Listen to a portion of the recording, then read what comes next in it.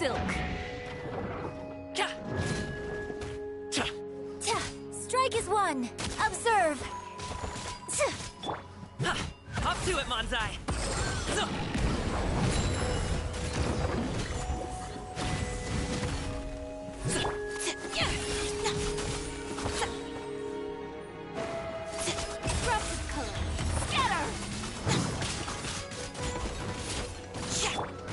And step.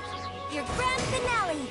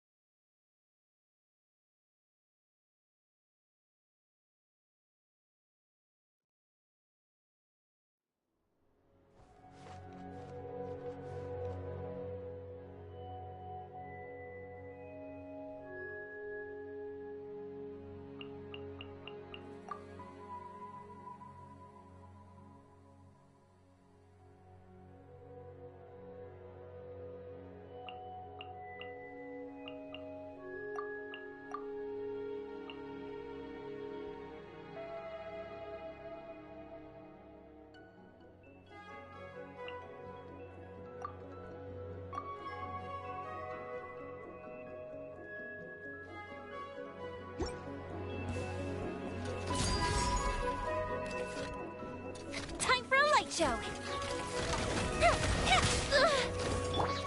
And step. Break a leg.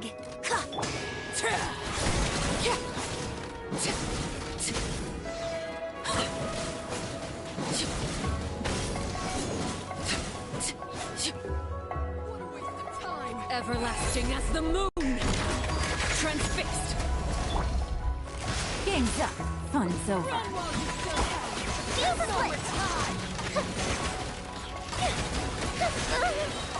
Go the ship down!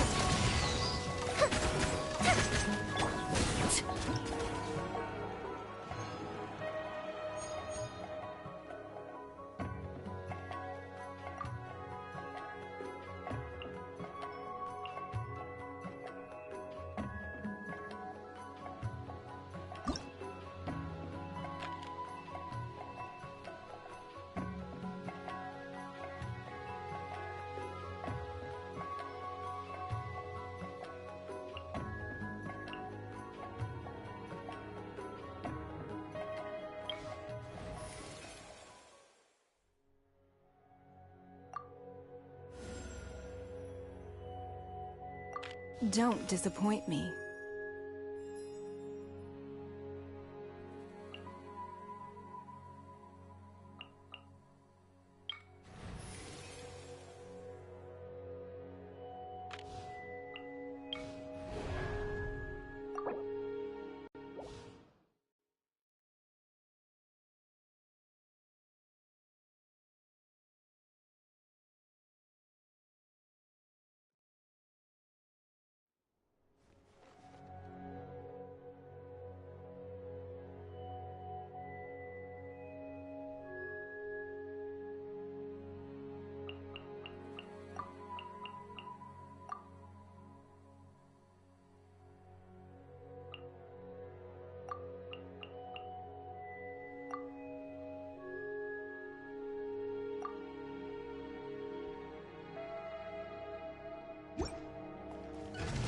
Overruled!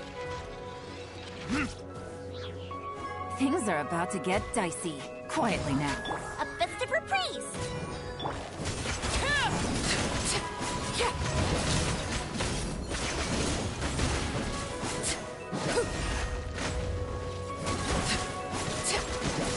Witness my rise!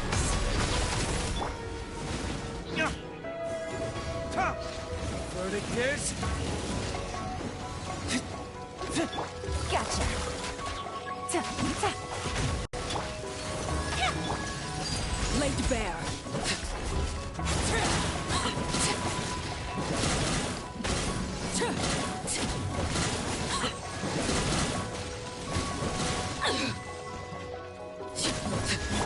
Here comes the catch. Quietly now. Transfixed.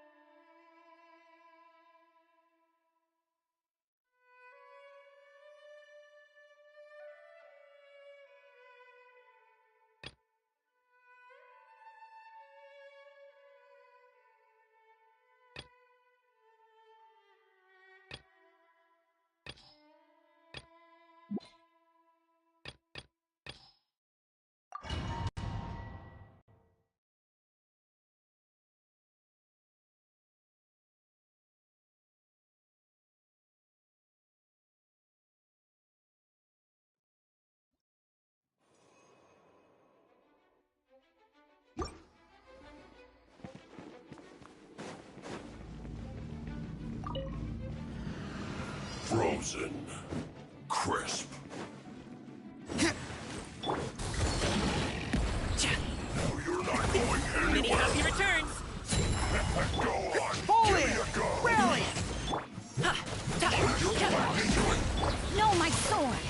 Rain cutter. Time for No retribution!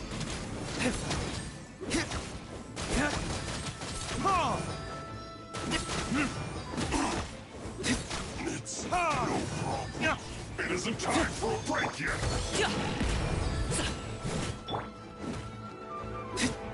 Rain outlines your fate. Burn!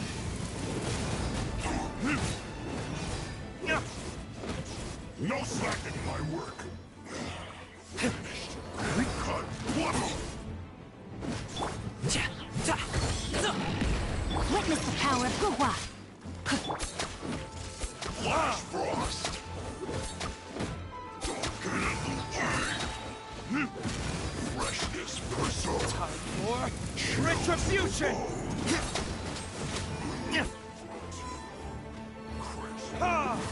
Put your back into it. Not breaking a sweat. Up to it, Manzai! Anywhere. Stay right. No, my son. Time for a flash for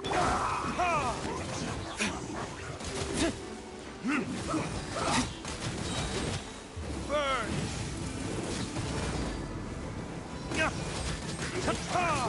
This quickly.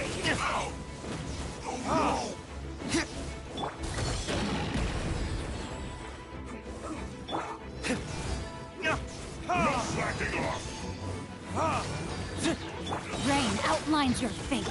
Rain cutter. Advance! Everyone on! Verdict is... It isn't time for a break yet. Cold cut.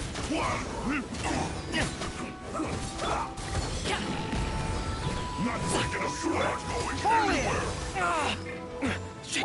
No, my soul. No slacking off. Burn! Freshness preserved. This time.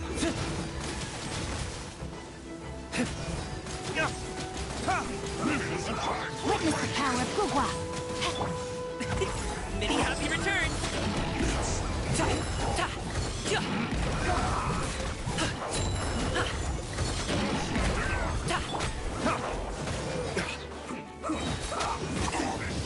Verdict is... Rain outlines your fate. Charge!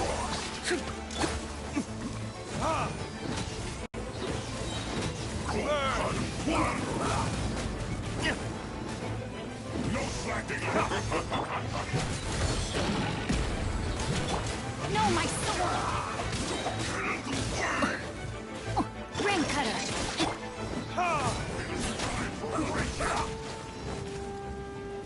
Flash frost. Not breaking a sweat. There can be no excuse for defeat.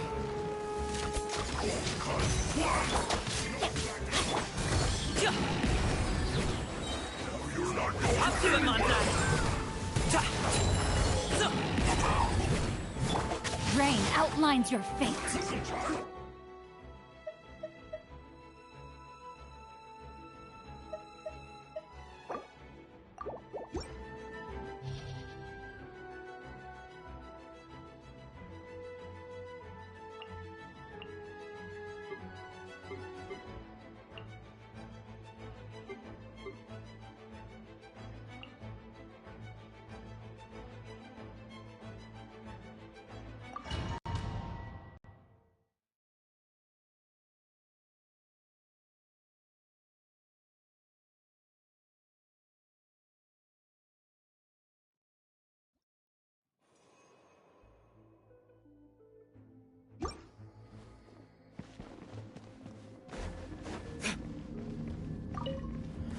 You'll get frostbite.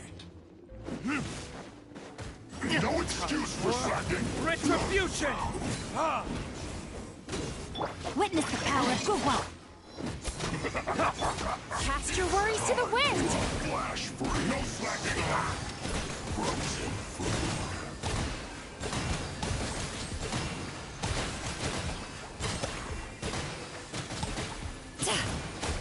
It isn't time for a break yet.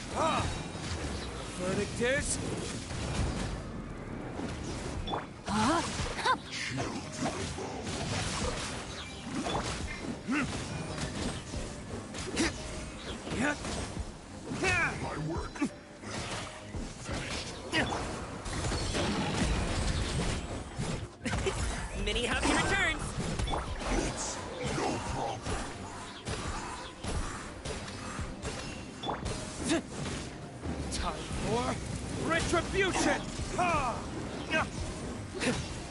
No, my sword!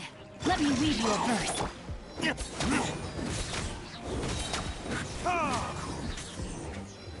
Verdict is... See this quickly.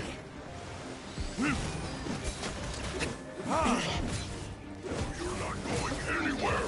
Get out of my way. Time for a flash attack.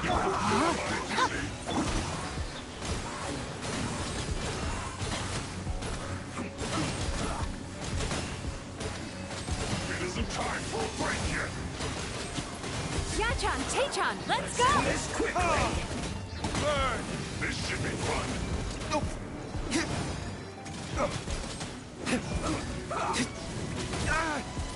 My work. Finished. Witness the power of Gugwa. I slipped up.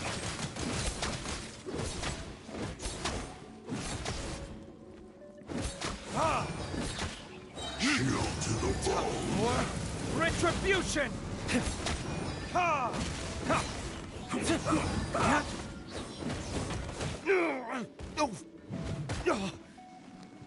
Time to relax. Flash frost. See this quickly. Burn! Ha!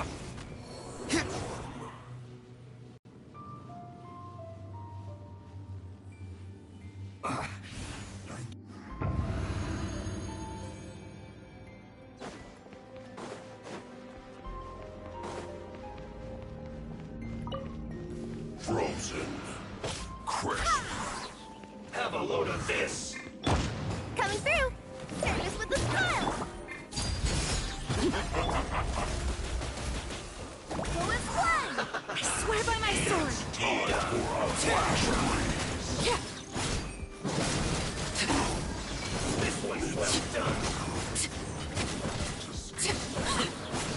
You need to hurry up. Overruled! Roast and fry.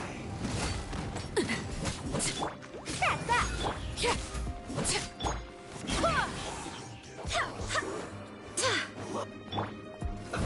Let's move. This is where you fall.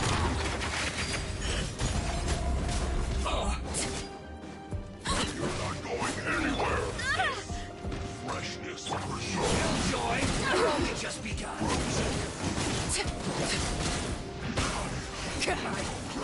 This counts for that. You need to hurry up. Laid bare. Roast and fry. Everlasting as the moon. You need to hurry up. With fun!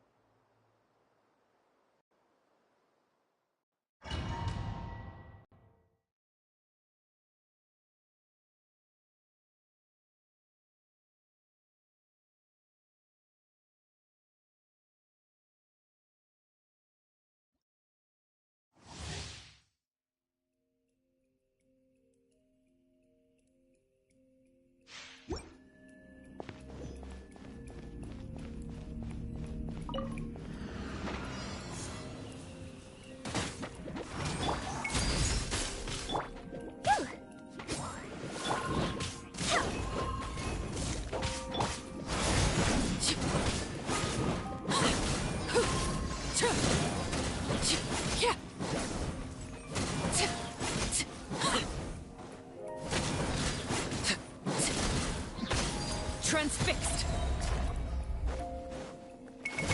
Witness my rise! Laid bare!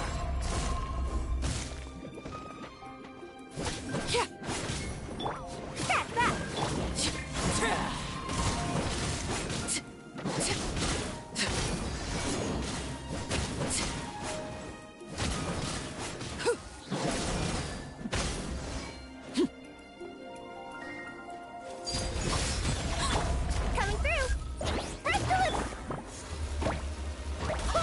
Barbados, guide us.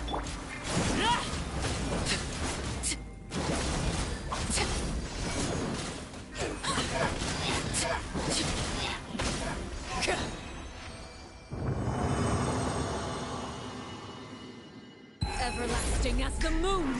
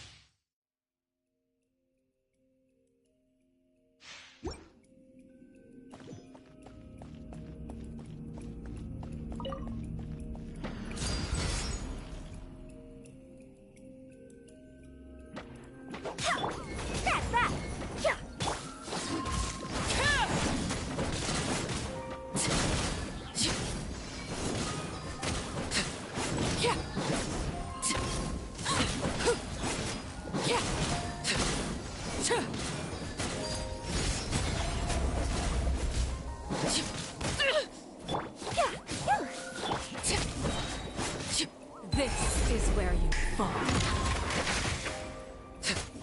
Transfixed!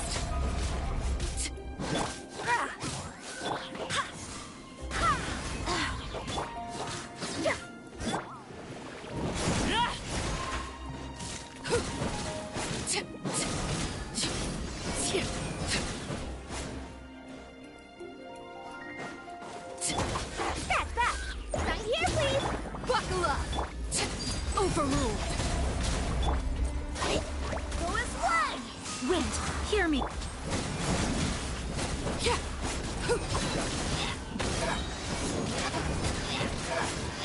Everlasting as the moon!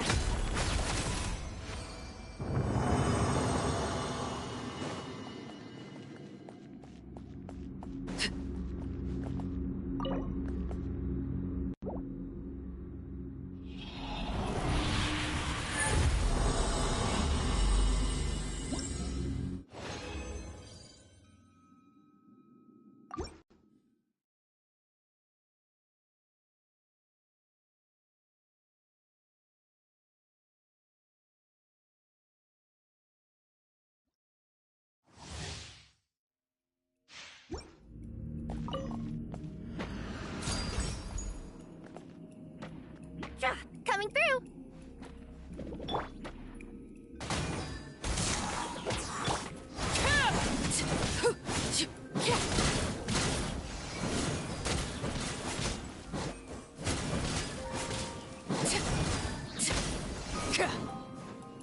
Overruled!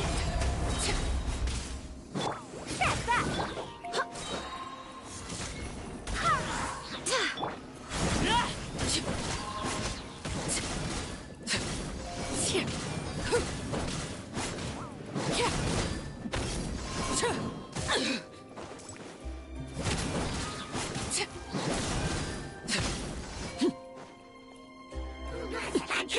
This is where you fall.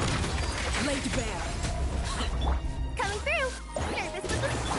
Barbados, guide us.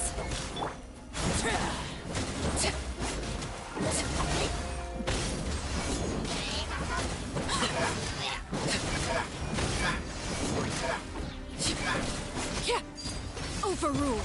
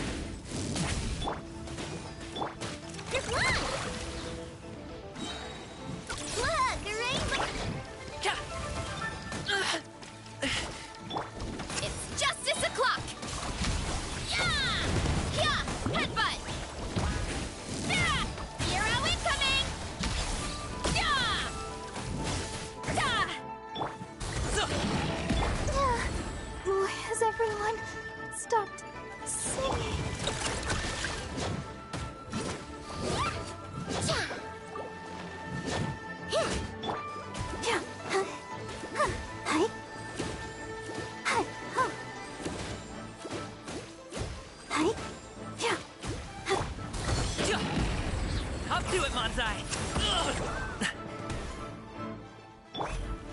Oof! Can't stand losing.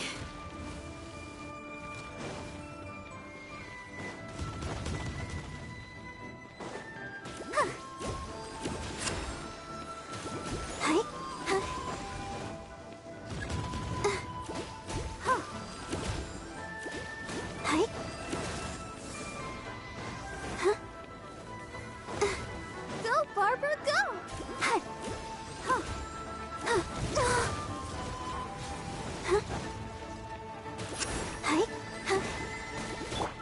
You on this?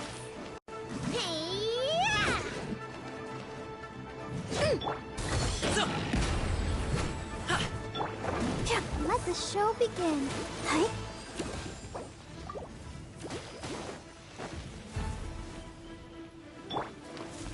Good luck!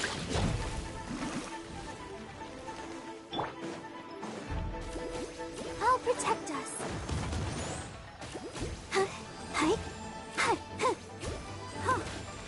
Go, Barbara, go!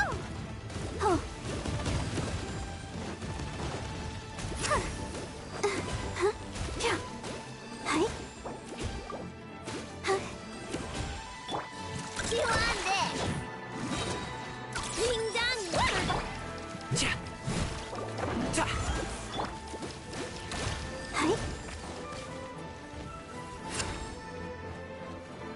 Let the show begin. Keep.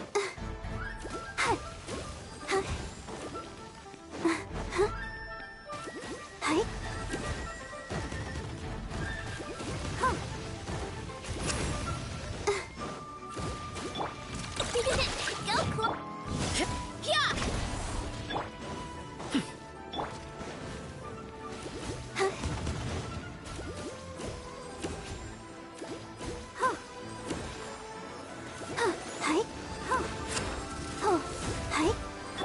You on this? Hey! Yeah! Headbutt! Yeah! Hero incoming! Yeah! Whoops! La la la la.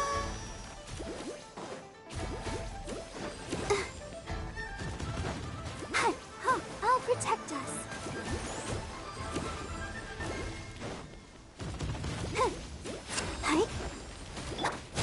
Oof! Kapow! Yeah! What? You on this? Hero incoming! Yeah! Ta! Headbutt! Hi! Yeah! Ow, ow, ow! Go, Barbara!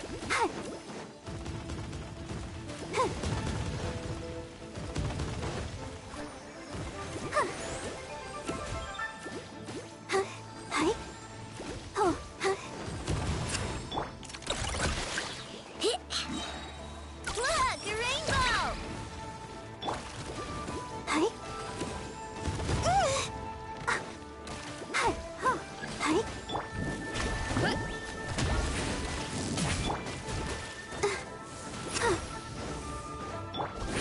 It's justice o'clock!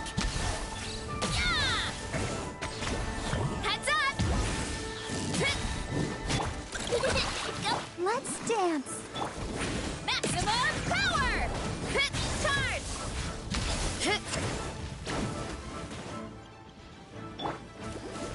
I'll protect us.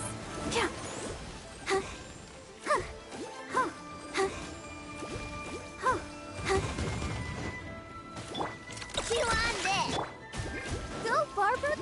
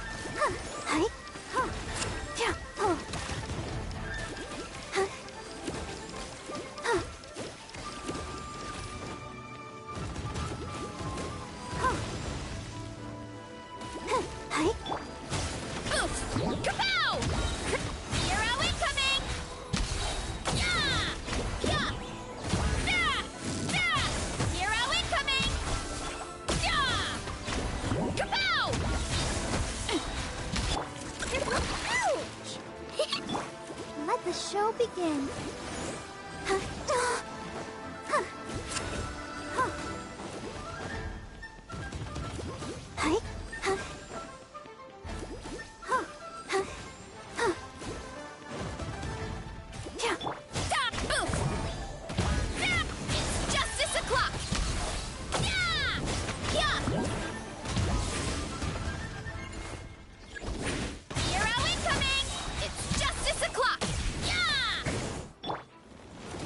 Let's dance.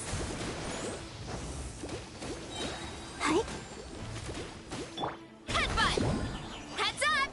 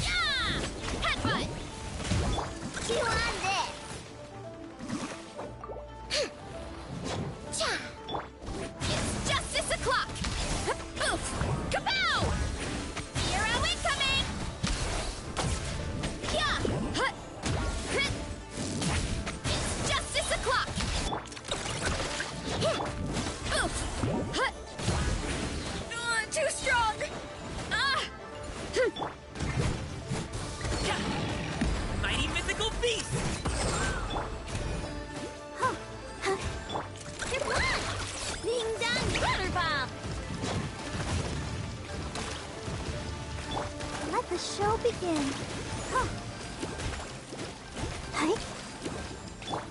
Headbutt! Ultimate flying kick! Charge! Oof! Look out below!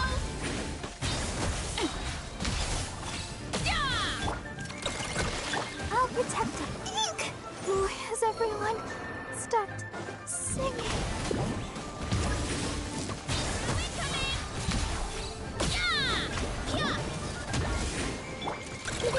Go claw! It's justice o'clock!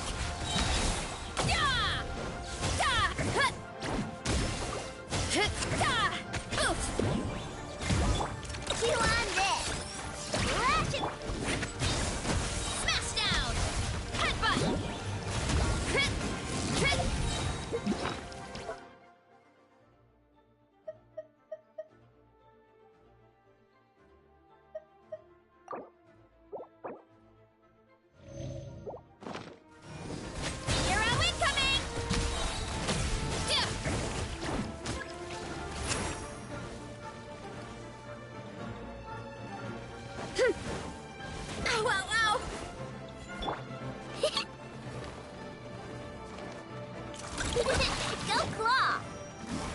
Ugh.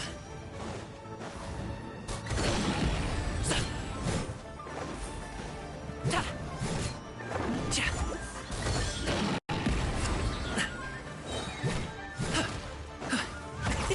Many happy returns!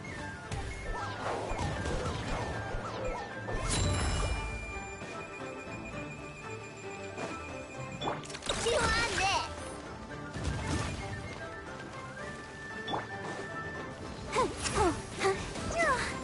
Sister...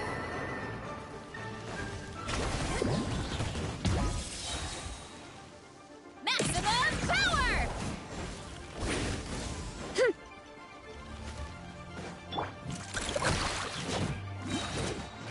Look, you ready? It's justice o'clock! Charge! Yeah! Kapow! Charge!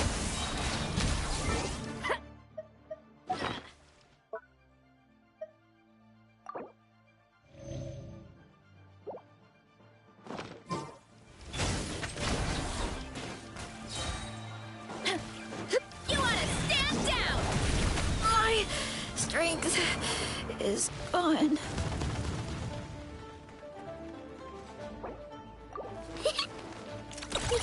Go claw!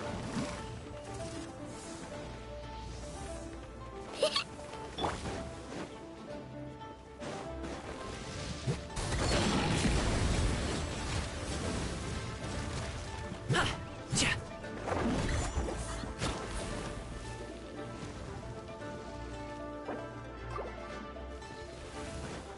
Ugh. Hey, what gives?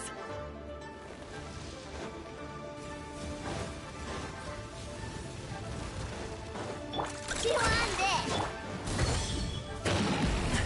The feeling's mutual. So-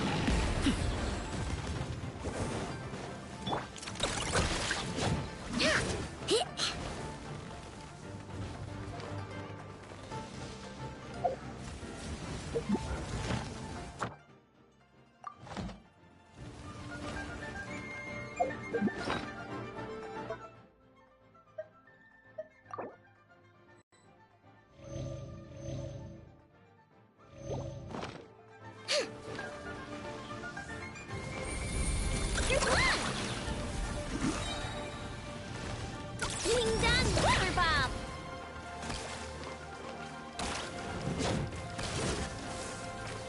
Chew on this! Huh, hi. Huh, hi. Huh, huh. Ta!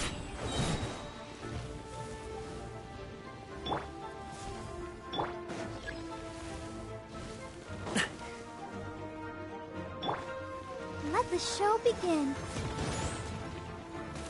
Huh. Huh? Hi? Why has everyone stopped singing?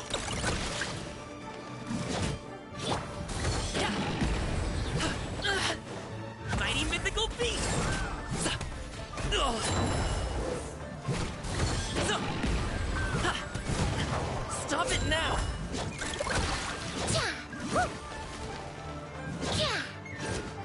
Chua! Cha! Yeah. Woo!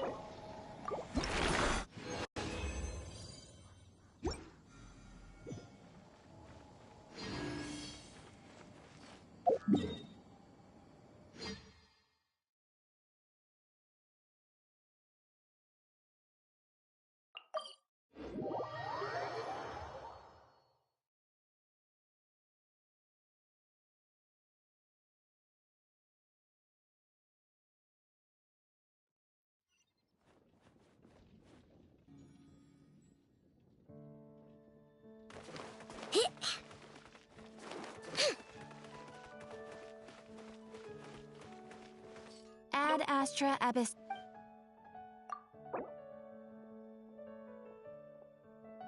Thank you for completing today's commissions. Ad Astra Abyss.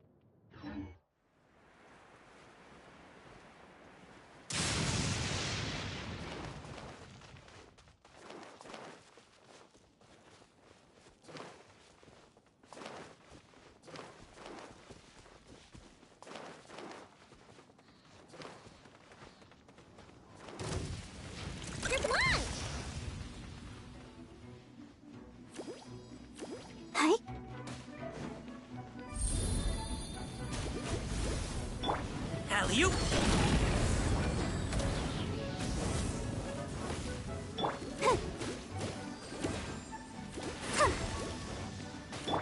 Headbutt!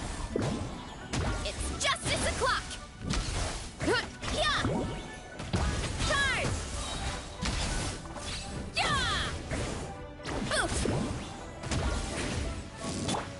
You on this!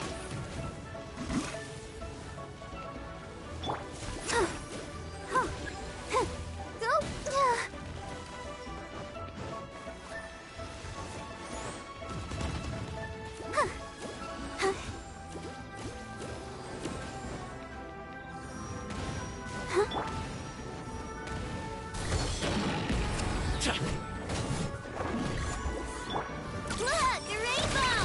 Your blood! Headbutt! It's justice o'clock! Yeah!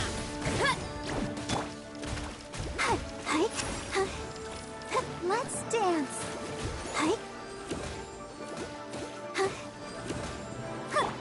You on this? Charge! Yeah! Yeah! Heads up! Smash down! Headbutt!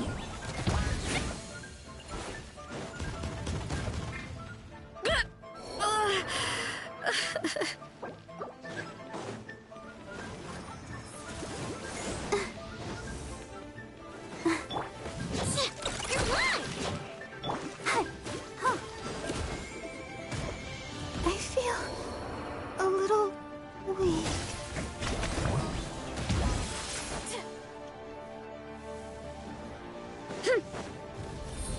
Charge! Volcano kablam! Go claw! Good luck!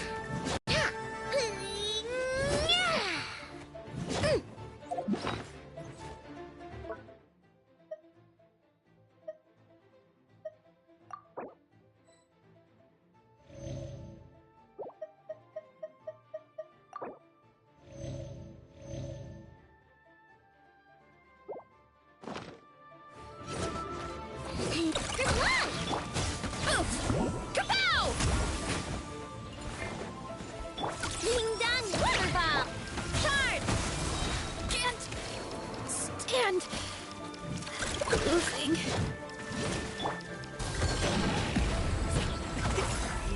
returns!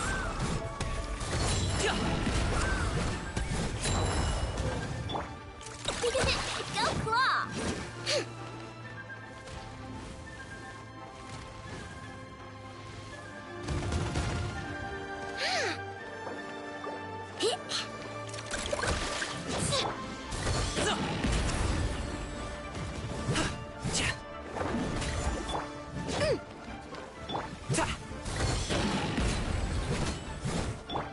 Chew on this! The feeling's mutual. Yeah. Yeah. Your blood! Last attack! Ta! Ta! Ha! Ja!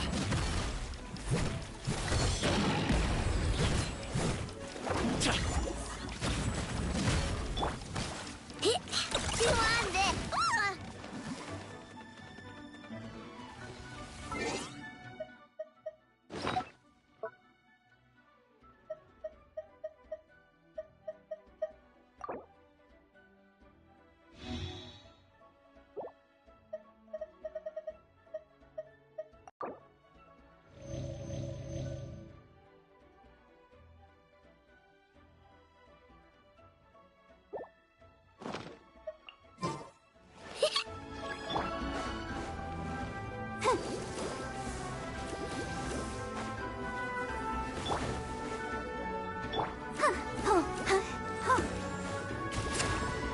Sister.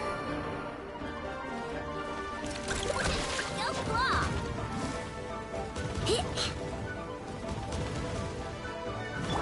Ta! Mighty mythical beast! Your blood. Ja! No pain, no gain. So, Chew on this. Yeah. Yeah.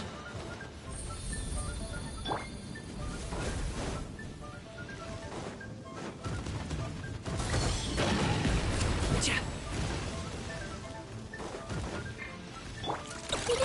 Go claw. Look, a rainbow. Ja!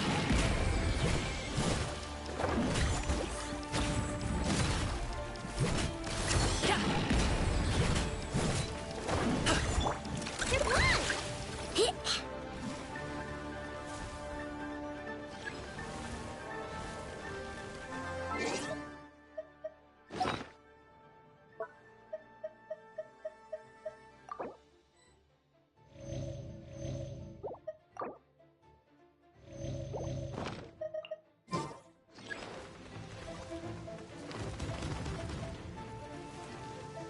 Chew on this.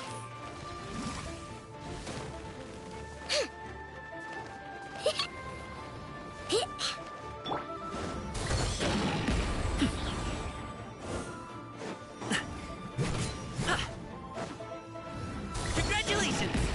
Ja! Many happy returns! Alley-oop! Ugh! Ja! Go claw.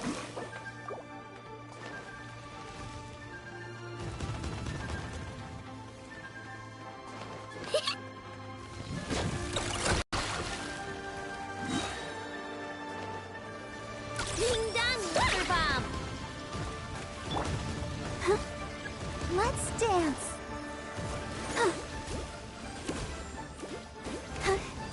Go, Barbara, go!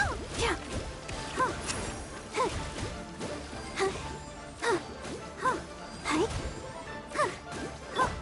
Your blood! Ja!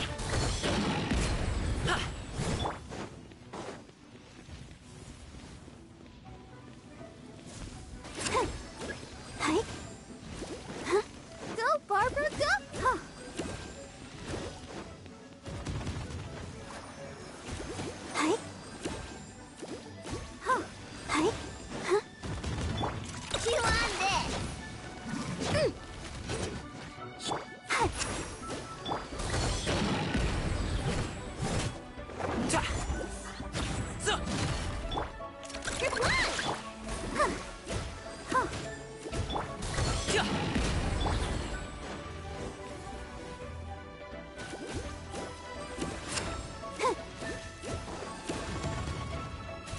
show begin. Hi. Hi. Hi. Oh.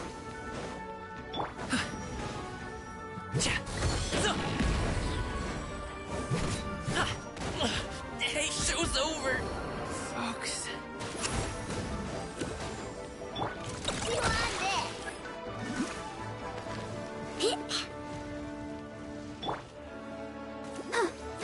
Hi. Let's dance. Go claw! Look, a rainbow! Yeah. Yeah. Hero incoming! Hero incoming! Come on, we can do it. Hi.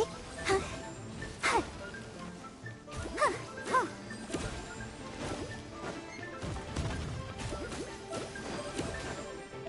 Let the show begin. Your blood!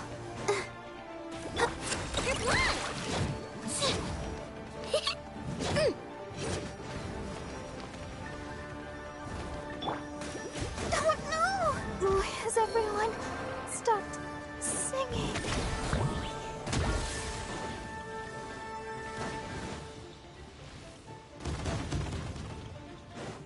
Hero incoming!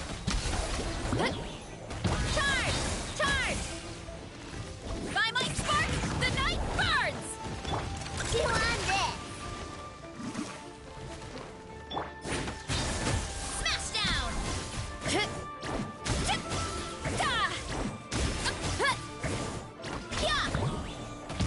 Hero incoming! Your blood! Flash attack!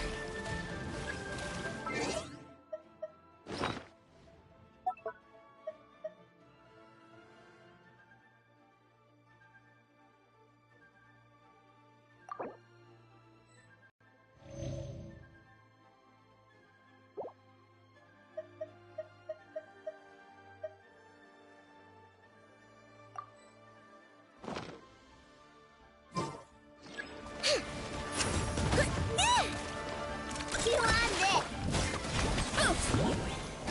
Ah! Maximum power! Hi! Ah! Wow! Should we head to Boo Boo Pharmacy today? Fingers crossed we learned something useful. Hi! Dip! Play nice! Yeah! Kapow! Ah! Ah! Hi! Yeah!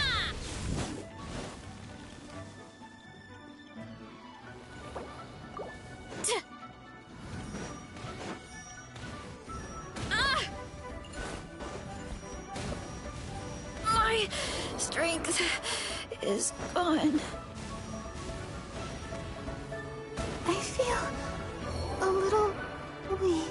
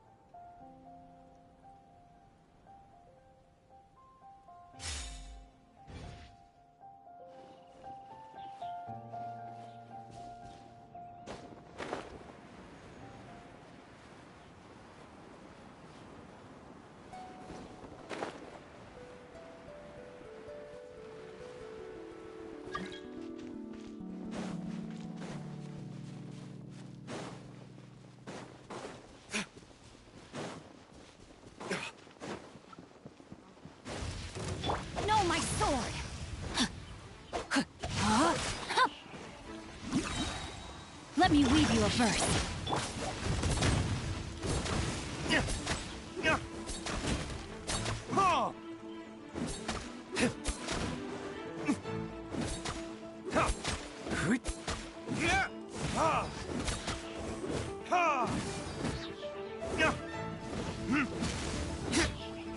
Rain outlines your fate.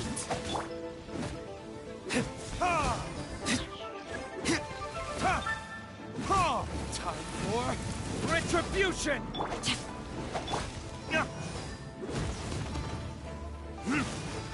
Charge! Press the advance! Congratulations!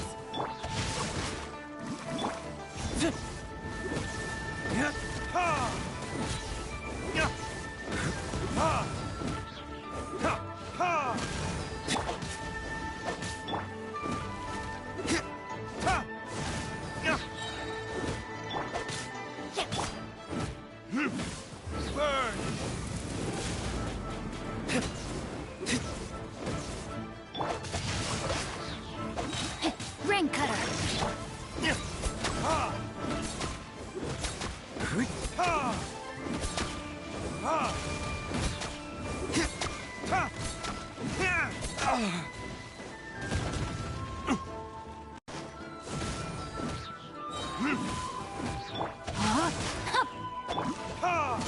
Time for retribution! No, my sword. Body and mind.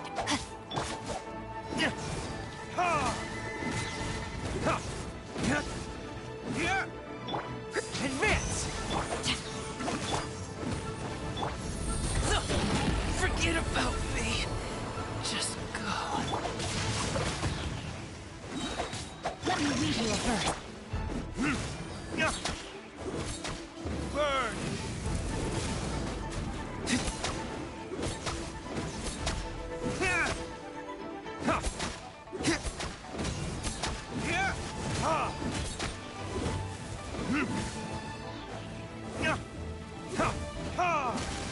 No, my sword. All forces! Retreat!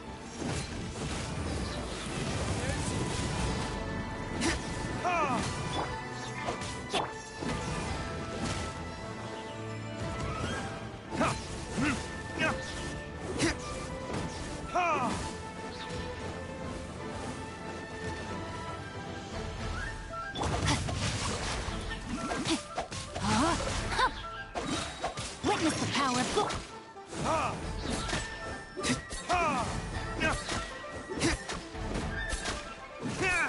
Burn!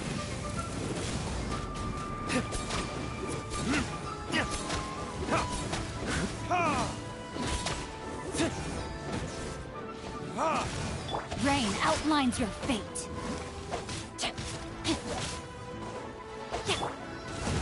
Time for retribution!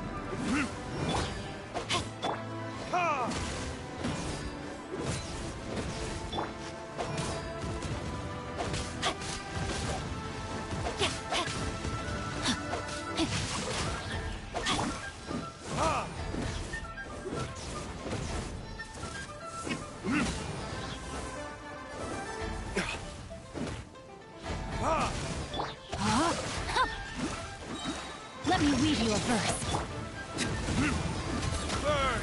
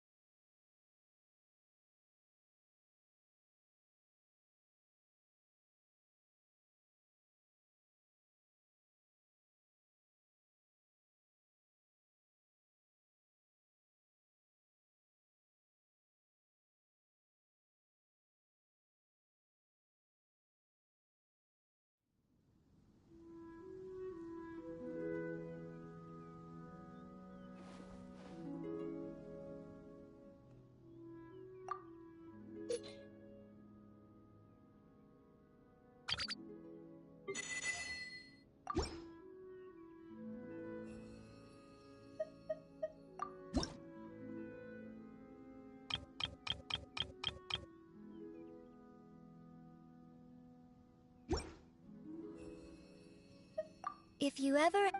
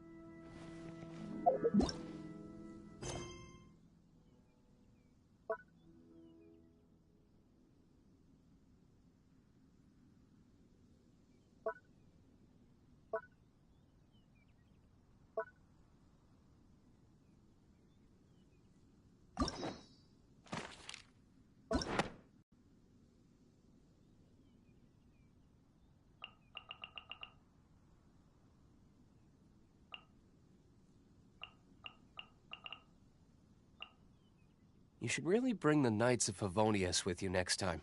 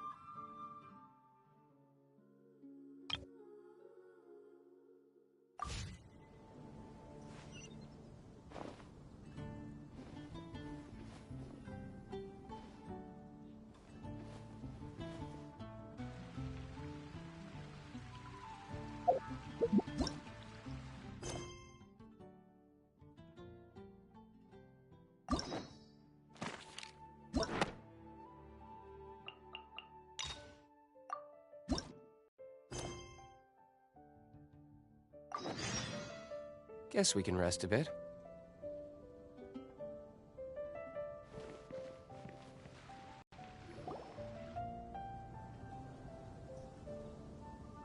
Huh? Looks like Timaeus isn't here today.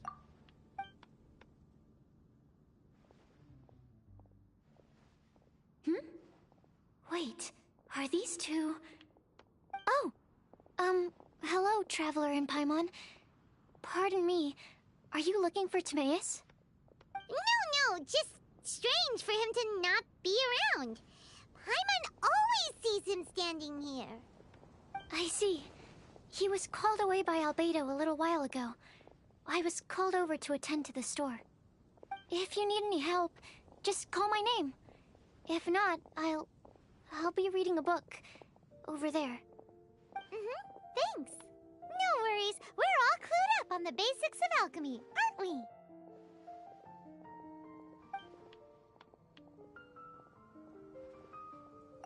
I guess it's no surprise coming from the one who repelled Storm Terror. Actually, since it's you, I bet you're someone who'd be able to help Albedo. There's that name again. Albedo.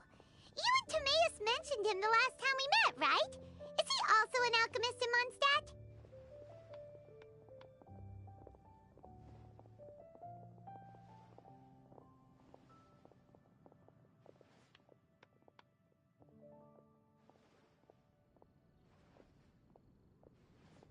Apologies. I never introduced him. Albedo is the Knights of Favonius' chief alchemist. He's also Timaeus and my teacher. But Paimon's only ever seen Timaeus teaching alchemy. So that means Albedo is a teacher? Yes. He's dedicated himself to investigating the truth of this world, and has made many an important breakthrough. We often get alchemists coming to Mondstadt from all over Teyvat, seeking his help. They say that the subtlest of guidance from Mr. Albedo helps him to solve the most unfathomable of problems. Wow! Paimon didn't know he was such a big deal! Still, it seems that he's encountered a problem in his research recently. Every time I see him, he has a concerned look on his face.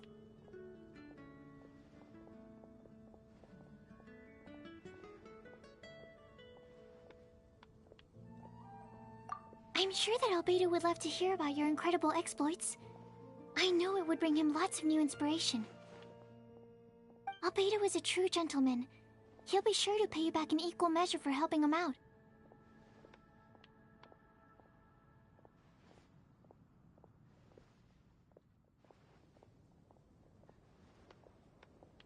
I don't see why not.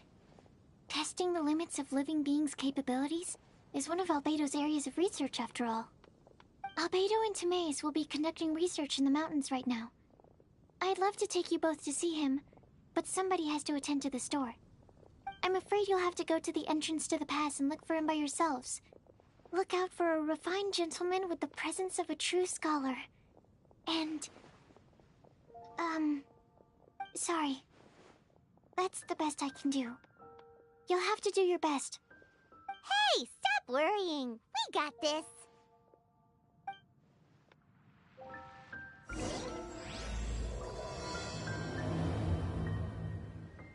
Sucrose is a whole lot less nervous once she gets talking about alchemy and research, huh? Is that what all researchers are like?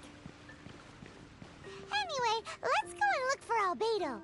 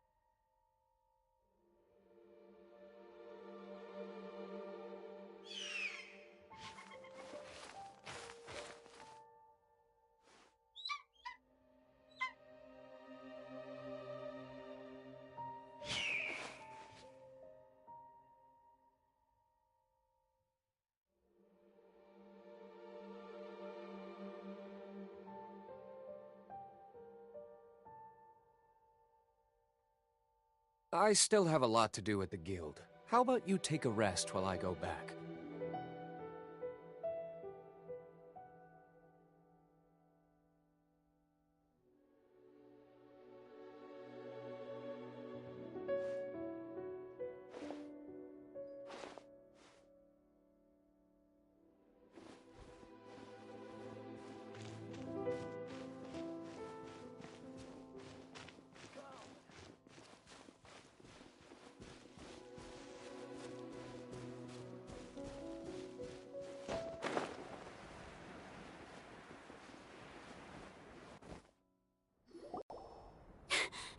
Sister Rosaria! So here you are! Choir practice is about to... I've told you already, I don't go in for that kind of thing. I've got more important matters to attend to. Oh, but this event has commemorative significance. The church hopes that all sisters will be present. Hopes? That's odd, because I don't recall a fulfill the hopes of others clause in my job description. I mean, sure, but... But what?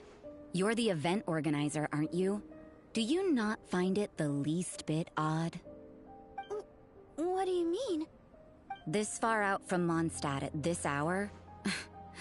Even if you set out right now, I'll wager you'd still miss the opening ceremony. Who knows? Maybe this is someone's grand plan to make a fool out of you. Huh? Well, that can't be. People aren't like that. Evidence decides what people are like, not your feelings. Maybe you're a little too trusting of other people. Don't fret, nobody's gonna blame you if you go back empty-handed. I can't imagine anyone else was delusional enough to think I was gonna show up. But if you dally any longer, you really won't make it. You're right. It's a very important commemorative event. If I'm late, then... right, I've got to get going.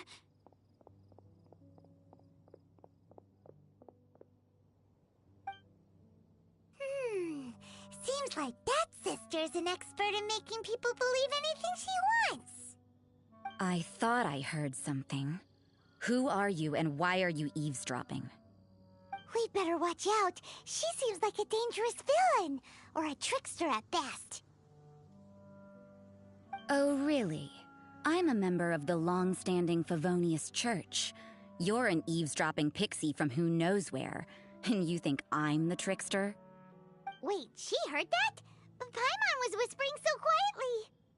And as for this outlander you seem to be following...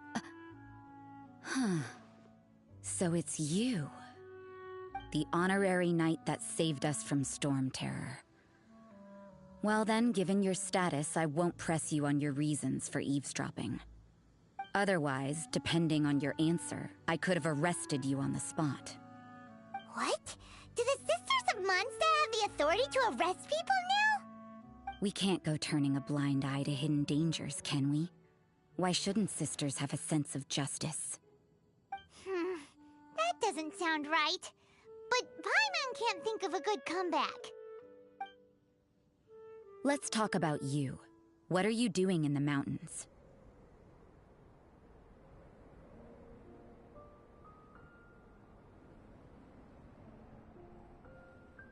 If it's him you're after, I made a point of noting his tracks. Many people have made their way up after the snowstorm. Let's hope they're still there. So, are you also looking for him? No, this is just a professional habit of mine. I sensed elemental traces in these tracks. Never hurts to be vigilant.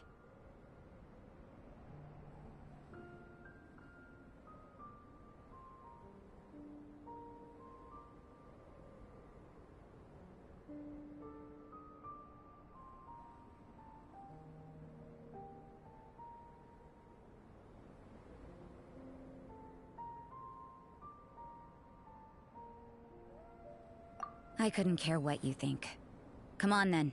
I'd like to see what he's up to anyway. Rosaria said there were elemental traces in the tracks. They should show up pretty clearly with elemental sight.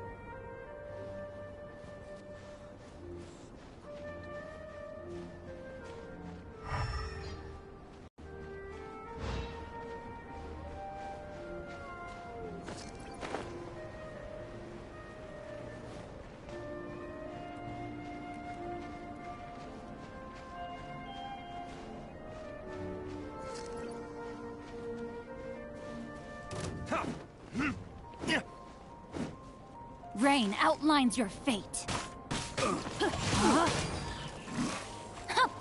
Cast cross. Verdict is...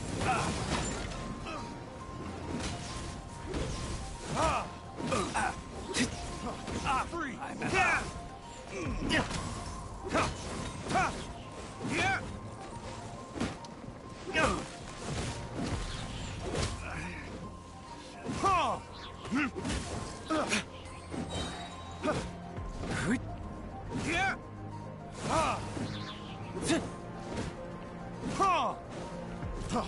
Freeze!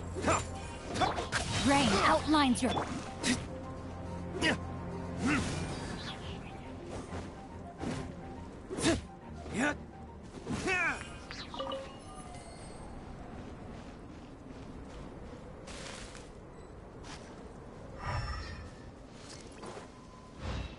You know, little pixie, your ability to appear and disappear at will is very interesting. Yeah? After committing a crime, you'd be able to leave the scene without a trace. You're so suspicious. Why is Paimon a criminal in your example? Have a load of this.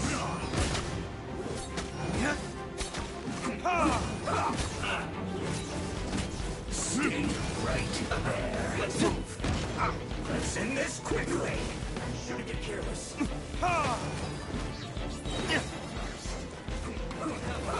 Verdict is...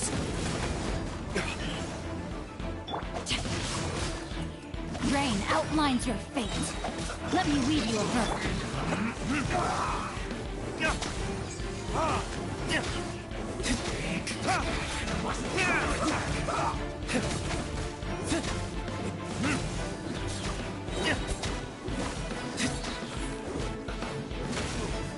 Let's end this quickly. Burn!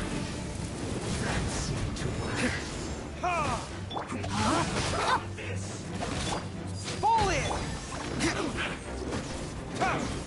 Ha!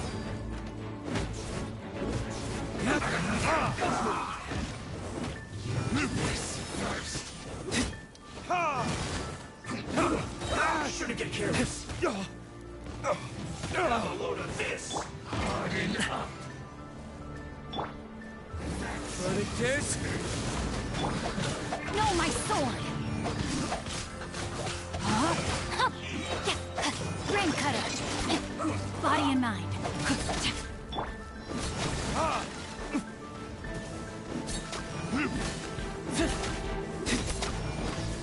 Let's end this quickly. Rally! Charge! Up to it, Manzai!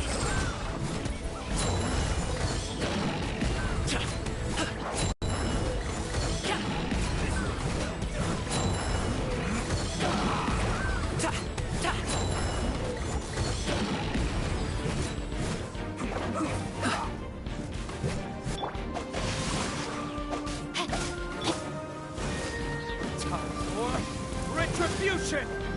Let's end this quickly.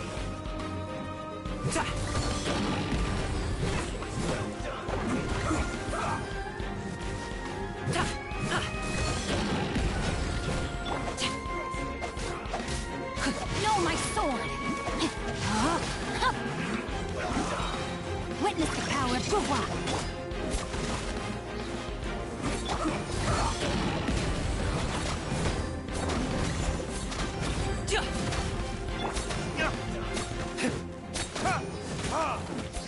Let's end this quickly.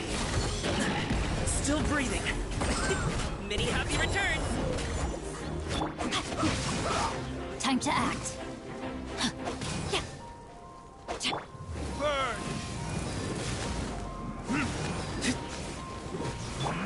Time to act. Ha!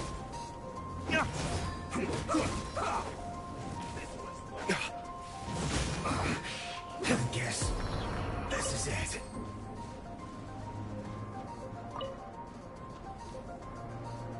Body and mind. Rain outlines your fate. This was well done. Body and mind. Roasted fry. You need to hurry up. Pull in!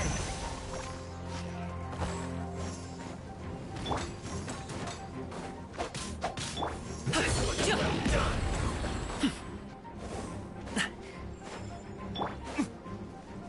You need to hurry up. Verdict is...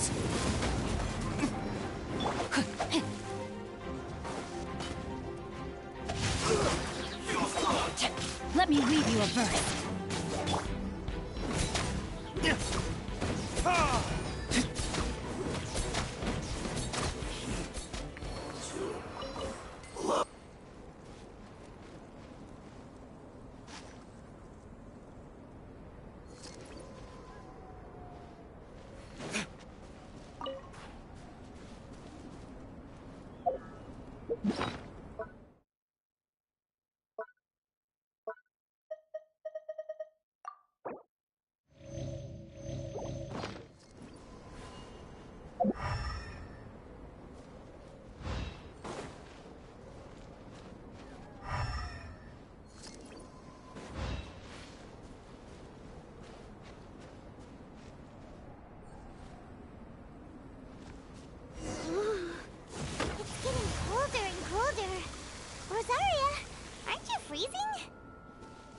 Me?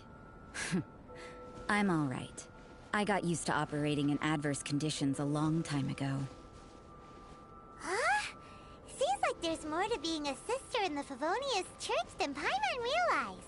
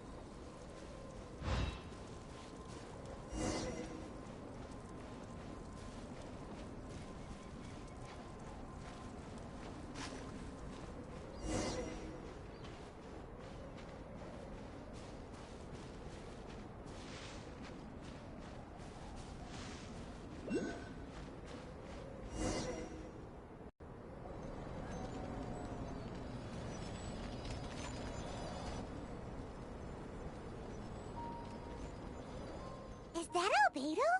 Why would he hang around a place like this? The word on the street is he loves painting. He'll hang around anywhere for a good landscape. The views and scenery here are pretty good. Potential paintings everywhere you look. But can't he see those hilichurls? Isn't he in danger?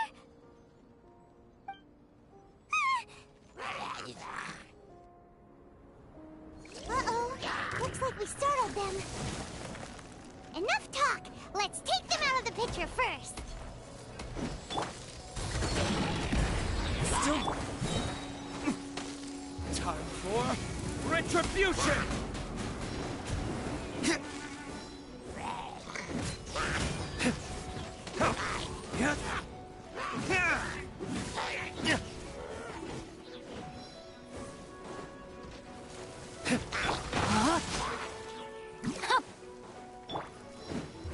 Verticus!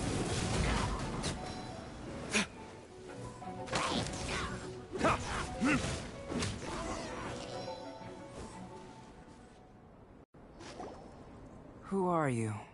Why did you alarm them? Thank the gods I'd already completed my painting.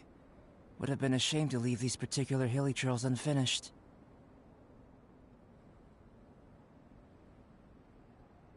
What's up with painting hilichurls? What makes them so interesting? I'm afraid the answer isn't easy to explain. If you'd like to have a look at my painting, it may give you a clue.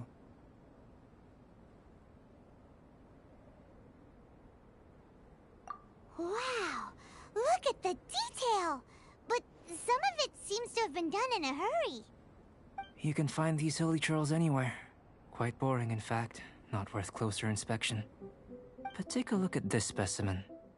The build, the coat, and there's a distinct force at work here. In the cyclical lives of such primitive communities, such unique attributes are an indication of evolution at work. Evolution, the transition from nothing into existence, from the known to the Hold your horses. Something tells me we're in for a thesis and I haven't got the stamina. We found your man. I'm headed back. What? Don't you have any questions for him? Hey! What a weirdo. So Sister Rosaria brought you. Surprising. And I didn't have time to thank her. But back to the point. From her words, it seems that you were looking for me? Mm-hmm. We met a girl in Mondstadt, Sucrose. She said you were stuck with your research. I see. So Sucrose sent you here. Then, if I'm not mistaken, you must be the honorary knight. You've got the whole of Mondstadt talking. I've heard a bit of everything.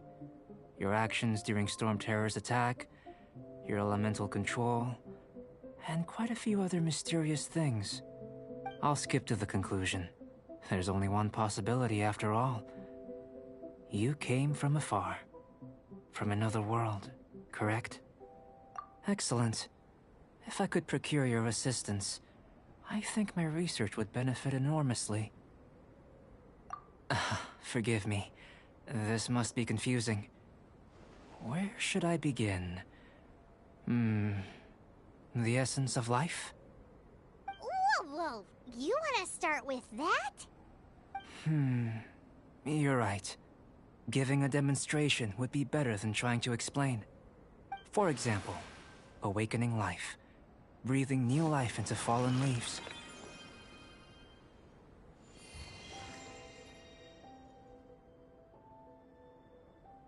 You can do that?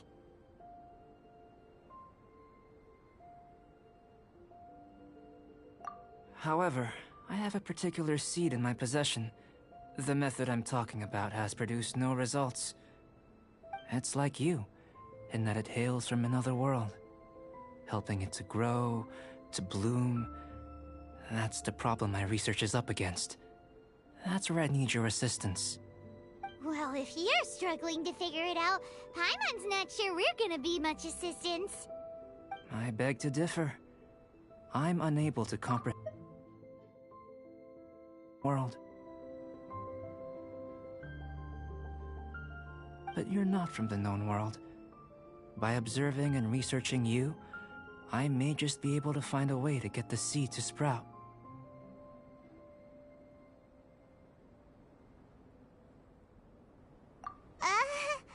Shall we just get out of here? This sounds a little freaky.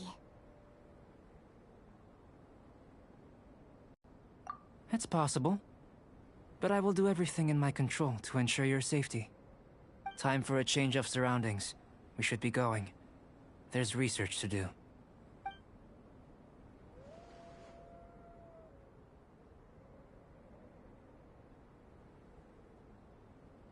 Albedo and that traveler seem to have hit it off. Takes a weirdo to know one, I guess. I wonder, does this constitute a risk to Mondstadt?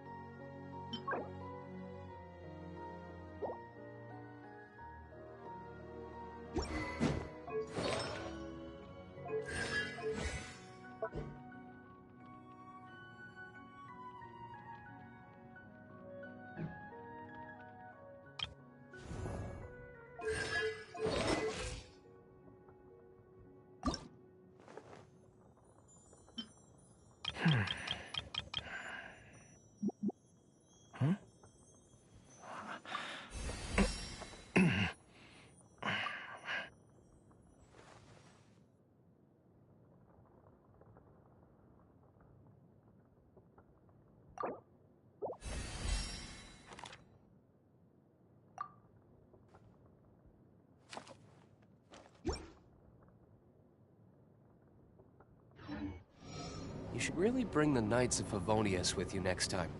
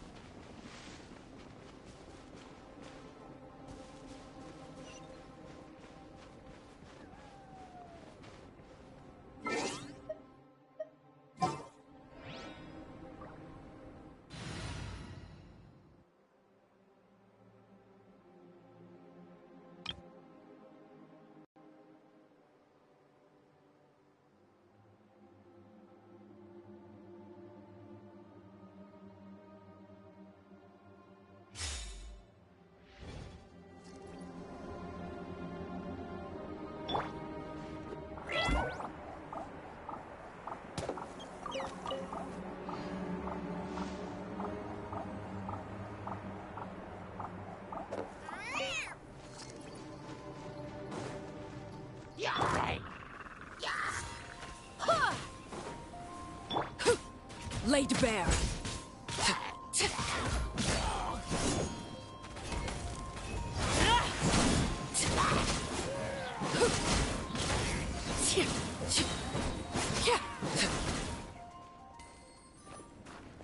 Everlasting as the moon!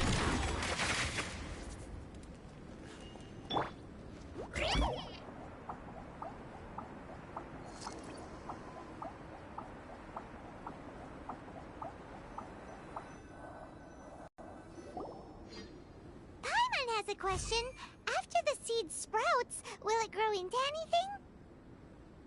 I don't know, but I feel the importance will lie in the method, not the endpoint. Using alchemy to awaken otherworldly life into that would constitute a big leap in my understanding of the essence of life. After awakening, even creation may be possible.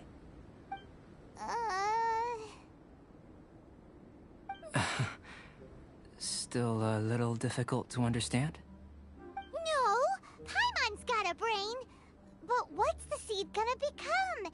Isn't that more interesting than whatever it was you were saying? Well, if it turns out to be a delicious fruit, dinner's on me. Yay! Paimon's holding you to it.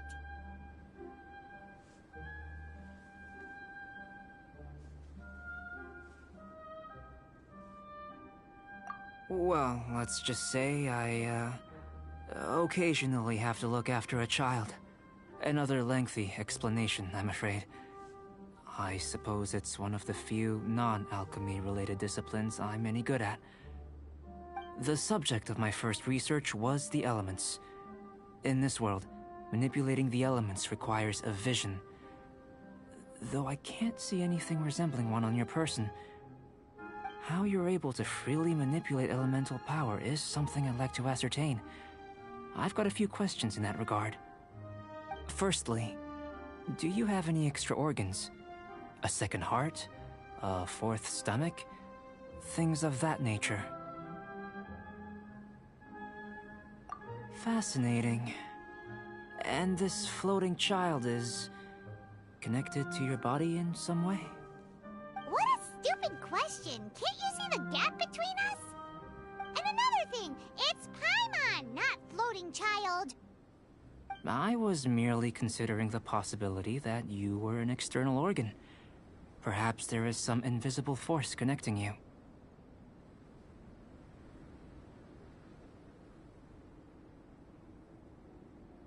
Oh, that rules out that possibility.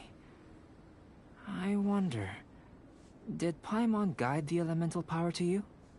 But that would mean that Paimon's elemental power would be enough to break through a mountain rock at least 10 meters thick, or cause the waterfall south of Springville to flow backwards. No, that definitely can't be it. Hey! How would you know anyway? In that case, it would appear that there's no obvious difference between the composition of your body and that of the humans in this world. Given that there's clearly a discrepancy in the research, it seems that only experimentation will yield the answers. Firstly, this mysterious elemental power. I'd like to examine exactly how it manifests externally. Let me lure a few slimes to the area. Perhaps you'd be able to defeat them, using whatever method comes most naturally to you. Huh? Doesn't seem very sciencey. Direct and clear observation are imperative to a good experiment. This is just a simple exercise. Naturally, if you require a greater challenge, we could bring in 6 Oceanids. Slimes! Slimes are fine!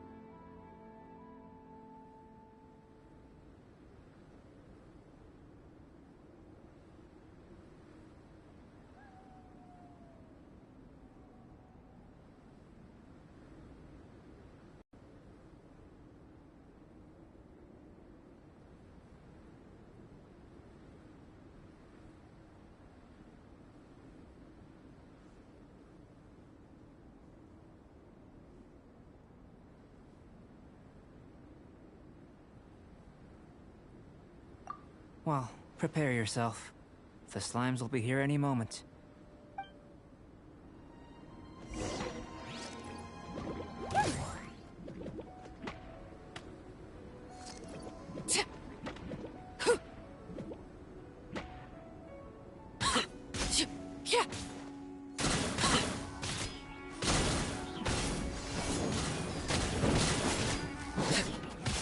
Overruled. Yeah. Great work. Did you feel anything out of the ordinary? If you're injured, I have a few emergency potions ready. Excellent. According to my observations, the manifestation of the external elemental flow is as expected. Elemental reactions are normal. There's nothing out of the ordinary. Now that we know that the external flow is manifesting normally, let's test the internal flow. Internal flow? How do you test that? It's very simple. I can use alchemy to create a potion that will extract elemental power. If the elemental power is stored or accumulated physically within your body, this potion may elicit an elemental reaction.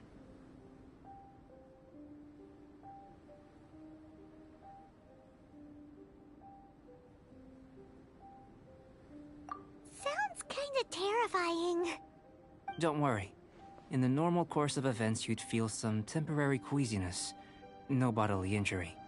And in the abnormal course of events? If anything unexpected occurs, I've made the necessary preparations. Try not to worry. Well, it's not that there aren't any risks involved. But if there is anything blocking your elemental flow, we'll be able to locate it with this test. Just a warning. If an internal elemental reaction occurs for any other reason, that's a bad sign. Yes, that's an excellent way to think about it. Before we get started, the potion we'll use for the test is missing a catalyst. We'll need to find it. It's a type of ore known as star silver, but unfortunately not all of it is suitable. I'll take you to my campsite. We can gather some star silver ore on the way. I'll point out any likely contenders. All going to plan, we should be able to begin concocting the potion when we get to the campsite. Paimon's still got a few safety concerns, but it seems like there's a silver lining. Let's keep our eyes open.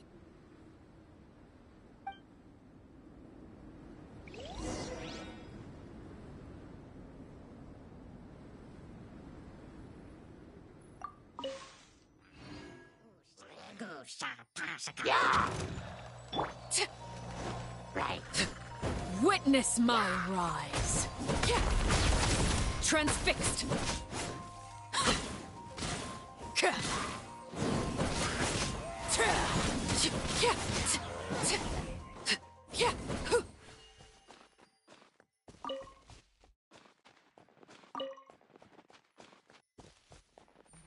Here.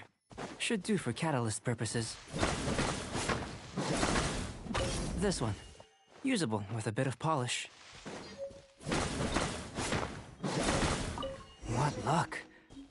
This should be enough. My campsite is just up ahead. I'll lead the way.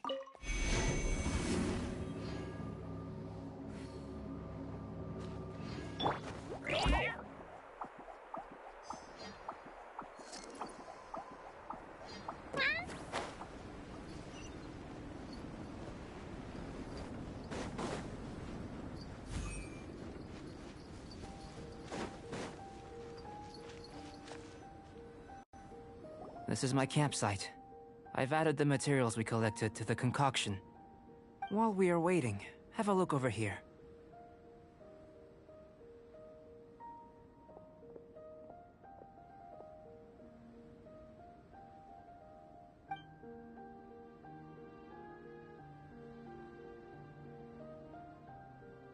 My assistant Timaeus here is helping me with my research. I'm guessing you may have met in Mondstadt already. Hello! I've just gotten hold of the data from your experiment. The report is already up on the board there. Whoa! Look at all the data! You got all these results from one slime battle? I wouldn't call them results, inferences, and a few daring guesses, perhaps. I think the most rational direction would be to expound on the phylogenetic relationship between this traveler and the slimes. Consider. You don't have a vision, but you can manipulate elemental energy. The slimes don't have visions either, yet they too are able to manipulate the elements. Following this line of thought, I'm sure we'll be able to establish a basis in fact. Not bad for a point of entry. But strictly speaking, slimes are elemental life forms. In other words, beings consisting entirely of the elements. A cryoregisvine, or even a whopperflower might be a better analogy. But tracing back the phylogenetic relationships between plants and animals, you might have to trace back to the world's origins. In that sense, things might get difficult, don't you think? Yes, sir. That sounds correct. After all, we've got our primary data already. This traveler is a visitor from another world. If it turned out that she did have a phylogenetic relationship with this world... Now that really would be something, wouldn't it? Ah, it would. Apologies. I was so excited to get the data. I'll slow down a bit next time. Speaking of data, to complete our research, we'll need some more. I'll be conducting analysis here for the time being. If you're keen for an update, just come and find me. Great. I'll leave you to it.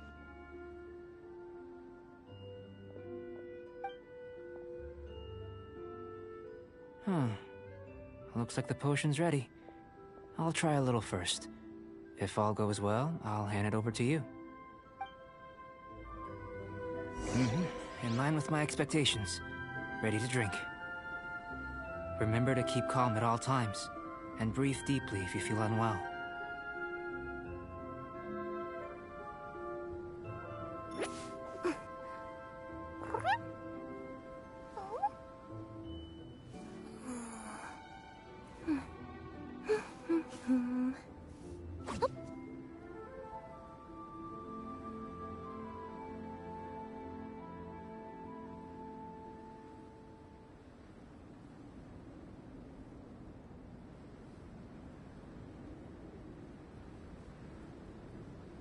Let me see...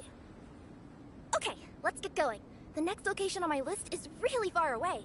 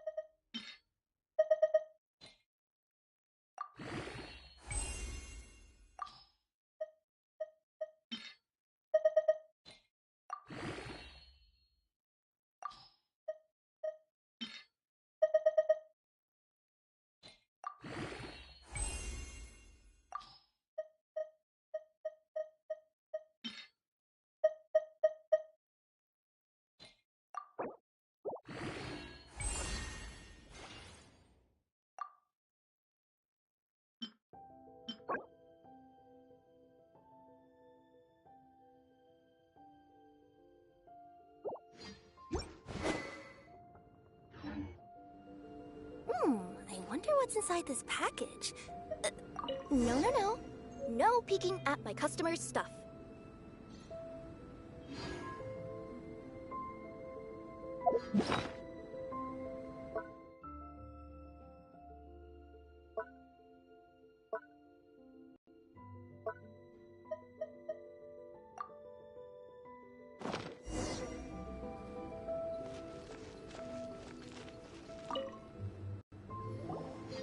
Tasty? You've got a funny look on your face. You said you tried some already. You sure it was ready? What's happened to her? Oh, this was the result I was expecting. And a very positive one at that. This potion channels elemental power into the body. Under normal circumstances, a repelling reaction is to be expected. But if the internal elemental flow is unimpeded, you'll only experience momentary discomfort. Once the flow is complete, there won't be any other effects. So you knew you'd be sick and still drank some? It was my own concoction, of course. Only natural for me to be the guinea pig. But of course, you're my assistant. By all sense and reason, it would be wrong of me to place that risk onto you. In conclusion, I'd say we have our conclusion. As far as elemental energy is concerned, you're no different from anyone else in this world. Nothing peculiar. Aw, Paimon wanted something cooler to happen.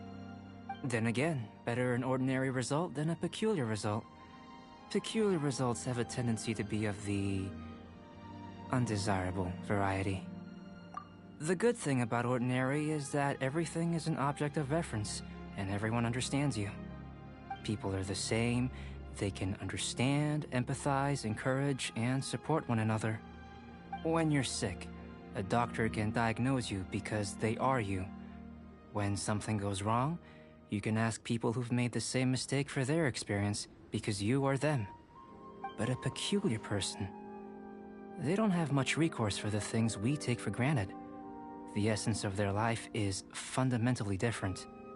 For example, a human can't understand the life of a pyroregisvine or an eye of the storm. Have I explained it clearly enough? To sum up, this has been a positive outcome. Going forward, you can use your elemental power without fear. Timaeus, the results of the new experiment are out. If you could see to collating them. Just a moment, sir. I'll handle it.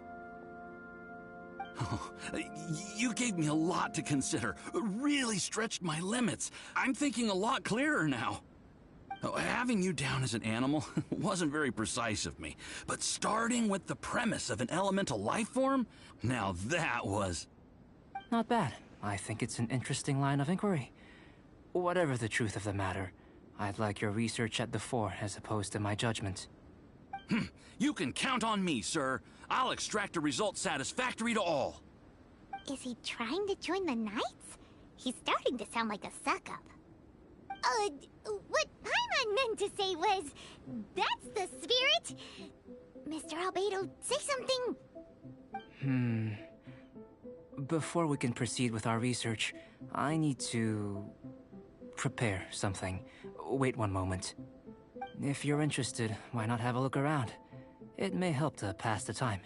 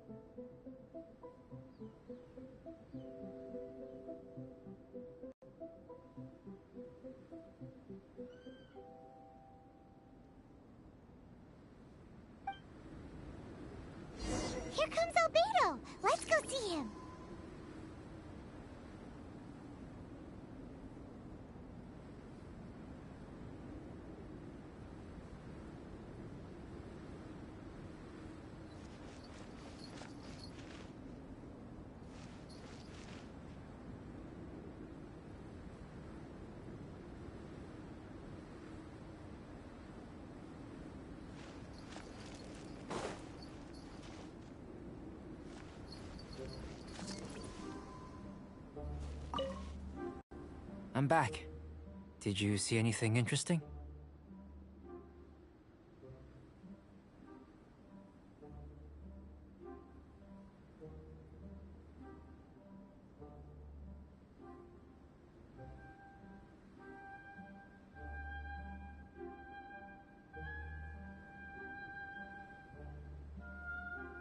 Not to worry. They're all for alchemical purposes. You'd be hard-pressed to find an everyday use for them. Well, on with the research. There may be significant differences between different worlds. Take Tevat, for example. Here, those with visions can manipulate the elements. But worlds may well exist where only one person is able to do so. Or even everyone. So, leaving elements to one side. Do you possess any unique abilities? Ones that don't exist in this world? I think answering this question calls for the same methodology as last time. In other words, time for the next experiment. No. You shan't be required to exert quite so much effort this time around. Now, see this pillar here? Use your willpower to try and break it.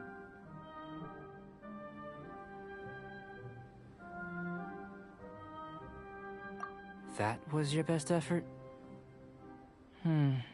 Well, can't be helped, I suppose. What's with the disappointment? Isn't that, like, impossible? Have you tried using your elemental power with food? I don't mean for cooking, as such. Rather, channeling your power into the ingredients themselves. I'm curious to see how the taste and texture respond. It may even help with proliferation. I suppose I have a curiosity for things that others find surprising. Anyway, why don't you cook us up a sunshine sprat? I've just finished preparing the recipe. Cooking? Paimon was looking forward to more mad scientist stuff. Not only is this recipe a staple for me, it's also worth experimenting with and highly nutritious. Paimon bets you're just hungry. That does sound yummy, though. Okay, Paimon approves.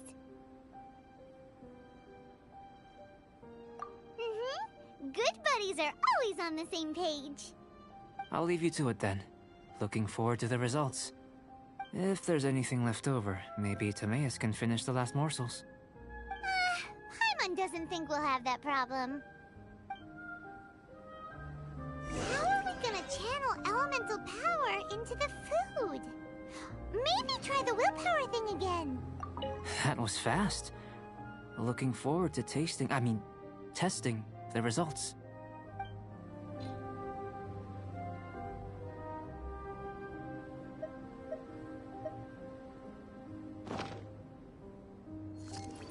Where does he get these ideas from anyway? Let's just do it the old-fashioned way.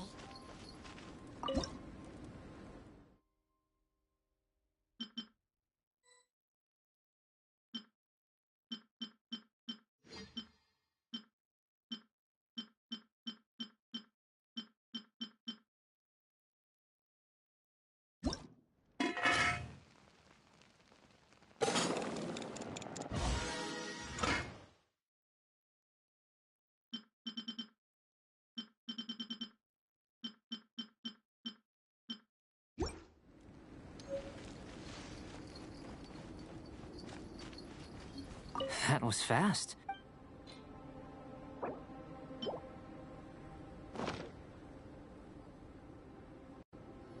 An average outcome experimentally, but you've really brought out the flavor.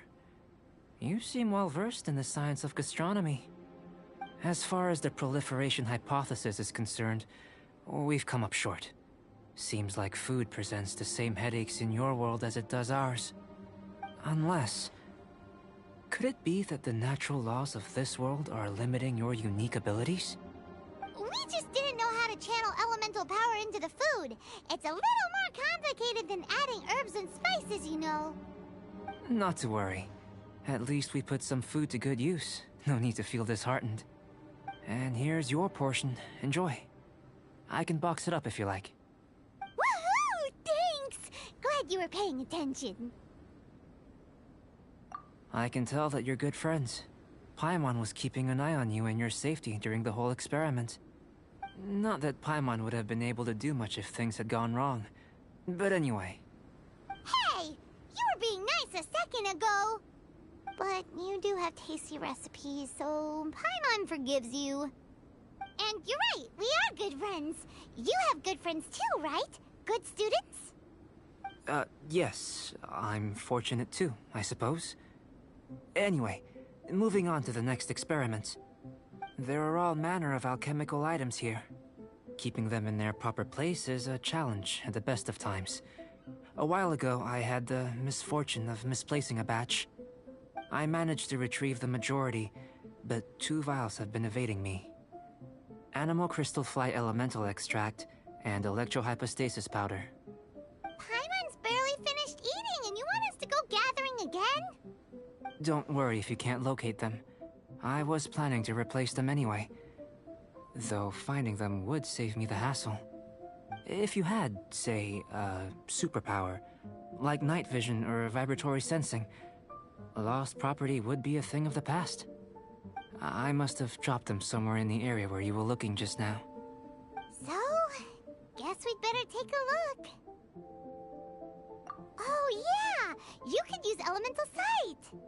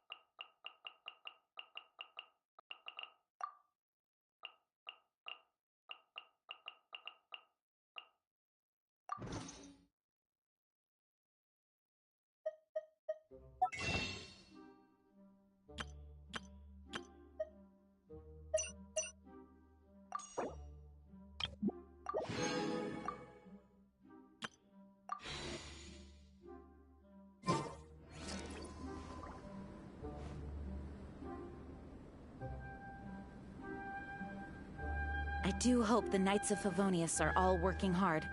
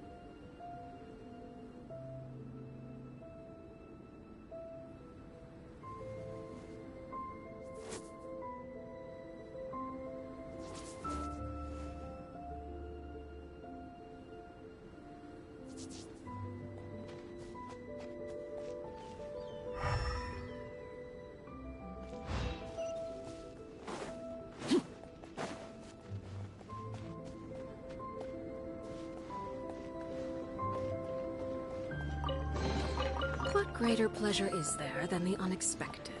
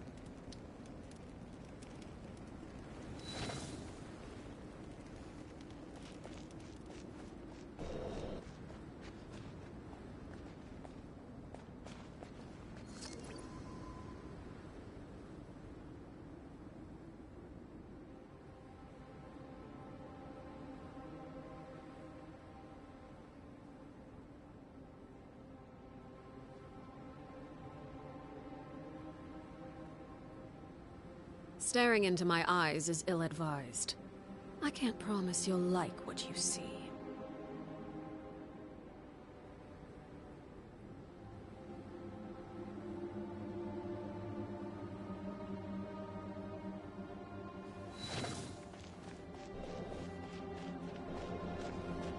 The extract of an animo crystal fly can only be animo elemental energy, right? This has gotta be it! Still in one piece! Good thing the vial's so strong!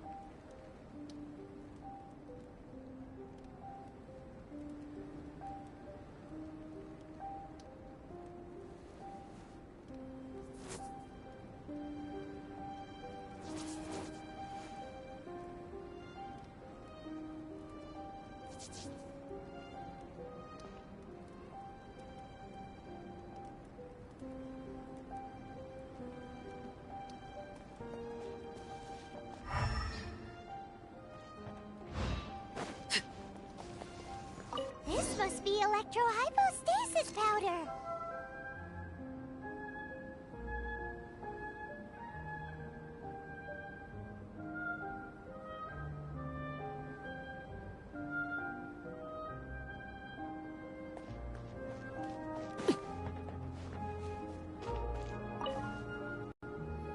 Goodness, you managed to find them. Incredible. 1,000 thanks. I'm wondering, this elemental sight, this is what allowed you to locate the items and find me here on the mountains, correct? Yep. Guess it does sort of count as a superpower, huh? Unfortunately, though elemental sight is seldom seen, it is not unheard of in Teyvat. Only a never-before-seen otherworldly power would be of benefit to my research. You mean, we failed again? Don't be disheartened. This falls entirely within my expectations.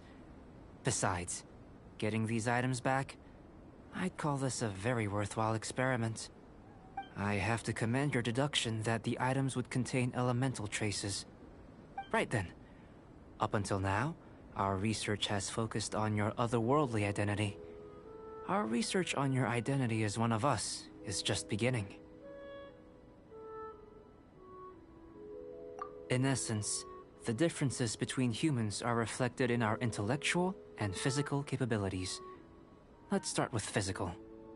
Looking out from where we're standing, can you see what Sucrose is doing? And if you jumped from here and landed on that cliff, the one over there, could you see her then?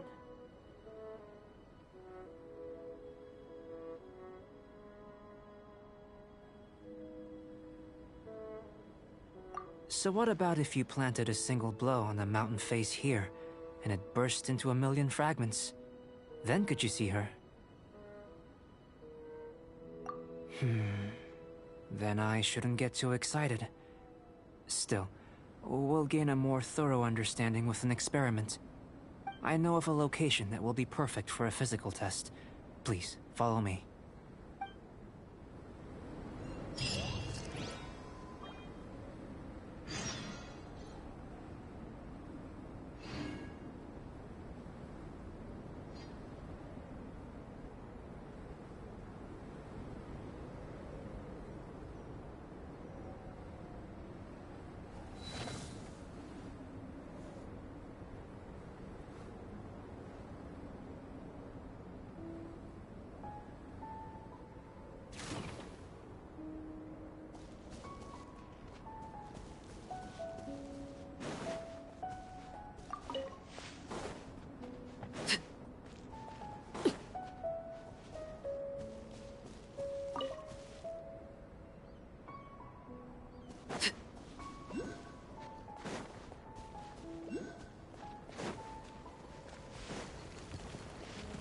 Overruled.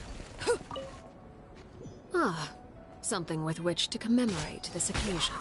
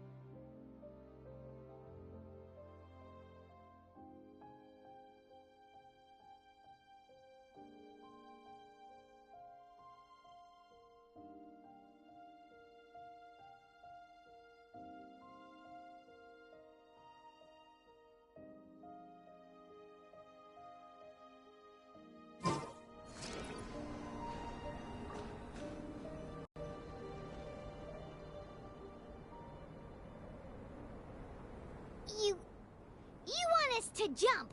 From up here? Not necessarily. Not if you know of a better method, that is. Whichever method you choose, the experiment will end when you reach the opposite shore of the lake. I will factor the time expended and your top speed into my comparative analysis. The opposite side of the lake. So, we're gonna be swimming? Without limitations, we complete tasks intuitively, using the method that seems most rational to us. Some of us would be unable to stand the icy waters. Others might find the whole thing rather refreshing. No matter what choice you make, it's all a part of the experiment. For me, every detail is invaluable to the research. Then if you would, please, I eagerly await the results. Wait a minute! While we're busy testing, what exactly are you gonna be doing? Me? Recording data, responding to risks, providing, emotional support. So if we do decide to go swimming, you gonna dive in with us? No. Unless you're thinking of conducting competitive research? Oh! Forget Paimon said anything.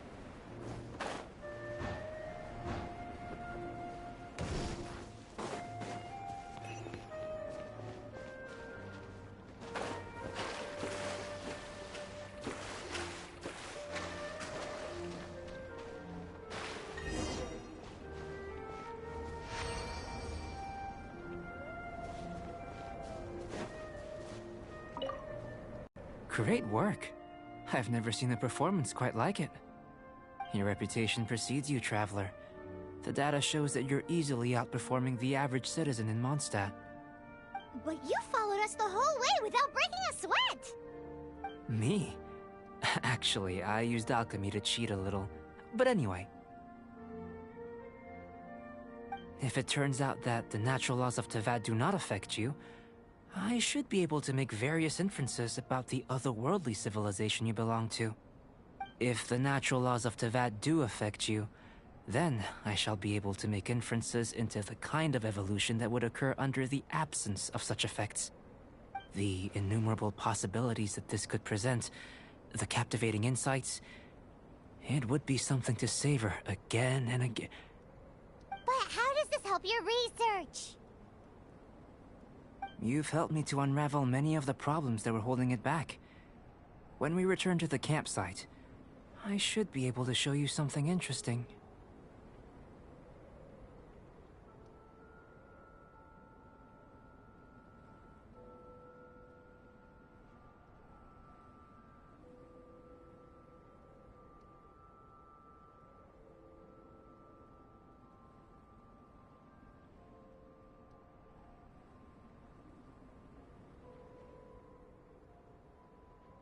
I may be about to make some analogies between you and a few unusual specimens. I hope you won't be offended. Gold, petrified trees, a sun 8 times the size of our own. The essence of the investigative process is enthralling, but such feelings are inevitably fleeting in nature. I'm willing to pour all my energy into research, and yet specimens are finite. As the unknown transitions into the realm of scientific understanding, the feeling of enlightenment is lost. All these things that start out as objects of fascination end up possessing the prosaic mundanity of a sunsetia or a sweet flower. They cease to be noteworthy. Oh, so that's why you wanted to paint those hilly turtles? Because you got to see something new and interesting in the differences between them? Precisely. To quote my exact words from earlier, these creatures are, for the most part, quite boring, not worth closer inspection. There is precious little about them that serves to pique my curiosity now. So after all these experiments, are we gonna be, like, boring to you? Like some basic draft of a sketch? Of course not. You have been of great assistance to me, and I will remember this friendship for a lifetime. Now, before we head back to the campsite, there's one more experiment. intelligence. Follow me. There are some other ruins nearby.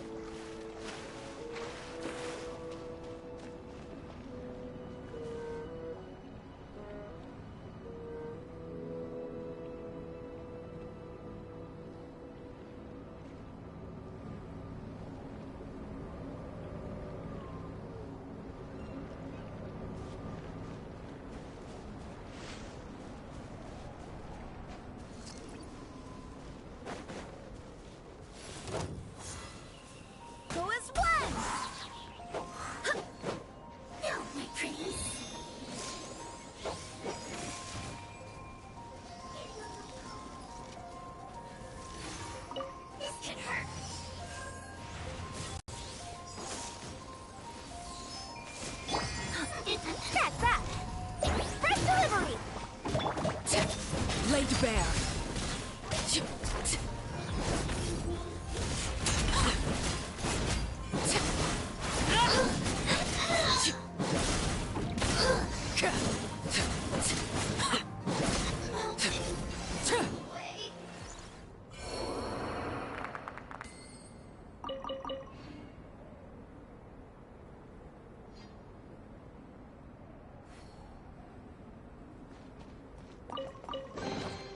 Ah, something with which to commemorate this occasion.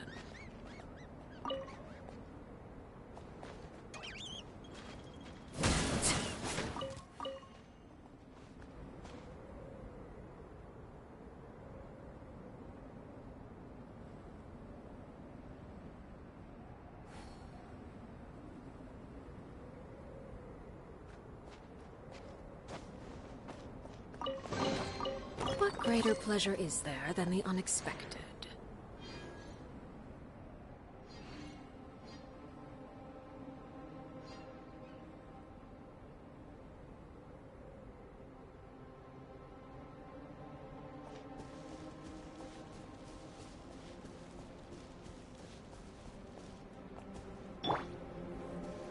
Look alive!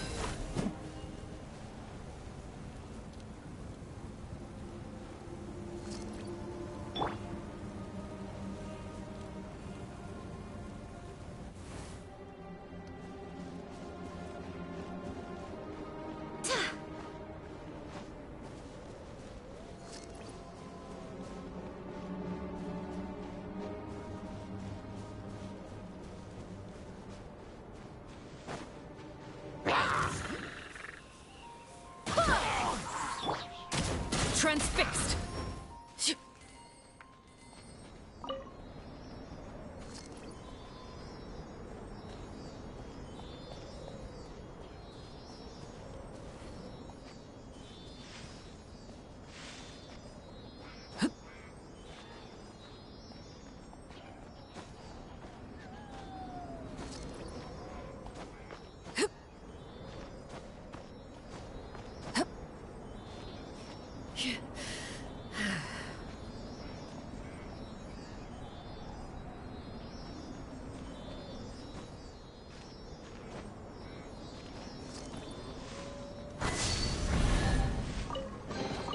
What greater pleasure is there than the unexpected?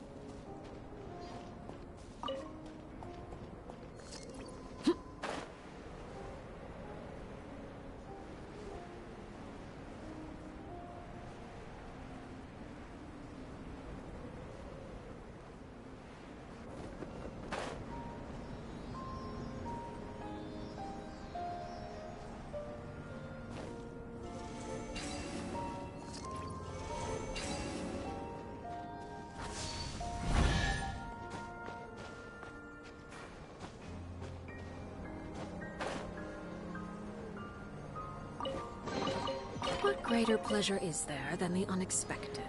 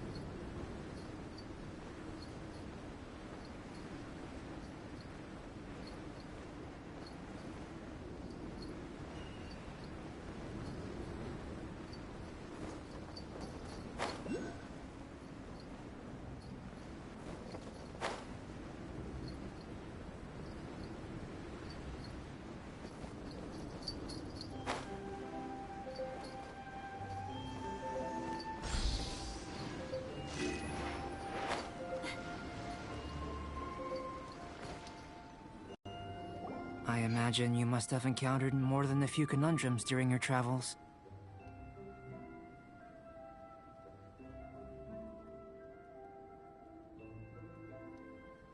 I'd like to observe your intelligence by means of a practical test of your capabilities, much as we did for the physical test.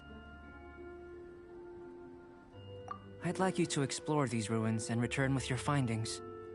There are 2 puzzles located at the far ends of the ruins.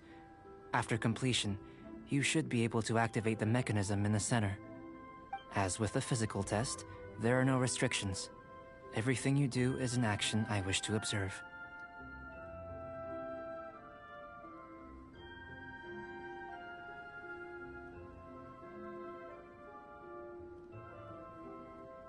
A tried and tested adventurer, I see. So, let's see you in action. Start wherever you like.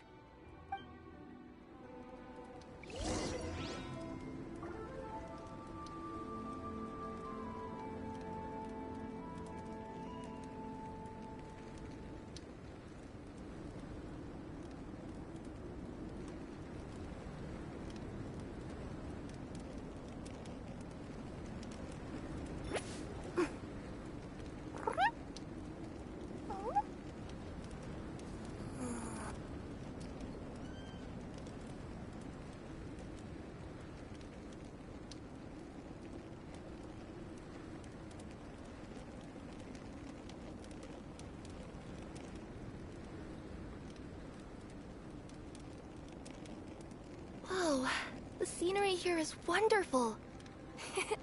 I've landed the perfect job.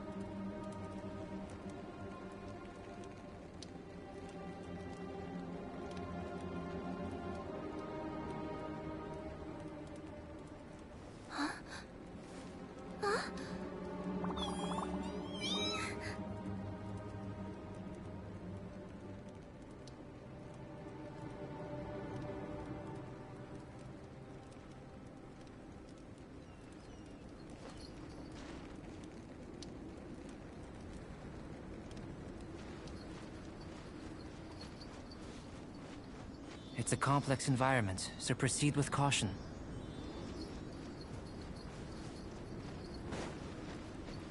Sealy like these are a common sight in the mountains. Returning them to their rightful places is up to you.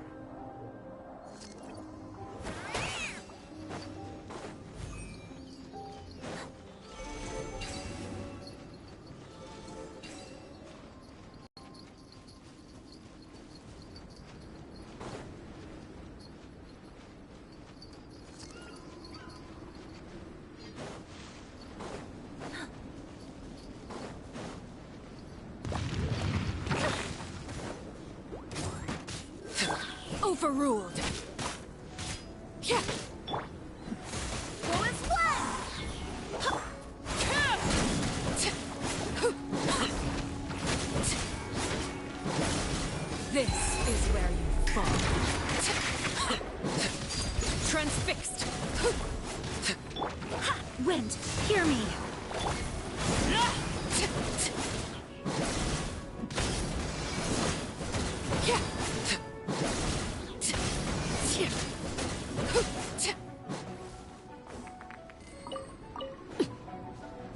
Laid bare.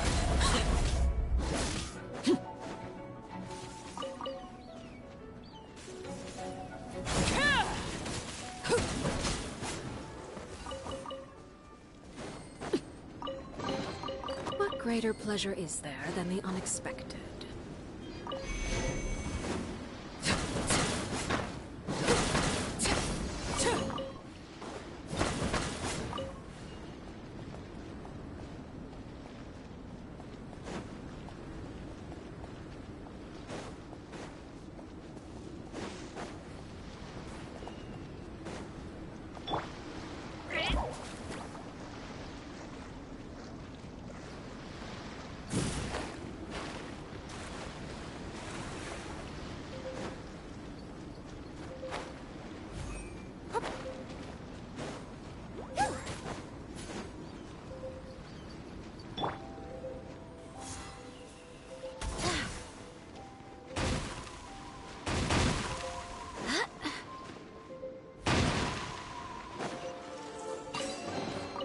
I hope the others find some.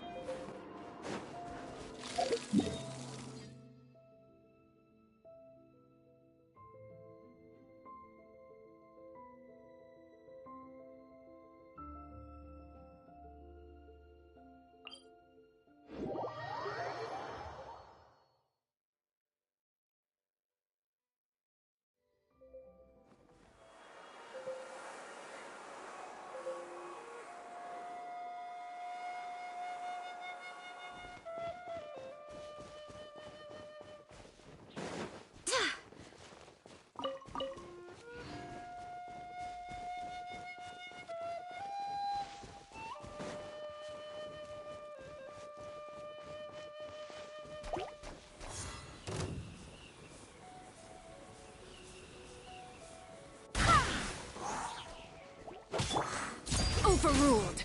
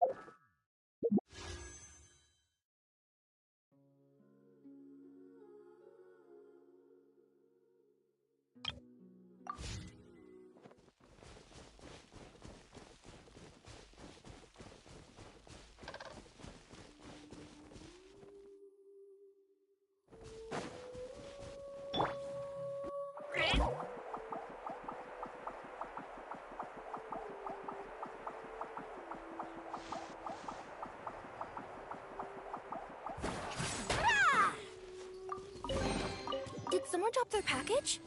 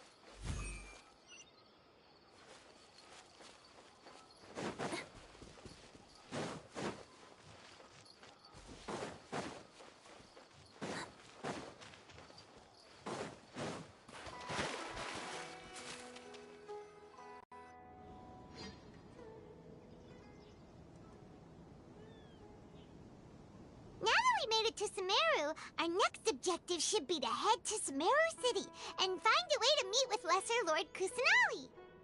And speaking of Lesser Lord Kusanali, even though we haven't heard too much about her, she doesn't seem to be the same deity who abducted your brother. But even so, people call Sumeru the Nation of Wisdom, you know. If we can get a chance to meet the God of Wisdom, maybe she can give us some useful information. But, Paimon doesn't know the way to Sumeru City. Maybe we can climb up to that spot with the statue of the Seven on it. That'll give us a way better view of things. Even if we can't see exactly where the city is, at least we'll be able to check for some smaller settlements nearby.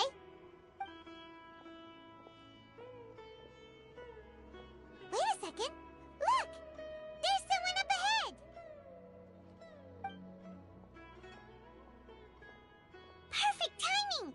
Now we can just ask for directions rather than wander around like lost adventurers. Hey there! We're not from around here and seem to have gotten a little lost. We'd like to ask for some directions. Huh? Did they not hear Paimon? Hey! You over there! Could you give us some directions? Huh? What's going on here? There's no way she could have missed that. Wait! Could she be ignoring us? Well, even so, She might be heading someplace where we could find other people to ask. Let's keep our distance and follow her. When we get the chance, we'll just ask someone else for directions.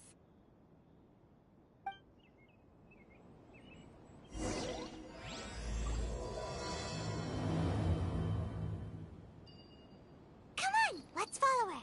Just keep quiet. Make sure she doesn't notice us.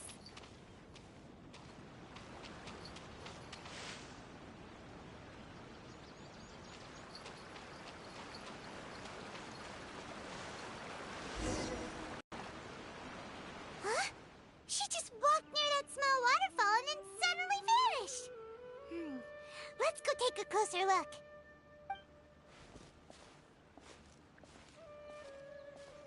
Paimon thought this cave would lead to a village or something, but, it looks like that's not the case. Look, she's sitting over there. Wait, she couldn't possibly be living here, could she? What should we do now? Do we try? Alright then. It's not like we have anyone else we can ask. Even if she's not very friendly, we just need her to point us in the right direction. That's all. Oh. What a lovely smell. It's coming from that sensor over there. This is definitely not your typical place to call home, but at least it smells nice. Maybe living here wouldn't be too bad after all.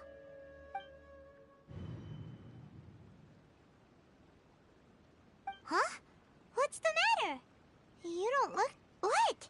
Is the smell making you feel sick? Strange. Paimon doesn't feel anything.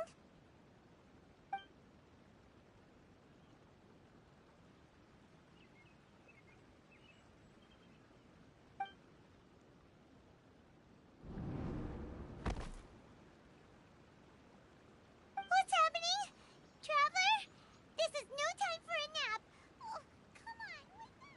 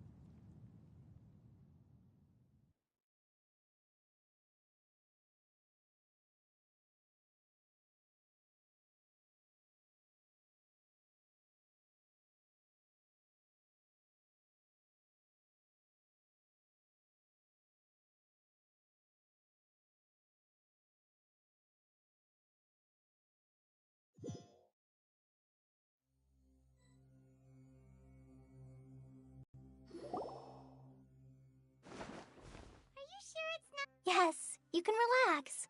Believe me, Master is extremely knowledgeable. If he says that she's going to be alright, then there's absolutely nothing to worry about. Oh, are you awake now? Oh, thank goodness! Traveler, you're finally awake!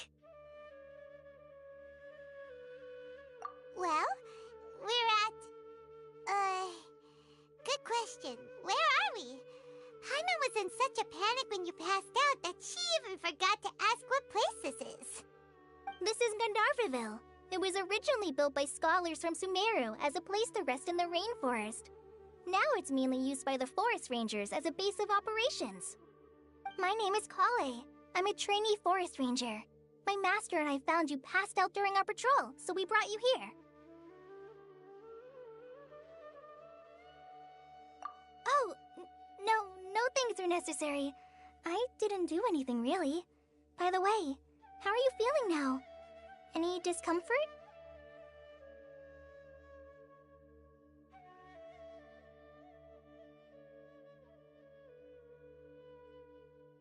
Oh, that's Master's herbal medicine you're tasting. He gave you some while you were unconscious. Before I forget, Master mentioned you should take more medicine once you wake up.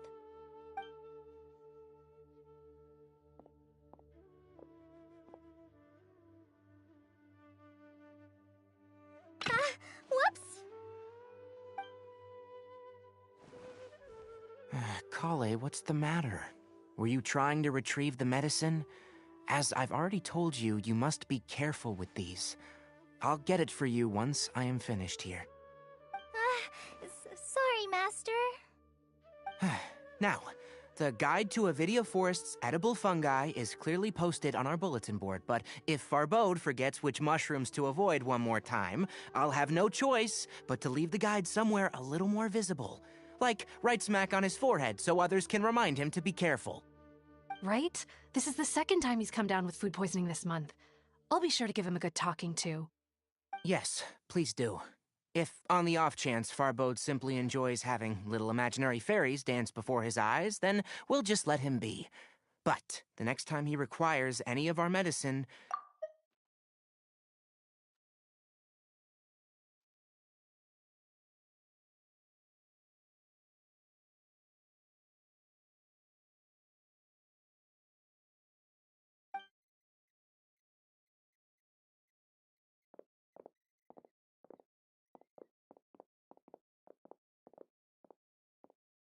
So, how are you doing? Feeling better? Oh, this is my master, Forest Watcher Tainari. He is chief officer over all the rangers here in Gandharvaville. I already informed Paimon about the reason you fell unconscious earlier. But now that you're awake, let me explain it for you as well. It is common practice for Sumeru scholars of certain darshans to dedicate themselves to training in meditation in isolated areas, particularly the nearby forests. While meditating, they use a certain incense known as Spirit Borneal to help calm their minds as they enter a state of deep rumination. In hopes of asking directions, you two followed a scholar named Hypatia into her cave. The incense you smelled inside was the Spirit Borneal I just mentioned. That incense typically has no effect on most people, but for a very select few, it can have profound effects on one's cognition, as you experienced firsthand. Does that make sense? Very good. Now, answer me this. Did you feel anything after passing out? Say, any out-of-body experiences, or did you see anything while unconscious?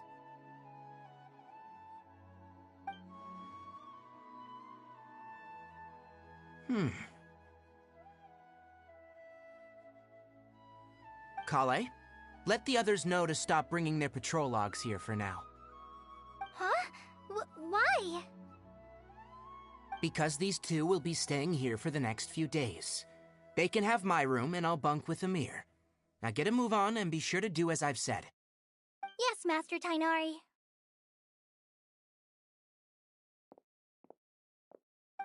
Wait, hold on a second. Can you tell us what's going on?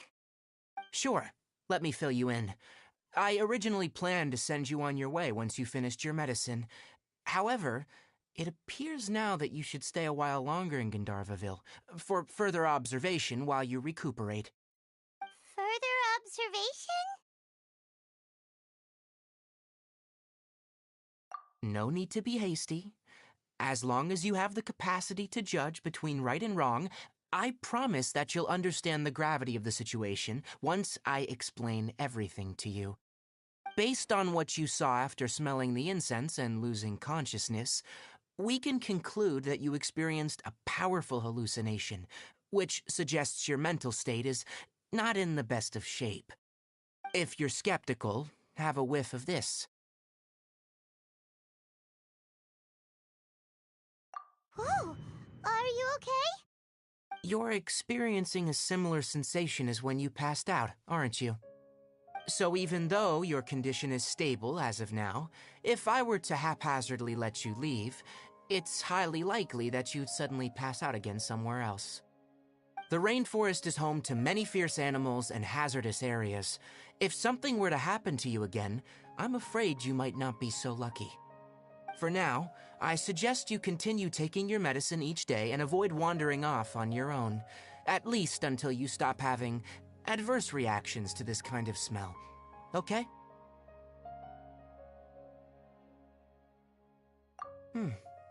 Good. Now, continue resting while I fire up another bowl of medicine for you.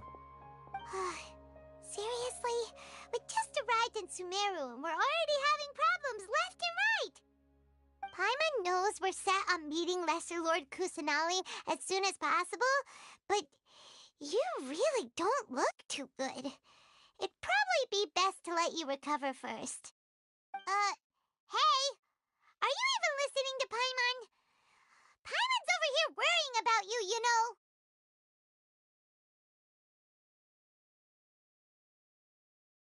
What's weird? You mean how you're feeling now?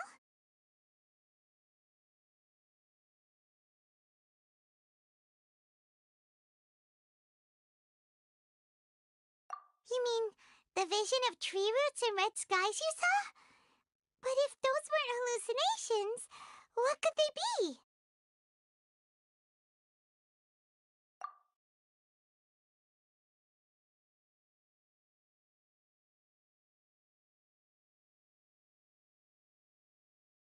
Well, considering how unique you are, Paimon trusts your judgment here. But why didn't you say anything about it to Tighnari? If he misjudged your condition, then there's a chance you could get worse, right?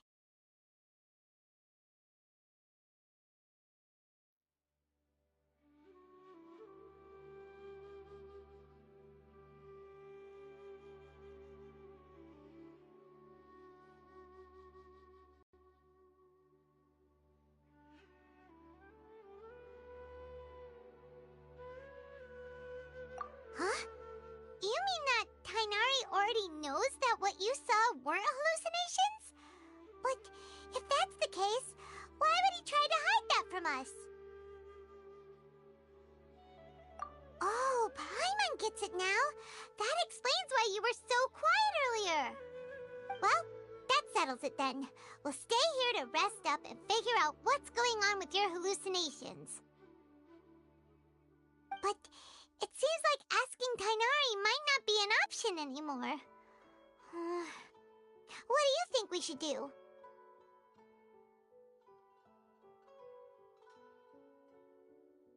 Good idea!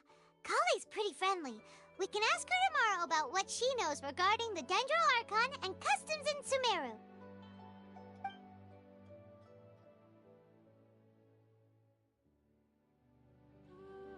Rise and shine! Come on, it's time to go find Kali!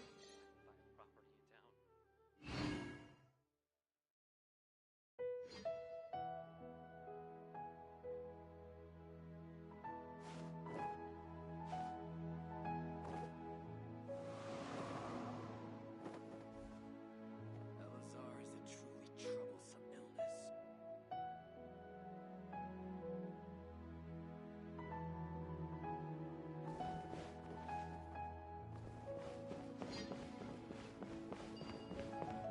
How many Rubishava mushrooms do I need to sell before I can find my property in town?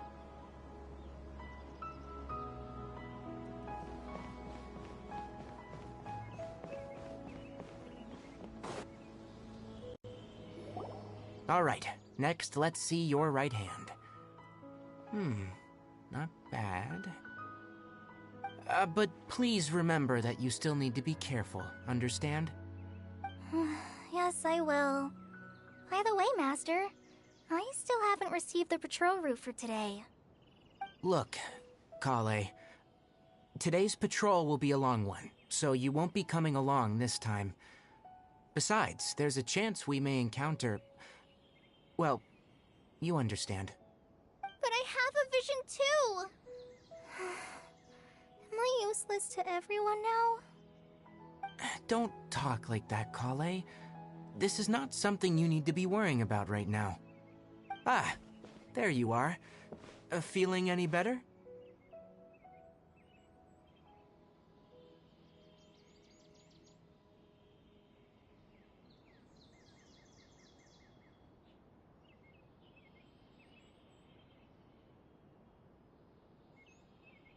Yeah, since we'll be staying here for now, we thought we might as well try lending a hand around here.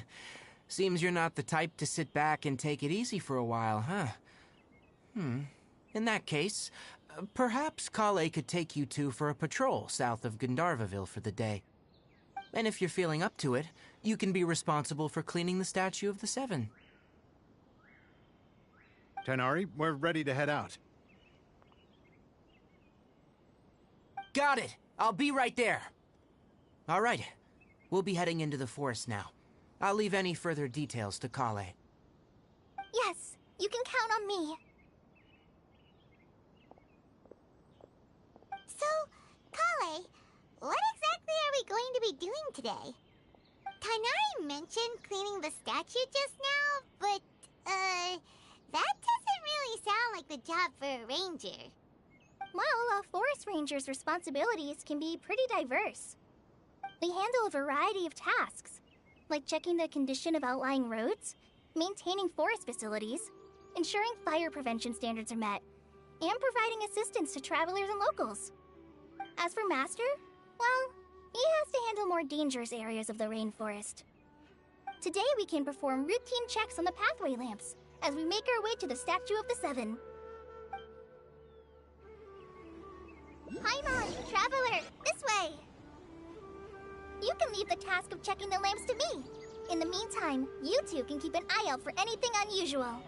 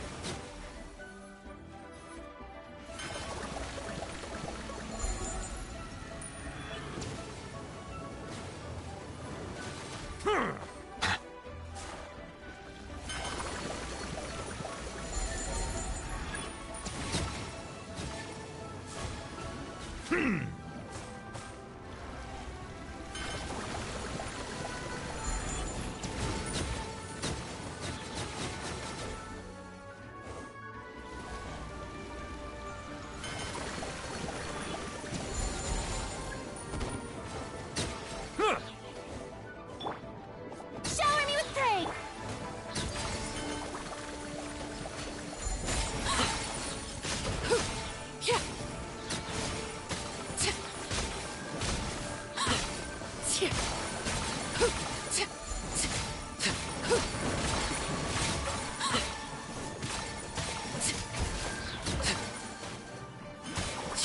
Transfixed!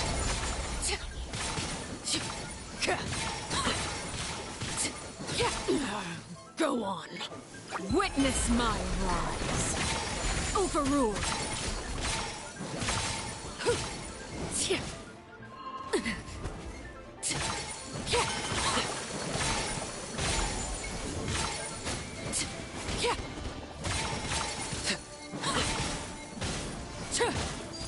Laid bare.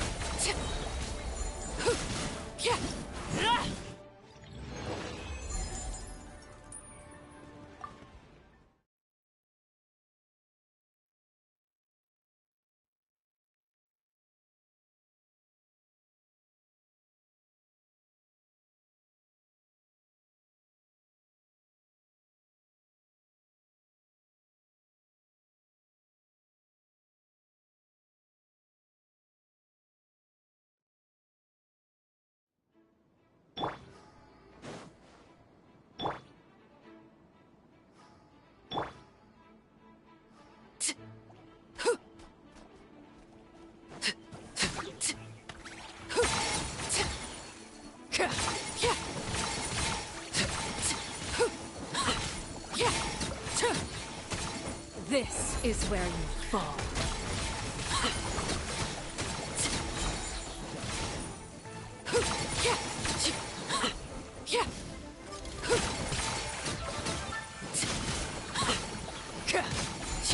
Witness my rise.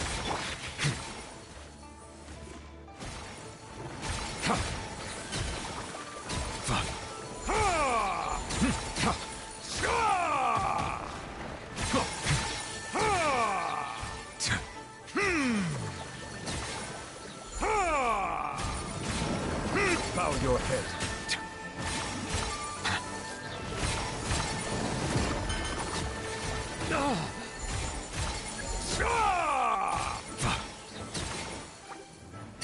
Settle down. Justice is blindsided. An oversight on my part.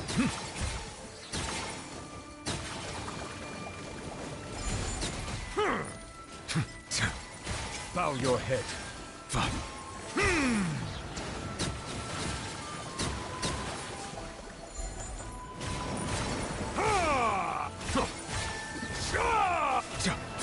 Silence!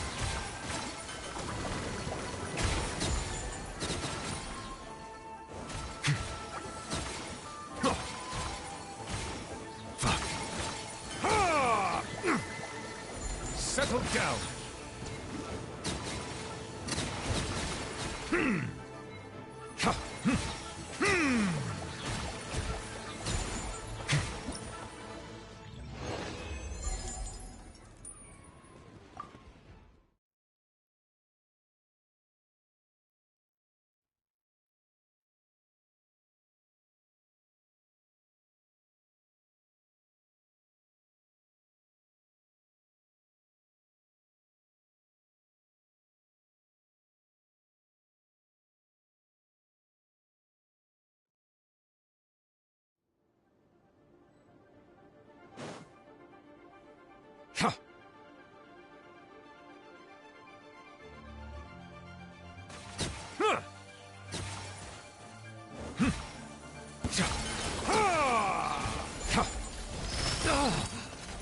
Be sanctified.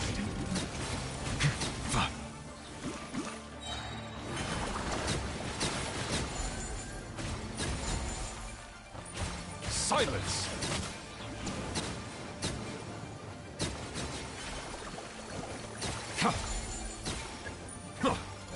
The tides beckon. Bow your head.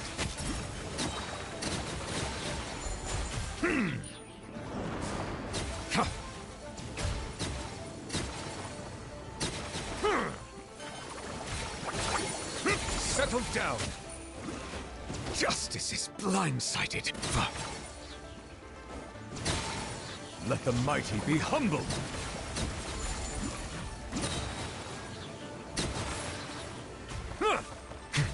Bow your head.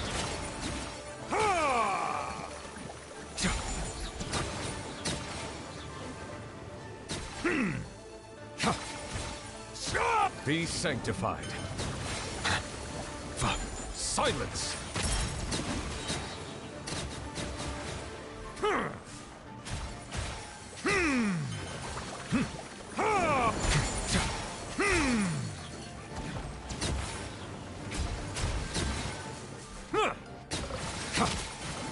Let the mighty be humbled.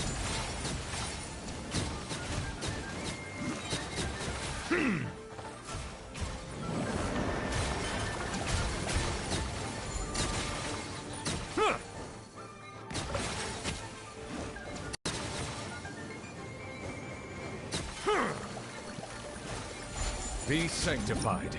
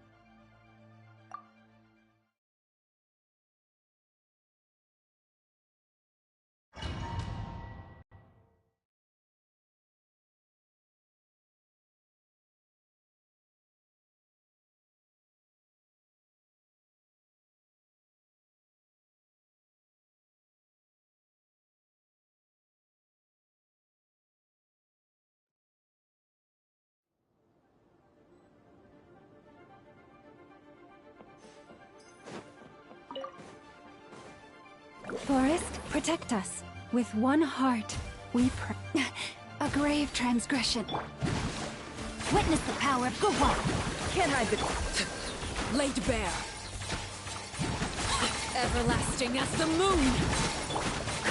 Seek within.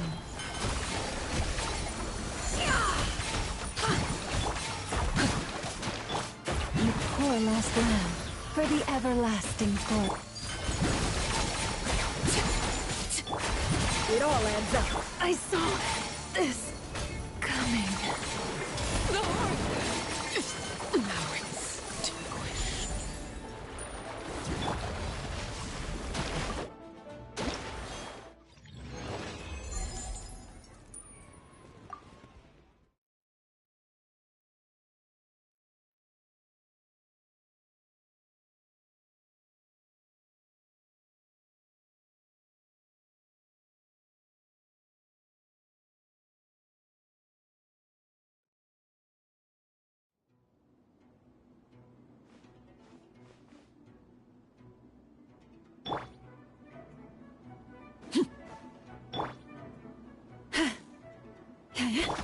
No more lies. It all falls into place. Let's see what you're made of. The mystery of... No, my sword! Rain outlines your fate.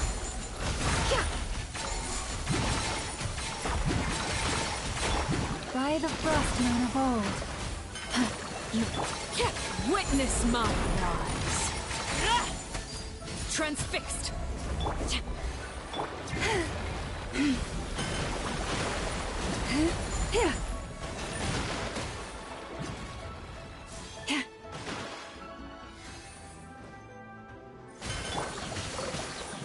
No, my sword!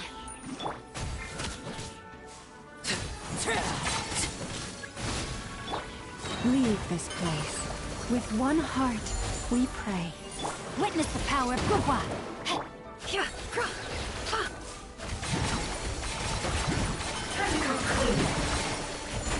The deception ends here. It all adds up.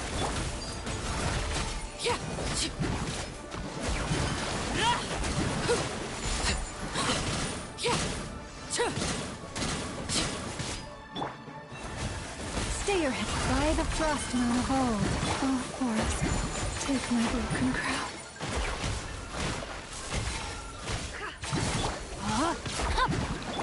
Everlasting as the moon! Laid back. It all adds up. It all falls into place. The mystery unravels.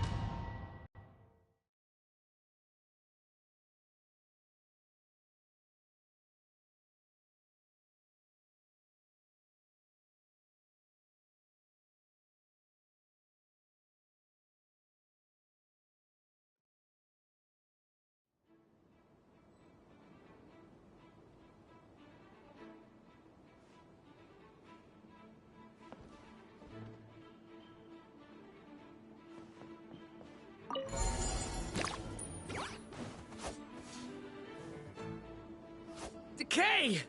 New life! Overruled.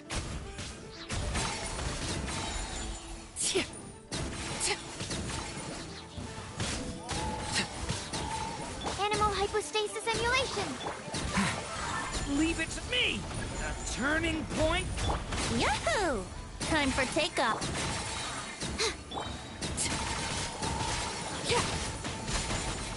This is where you fall. Absorption test. Swirl, Mark 2. The abyss is burning! Shadow! Everlasting as the moon! Think you can get away? Get back!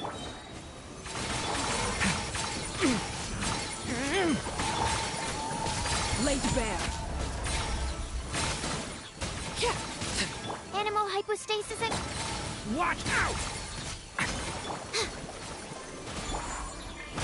This is where you fall. Overruled. The story has only just begun! Time for takeoff. Let's... Enhanced animal module 75. Everlasting as the moon!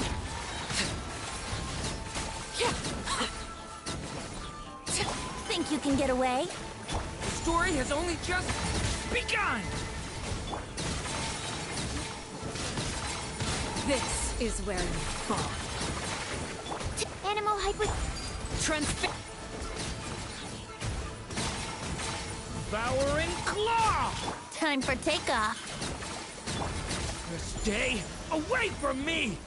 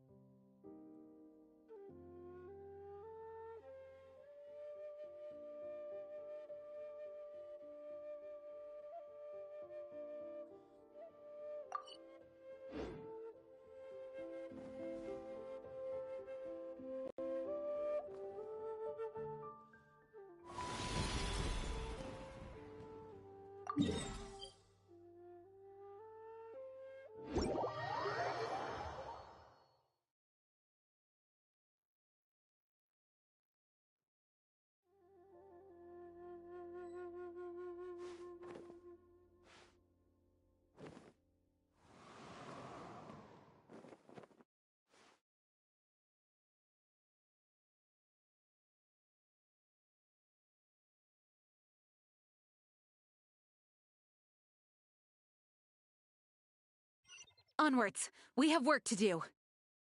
I've got a bunch of interesting gadgets, all from my time with the Crux.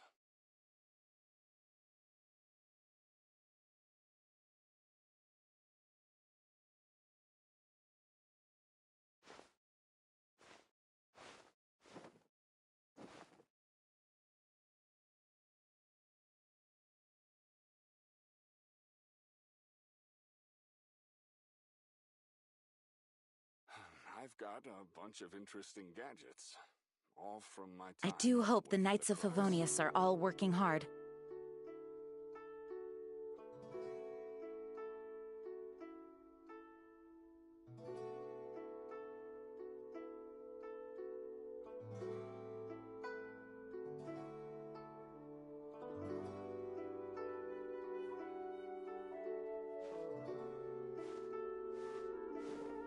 I've got a bunch of interesting gadgets, all from my time with the Crux.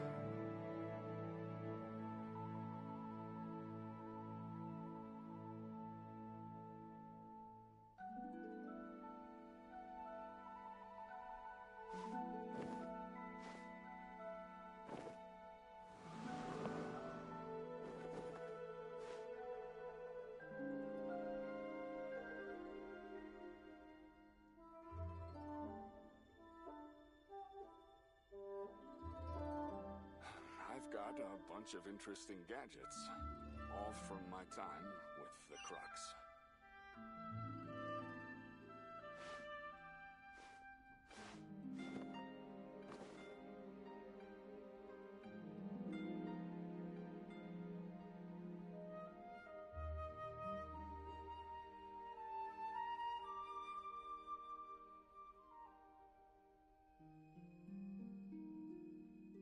It's time to move on.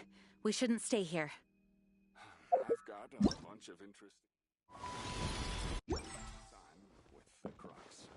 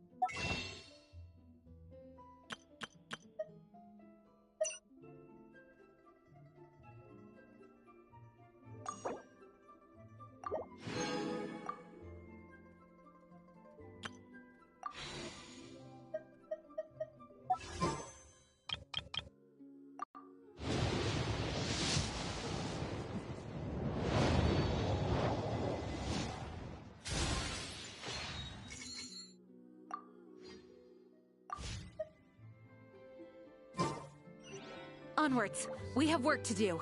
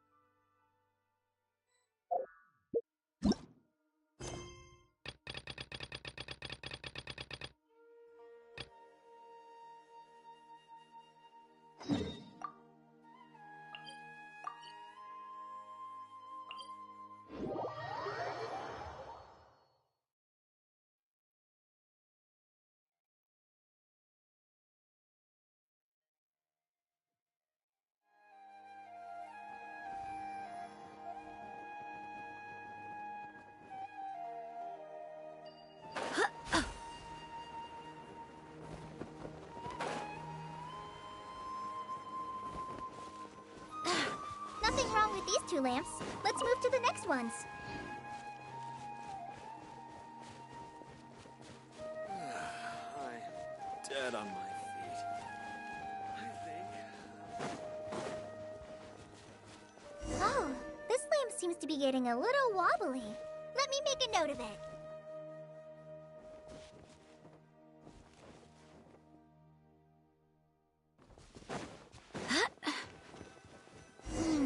No problems with this lamp. Good.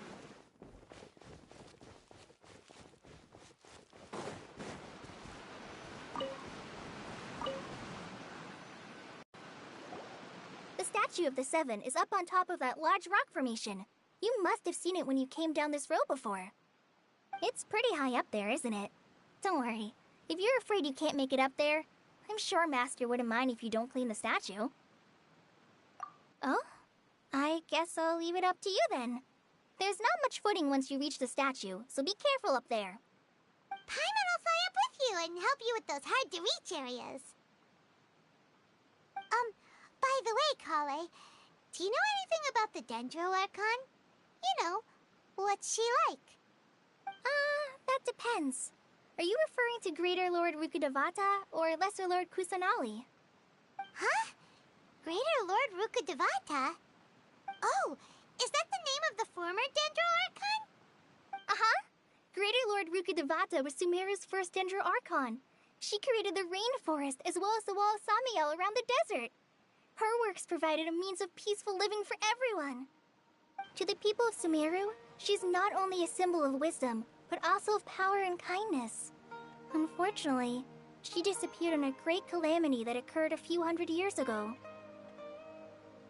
According to what Master has told me, the sages later found the newly born Dendro Archon and whisked her back to Sumeru. To celebrate the reinstatement of their lost deity, the sages dubbed her Lesser Lord Kusanali and let her reside in the sanctuary of Sarastana. Uh-huh. Then what happened? Well, and then... I'm not too sure what happened, to be honest. Huh? You're not too sure? But aren't you from Sumeru? Yeah, I'm from Sumeru. But... Maybe it's difficult to discuss this topic with strangers. If that's the case, then don't worry, we understand. No, it's not that. I'm not trying to hide something from you. Besides, I don't consider you two strangers. Because you two know Amber, right? Wait, Amber? You mean... Yes, that's her. I once lived in Mondstadt for a while, and she helped me a lot during that time. You could even say that she helped me become a new person. There's no one like Amber. She lives life to the fullest while always adhering to her strong sense of justice.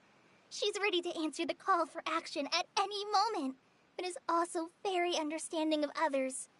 She's like the spark that lights the fire in everyone's heart around her. If you ask me, she's a prime example of a true outrider. She's the first person anyone coming to Mondstadt will meet. You can't help but be enthralled by her charm and enthusiasm, causing you to fall in love with the lands of Mondstadt and...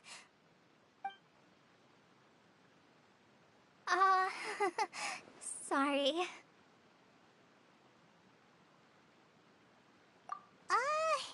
Paimon thought the work of Outriders was a little different from what you just described, but one thing's for sure, you really like Amber. Sorry. I was rambling on just now. It must have sounded kind of weird. It's alright, Kale. Knowing that you're a friend of Amber somehow makes Paimon suddenly feel a lot closer to you. So, how do you know that we've met Amber? Well, after I returned to Sumeru, Amber and I have stayed in touch by writing each other letters. In one letter, she mentioned that Mondstadt was attacked by a fearsome dragon, but the city was saved by a mysterious blonde traveler and their floating companion. I knew you two were the ones she mentioned in the letter the moment I saw you. But, considering everything you've been through that day, I thought it'd be inappropriate to bring it up. Ah, so that's how you knew. Yep, so please know that you two have my complete trust. Really. I wish I could tell you more about the Ginger Archon, but I have been away from Sumeru for some time, and I haven't read any books. Sorry. That's alright. You've already helped us a lot. We had never even heard of Greater Lord Rukkhadevata or the Sanctuary of Surasthana until you mentioned them. Oh, I'm happy that was helpful. There is one thing I want to ask, though. Why do you two want to know about the Ginger Archon?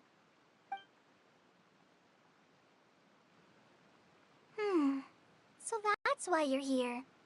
Thank you for telling me your story. Don't mention it. We are friends after all, right?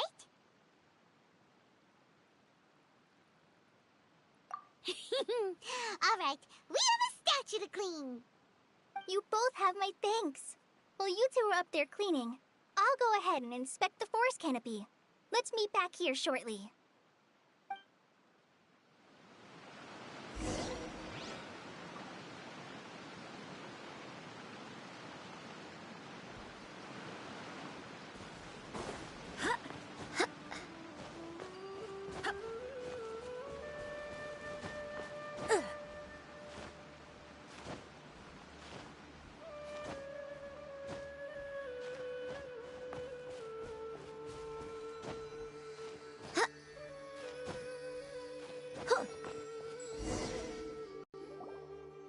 Huh. Now that Paimon looks at it, the deity that's carved on the statue is kinda small. Do you think she's supposed to be Greater Lord Rukkhadevata or Lesser Lord Kusanali? The name does seem to fit the statue somehow. Well, anyway, we'll have to figure that out later. Let's get started on cleaning the statue. Paimon will fly up and take care of the top, and you clean everything below.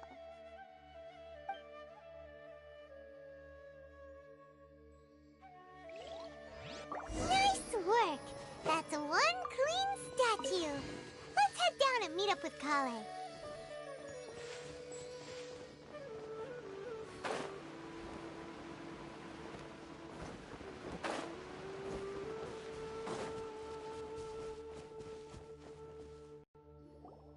Kale, we're back! Welcome back! You must be tired after all that climbing. Let's take a little break. I brought some fruit and water for us. Yay! Food! What kind of goodies did you bring?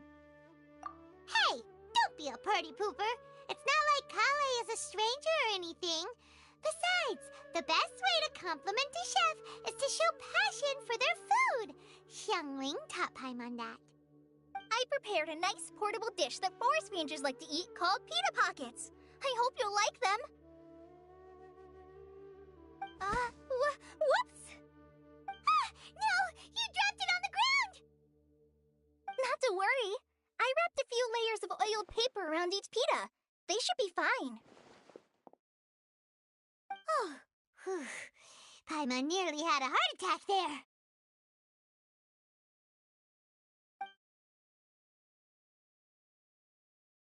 Those pitas are amazing! You're quite the cook, Kale. Thank goodness you wrapped them in paper. Paimon wouldn't have been able to sleep at night knowing something so tasty had been wasted. You really know how to compliment the chef, Paimon. Since you liked it so much, I'll be sure to give you a copy of the recipe sometime. I'll even include all my personal cooking pointers, so you'll be making your own pita pockets in no time. Yay! Thanks, Kale! It's hard to believe someone as diligent as you could have clumsy moments, too. Oh, I guess it happens from time to time. So, Kale, don't you think that Tighnari's a little too strict with you? He won't let you touch anything without his permission. Paimon knocks stuff over all the time flying around the Traveler, but she's never said anything. Everyone has their clumsy moments. No, you've got the wrong idea about Master. Sure, he may seem a bit harsh at first, but with some time, you'll see that he's actually very kind-hearted. I've heard the veteran rangers say that Master is from some ancient and mysterious race that is known for their cunning wit and reclusive nature, but Master is actually very kind at heart. Oh, by the way, you've heard of the Academia, right? Well, there's a group called,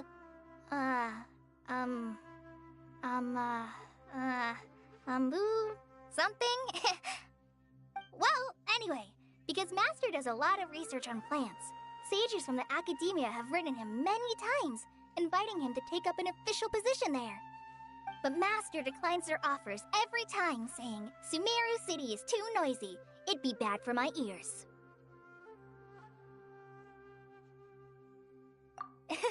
Seems you already know him well. Anyway, I'm sure the sages were not happy about his responses. Master could obviously have a bright future in the Academia, but he insists on sticking to the path of a forest watcher. Every day he helps the locals of the forest and passes on his extensive knowledge to trainees like me. In fact, Master's the one who taught me how to make pita pockets. Really? Paimon would have never guessed that. Oh, speaking of Tainari, he was the one who took care of you after finding you passed out yesterday. He even carried you all the way here. Paimon's still kinda upset, though. He kept scolding Paimon the entire way here.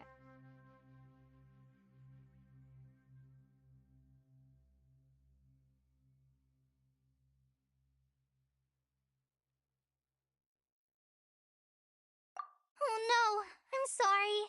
Master might have been overreacting a little. But, it's mostly because Paimon wouldn't stop yelling, Why, oh why? Is she going to die? It probably started to get under Master's skin after a while. Hey! Don't laugh! Paimon was genuinely concerned about you.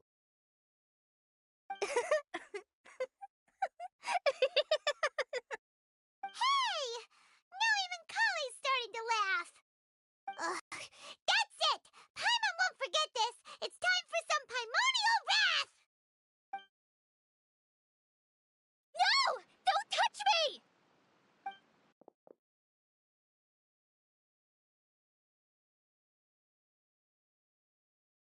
Oh, sorry, Kale. Paimon didn't mean to scare you. No, I just... I didn't mean that. Kale, are you okay? What's the matter? No, I'm fine. I'm sorry. I must have startled you both reacting like that. Oh, well, it's getting late now. Let's hurry back to Gandharvaville. I think Master and the others should be back by now, too.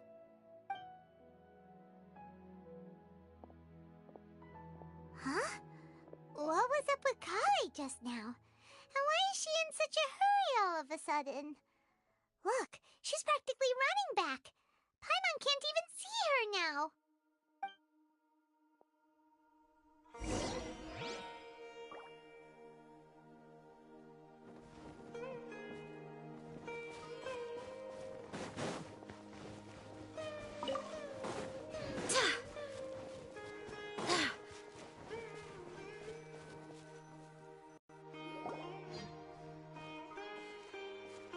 Ah, Traveler, you've returned. Yep, we're back. Have you seen Kale by any chance? Oh, Kale? Yes, I saw her go into her room just a moment ago. Oh, okay. Guess we'll just have to wait and talk to her tomorrow then.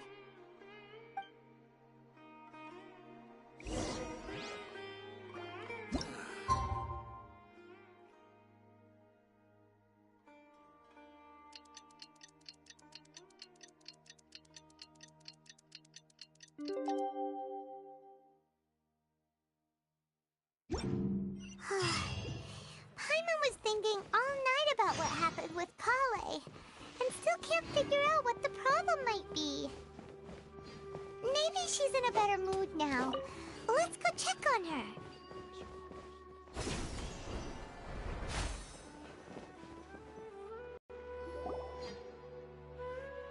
Ah, it's you two. I was just about to go look for you. Huh? Tighnari, what are you doing here? Where's Kale? I came to check on Kale's condition. To put it simply, she's not well. You mean she's sick? How could she be... Oh, wait a minute. Could it be because of what Paimon did yesterday? No need to worry. Something as small as you could never harm her. This sickness is something that Kale has been dealing with for some time. Kale has been more excited than usual since you two arrived. A little too much so, to be honest. She hasn't remembered to take care of herself. I suppose it's understandable, though. She hasn't been around anyone she considered a friend for some time now. It must have been refreshing for her to have you two here. So, Tighnari, what's really wrong with Kale? Let's take this conversation elsewhere. Kale just fell asleep after taking her medicine. She needs some peace and quiet.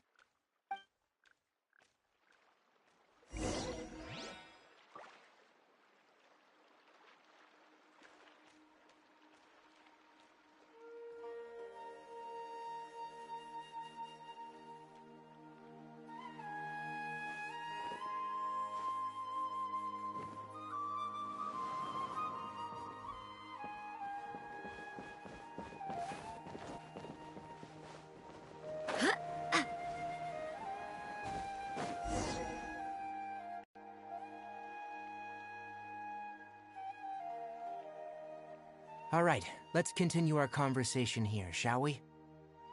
To be honest, I hadn't realized you're that honorary knight from Mondstadt until Kale told me just now.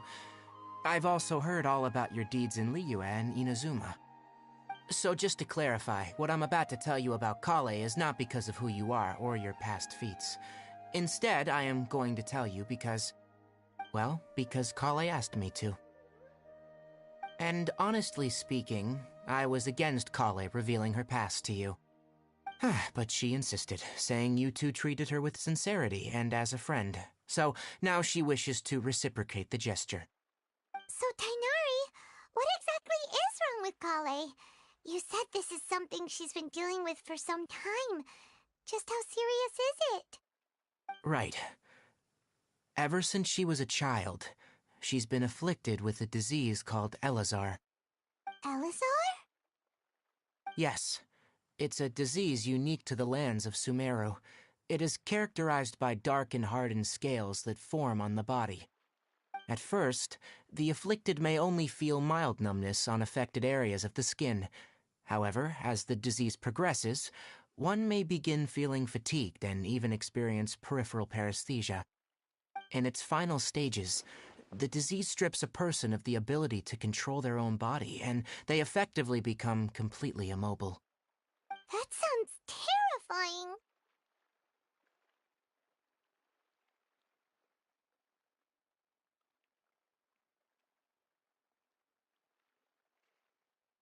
Wait, hold on. So when Kale seemed to be acting a little clumsy earlier, it was because... Correct. That would be the effects of Elazar, which is precisely why I do not want her carrying or holding anything, lest she ends up hurting herself.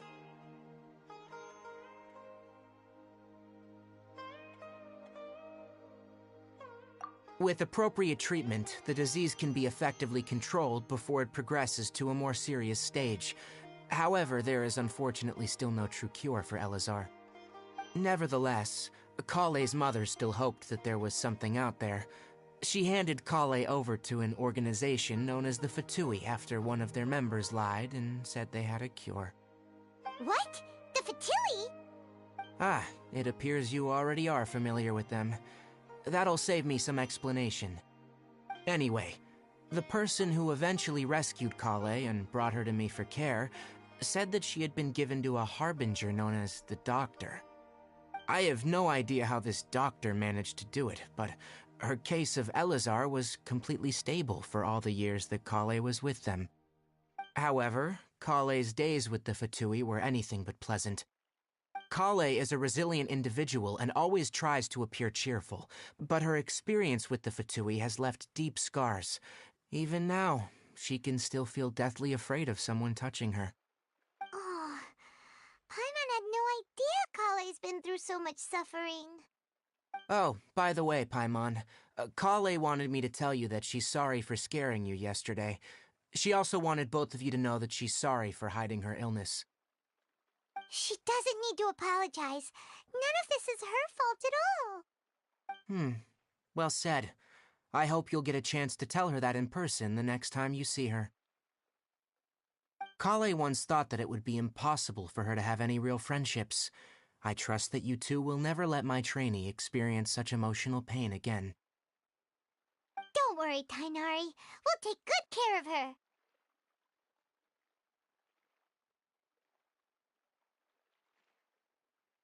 Well, it's not too serious at this point.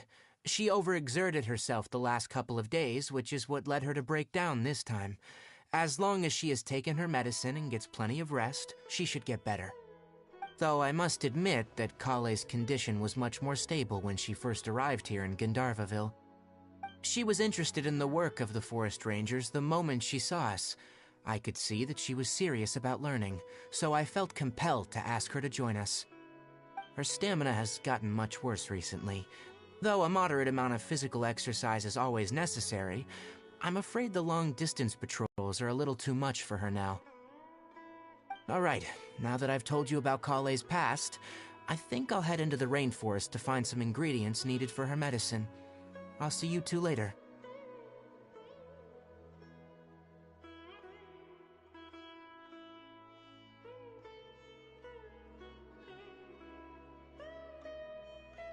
Yeah, we'd like to do something to help Kale too. Alright, but I must warn you two. The rainforest is a dangerous place, especially for someone who's still recovering, like the Traveler. You must follow closely and listen to every instruction. No problemo! Let's go then. We'll be looking for a plant known as the Nilotpala lotus. It's often used to help those afflicted with Elazar recover their energy. Hey, Tainari? Where exactly are we going to find this plant? Nilotpala lotuses can be found all over the rainforest, but it often grows right here around Gandharvaville. Given the name, it sounds like we should be looking for it in the water. You are correct. The Nilotpala lotus grows in the water. When fully matured, they look like giant blue flowers floating on the water's surface. Quite an attractive species, if you ask me. The large petals are actually the plant's leaves and sepals, which surround a very small flower. You should note that many of the plants found in Sumeru have names that are contrary to their species. Take the Cowpelata, for example.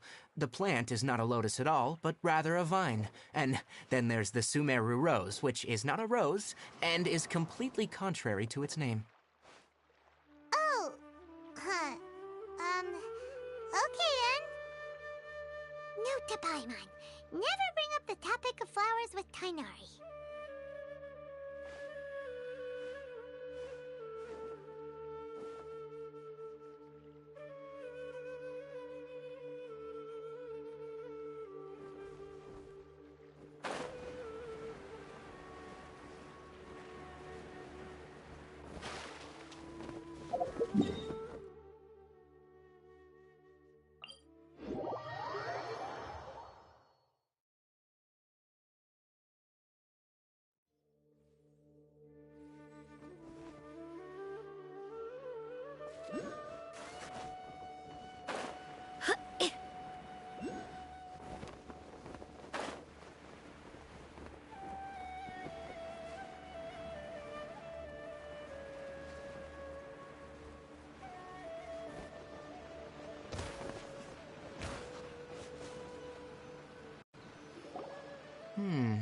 There should be Nilotpala lotuses growing somewhere in this area. Let's split up and begin searching. If you could manage to gather 4 of them, that would be sufficient. We'll rendezvous here once you've gathered the needed amount.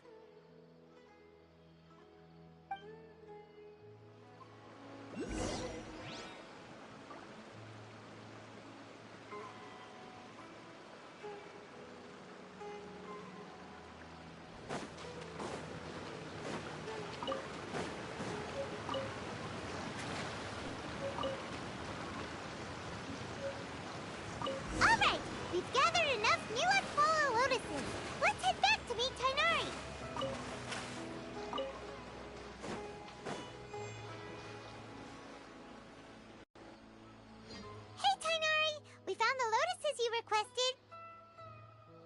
Let me have a look. Good. Very good. These are all excellent quality. I'm glad you two came along. Your exploration experience helped save me a lot of time here. It seems we even have enough time to stock up on other things I need. Hey, Tainari!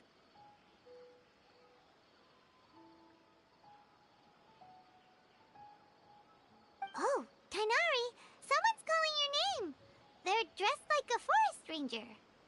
Ah, yes, that's Amir and the others. But didn't they just set off not too long ago? What are they doing back so early? Let's go find out what's going on.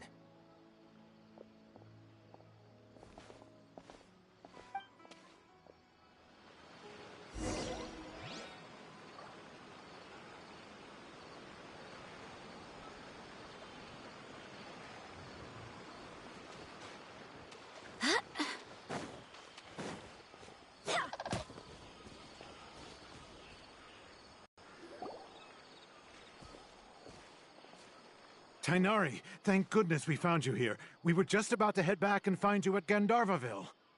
What's going on? We just discovered a withering zone. The withering is back? But the patrol route you were on should have been already cleared just a week ago. It reappeared so quickly. Can you tell me the exact location? It's up ahead, deep in the river valley. It's appeared in a spot that blocks nearly the entire narrow part of the valley area, so we decided to come find you as quickly as possible. And the radius of the contamination? Sorry, I couldn't get a clear enough view to tell. No one in our patrol team had a vision, and it appeared to still be spreading, so we didn't risk getting any closer. Okay, I understand. You made the right decision. I'll go deal with it right away. In the meantime, please guide these two back to Gandharvaville. Wait, Tainari, why don't you let us help you? You two have only just arrived in Sumeru. You're still unfamiliar with many things in these lands. There's a unique type of anomaly that occurs in the Sumeru rainforest. It's called the withering. The affected areas not only cause nearby vegetation to wither, but it's also lethal to wildlife and even people. If you don't carry a vision, then you should think twice before approaching such places. Yes, Amir is absolutely right. I wasn't kidding when I said the rainforest is a dangerous place. As Amir said, only someone with a vision, that is, the power to manipulate elements, will be able to resist the withering's corrosive effects for a time. That's right. If any of the forest rangers without a vision come across a withering zone, we first make a record of the location and then have a ranger with the proper abilities deal with it, like Tainari here. Only someone with a vision can venture within a withering zone and find a way to deal with it. But you don't seem to carry a vision. Don't worry, she may not have a vision, but she's a real pro at using the power of the elements. Don't sweat it. We've helped others deal with similar situations before. Wait, you've met other forest rangers before? I was planning to properly show you both how to identify the withering before you left Gandharvaville. Anyway, since you two are experienced adventurers, come with me. I'm sure you'll both be able to help.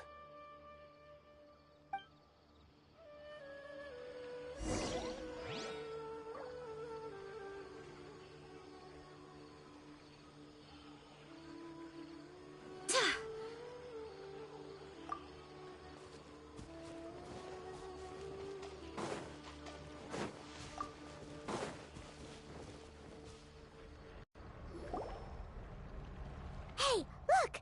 That gloomy area over there looks like a withering zone.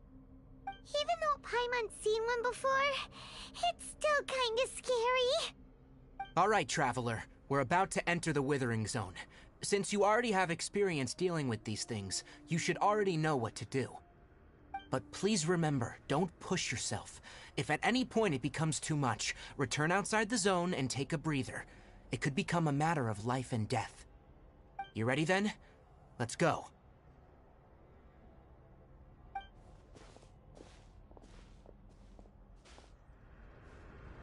First, we must locate any branches sustaining the Withering Zone.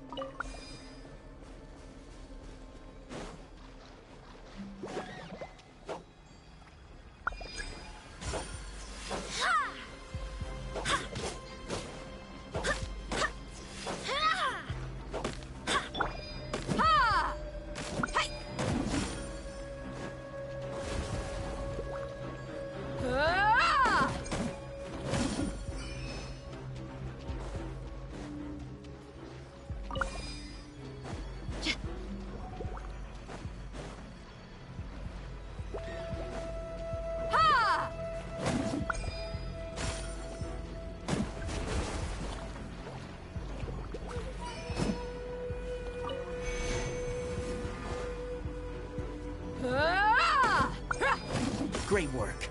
Now that all the branches have been cleared, we'll need to take care of the tumor.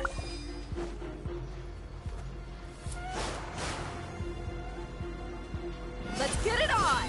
Ha! Ha! Ha! Sign here, please! Laid bare.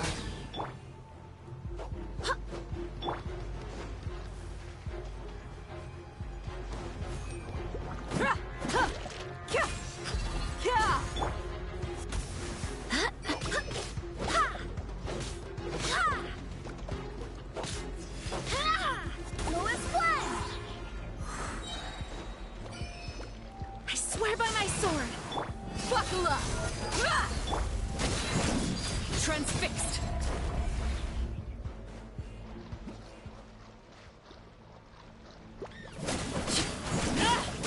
Now, destroy the tumor of the Withering.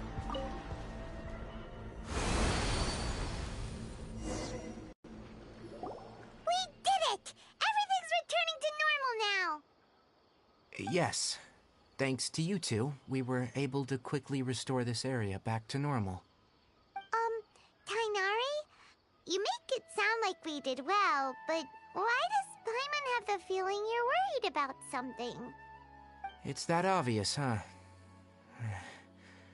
Alright, it's like this. Recently, the rate at which Withering Zones appear has been increasing. Even though we were able to quickly clear that Withering Zone, it won't be long before another one appears. If that simply meant more work for me, then that wouldn't be an issue. But it's far more severe than that. The Withering is leaving lasting effects on the rainforest itself. For instance, even though we cleared out the Withering Zone, many of the plants that were affected will not recover. This presents a crisis for the ecosystem itself. Many plants in the rainforest are already in decline, directly impacting the wildlife that depends on those plants. And most disturbingly, as the appearances of Withering Zones have started to increase, Kale's case of Elazar has also become more serious. Huh? But why's that? I'm still not sure of the exact reason. However, I've received word from acquaintances at the academia that similar cases are being reported for patients with other conditions.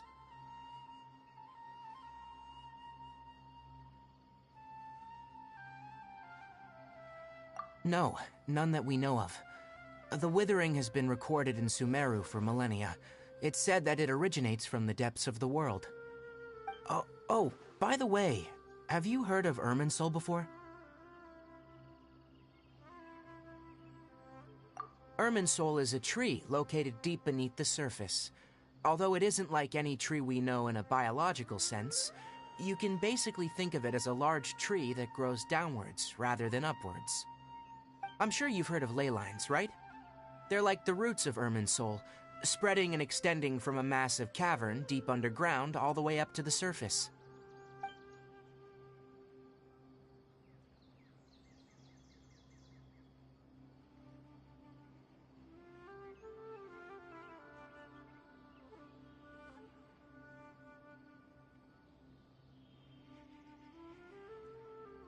Ley lines continually absorb the memories of this world, which are then funneled into Irminsul, allowing it to collect knowledge and wisdom from ancient times to present day.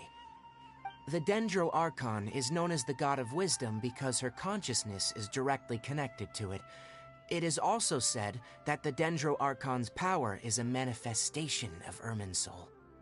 And as for the Withering, its emergence is related to a disease that's affecting it.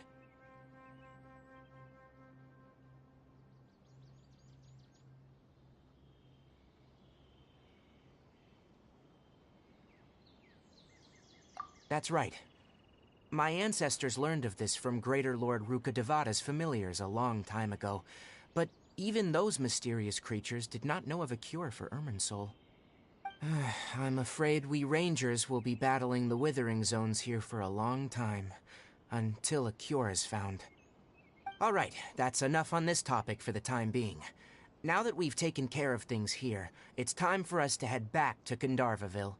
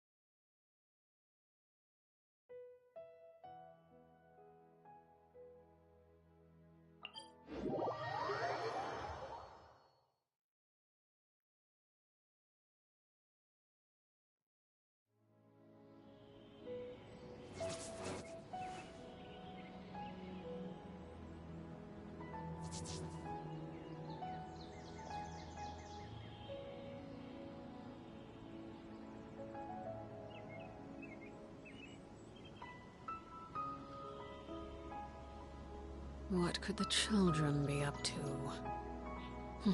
Never mind. Let them do as they please.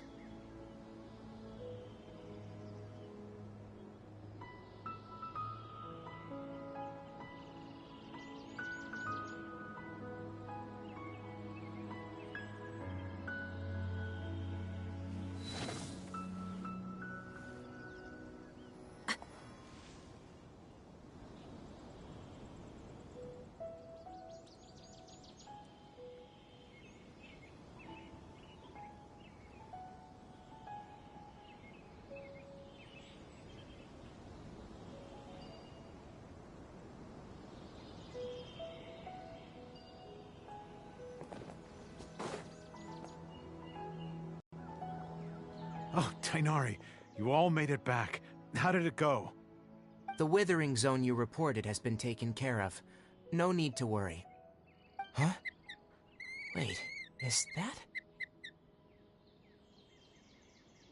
Oh no, Hypatia!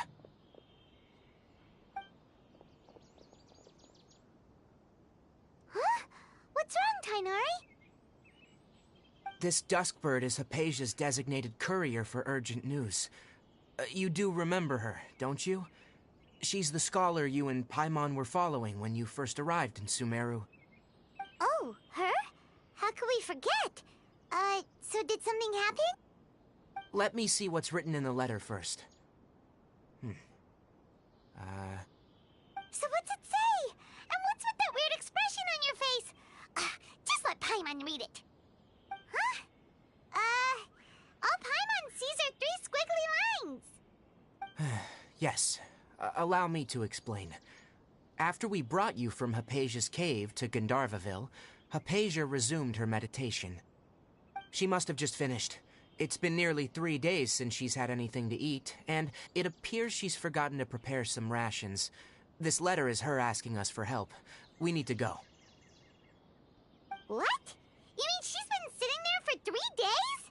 Hey, wait, how did you know all that from just a few lines on the paper? Well, obviously because this has happened before. Last time she drew 5 lines, and by the time we found her, Well, I'd prefer not to remember that. Needless to say, Hypatia's been through worse, but we should still get to her as quickly as possible. I've got some emergency rations set aside for times like these. Paimon, Traveler, could you two bring these to her? Wait, you want us to bring her the rations? But will the Traveler be okay if her cave is still filled with that funny incense? Let's find out. Here, Traveler, take a smell and see. So, how do you feel?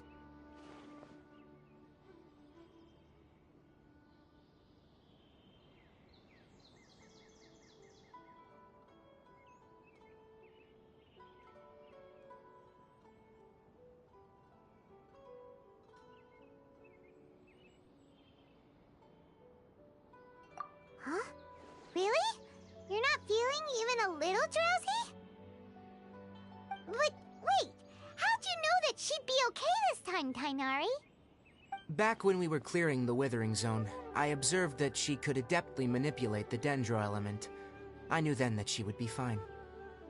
And if I may ask, when I was telling you two about Irminsul's ley lines, was what I described similar at all to what you saw when you were unconscious?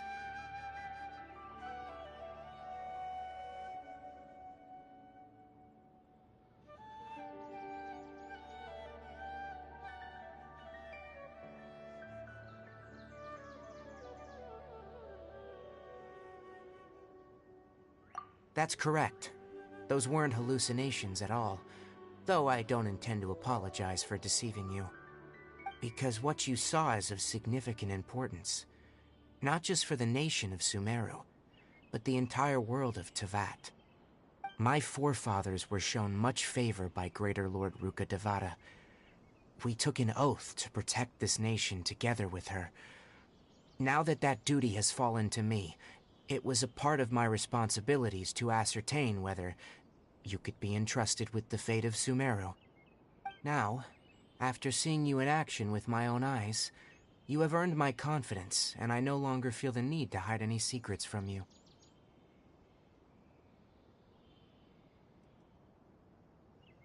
When you passed out, your consciousness had connected directly with Irminsul.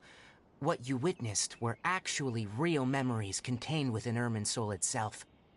I could try to tell you more, but it would be better if you went to ask Hypatia instead. Her focus on meditation and use of Spirit Borneal are aimed at establishing a connection with Irminsul, just as you did.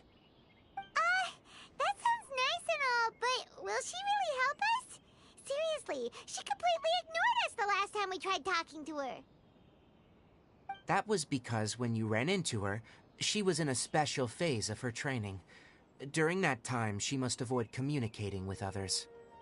Please, wait here for a moment.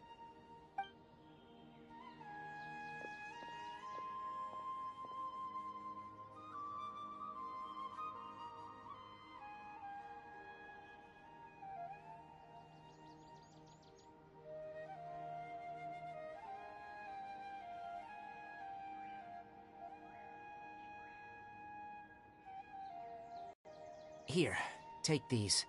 It's a meal I packed for Hypatia, as well as some other ingredients. I'm sure it'll come in handy. Also, here's a letter that I would like you to give to her. Just show it to her, and she'll answer any questions you may have.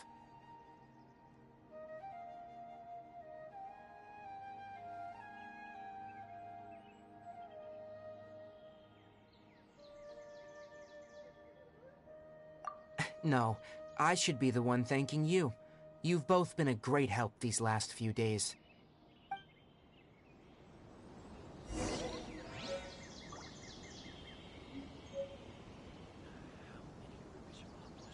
Yesterday, a total of 5.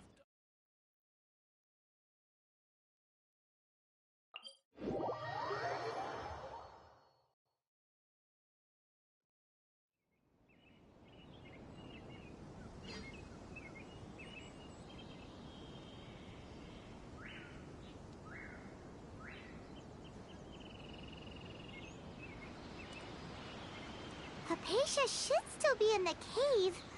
Let's go inside and see how she's doing.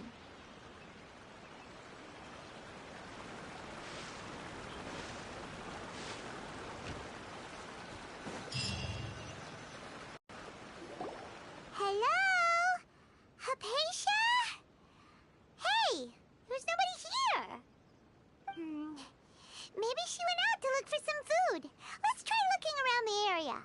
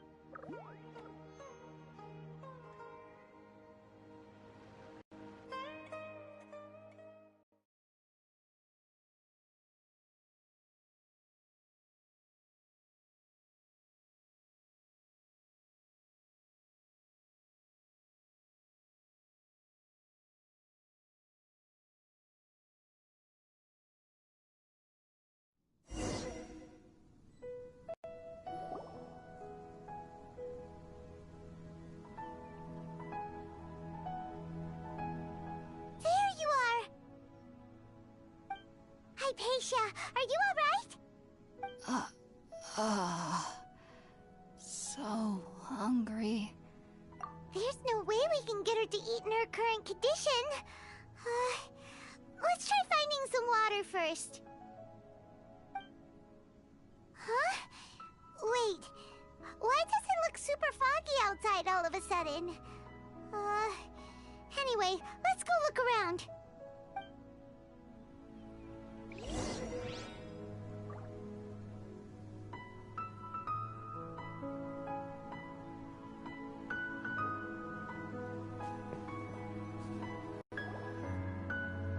Huh? How'd things out here end up looking like this? What happened? And where are we?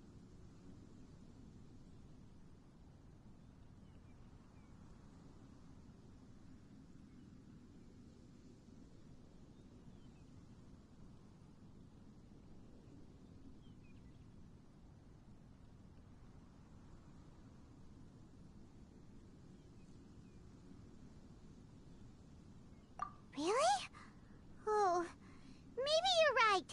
Let's go investigate the area.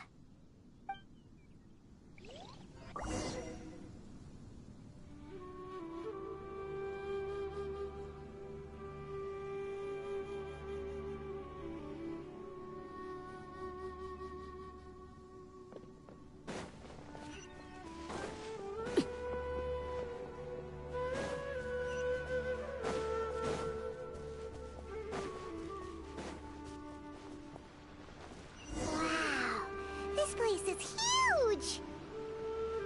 Paimon knew there's something off about that cave. Let's think of a way to get over there and have a closer look. Who knows? Maybe we'll find a lead of some kind. Look alive! Ha! Ha! Ha! Ha! Ha! Ha! Ha! Ha!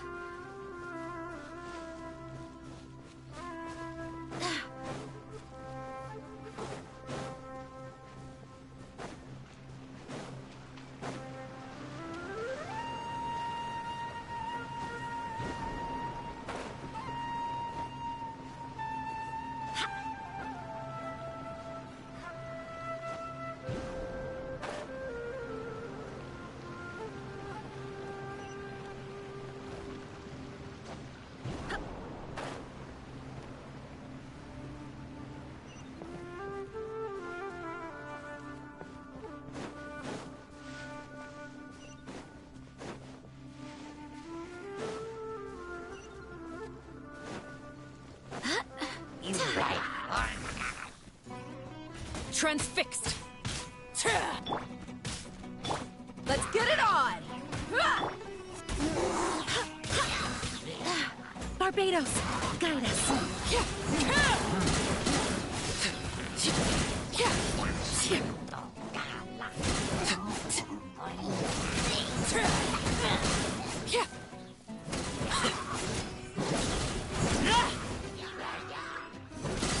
Laid bare.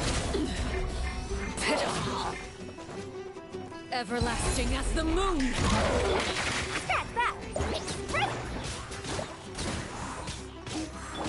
Buckle up! Hi! You're dead meat!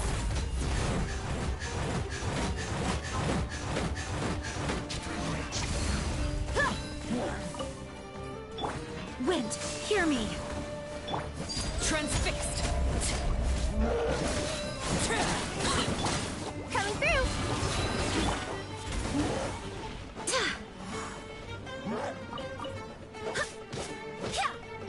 Book alive!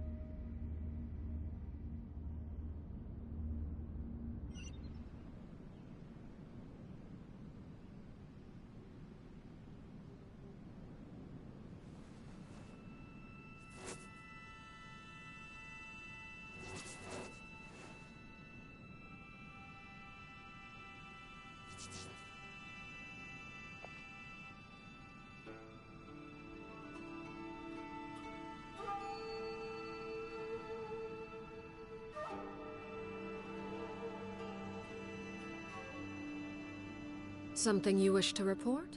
Go on. You have my undivided attention.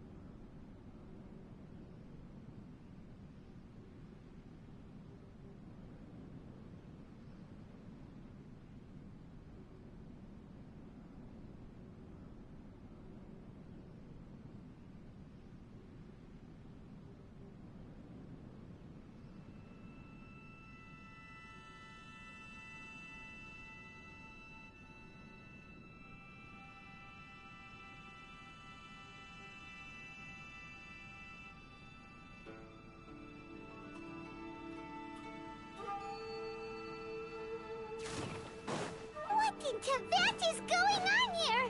This place is getting weirder by the minute! Hey, what What's the matter? You don't look so good.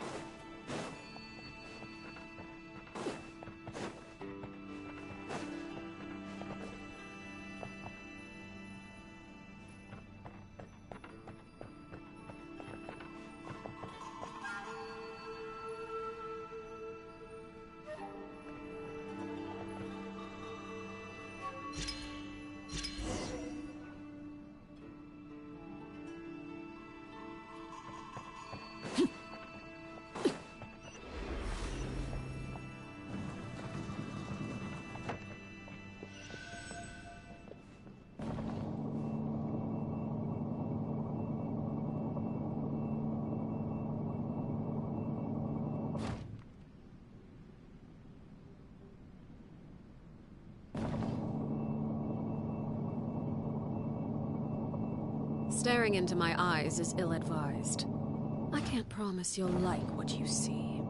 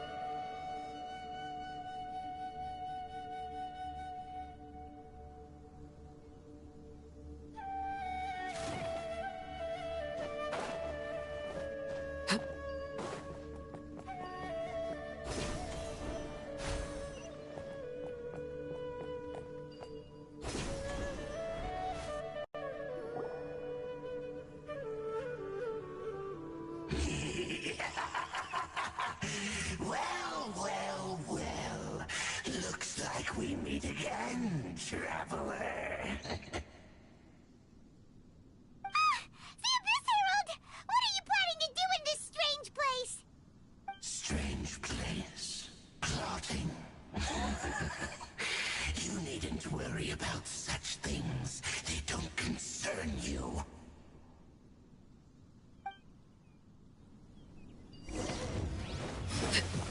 Laid bare. Buckle up!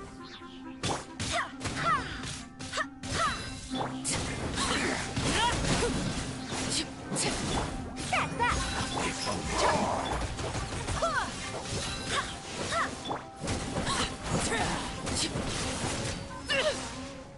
Overrule! I swear by my sword! Gloves off!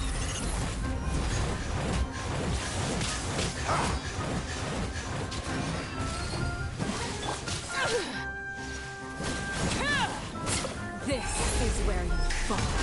Laid bare. Go as one! That's that! Let's get it on!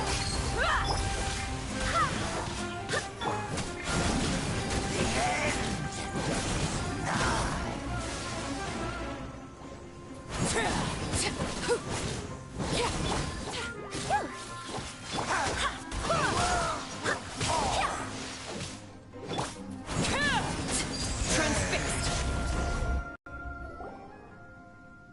Huh? Why can't we beat this guy? Oh, Paimon doesn't get it! We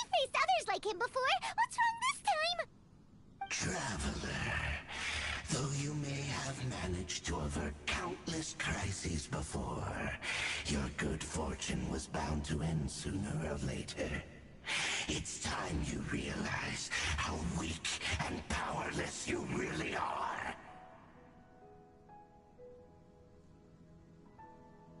Your brother. Oh, pitiful traveler. Are you really so ignorant? Or are you just living in complete denial? His Highness has long since forsaken you. Your meager existence in his eyes is that of an annoying bug, only to be stepped upon. The bonds of love and family which drive you to find your sibling are utterly gone. Your journey is meaningless. But don't you fret now. Today will be your last. Now die!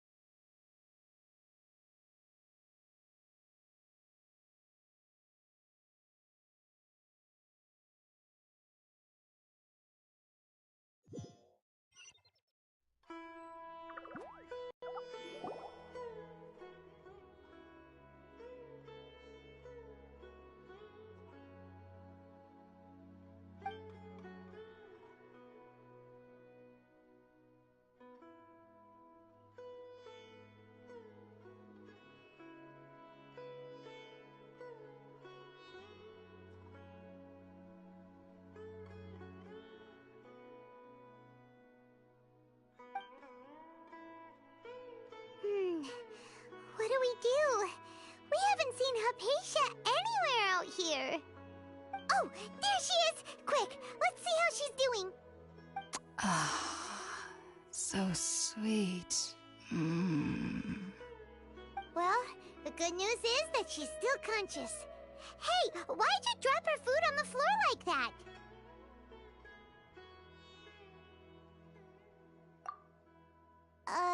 Are you okay? That's really not like you. Anyways, we can talk about this later.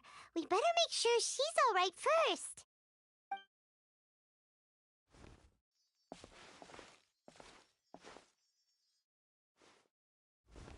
Whoa, wait a sec. Look at all this fruit lying around her. We can put that to good use.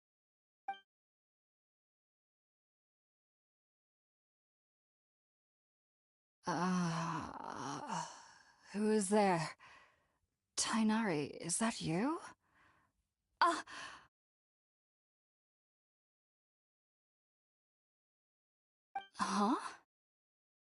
It's okay. You can relax, Hypatia. Tainari sent us here to bring you some food and water. Here, we have a letter that he asked us to give you.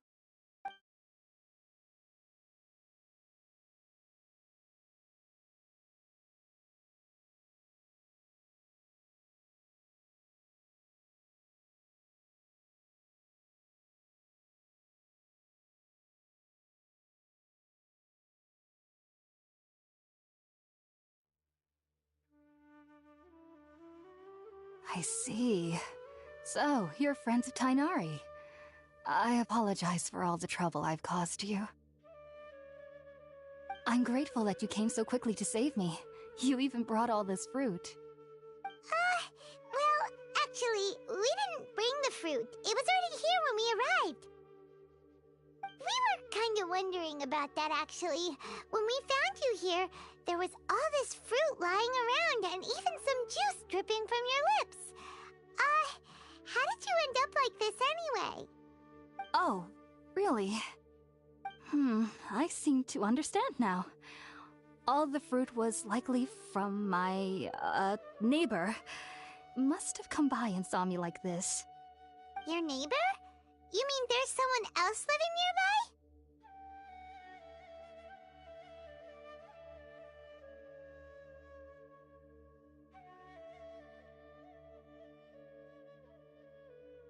Oh? So you're able to see them too?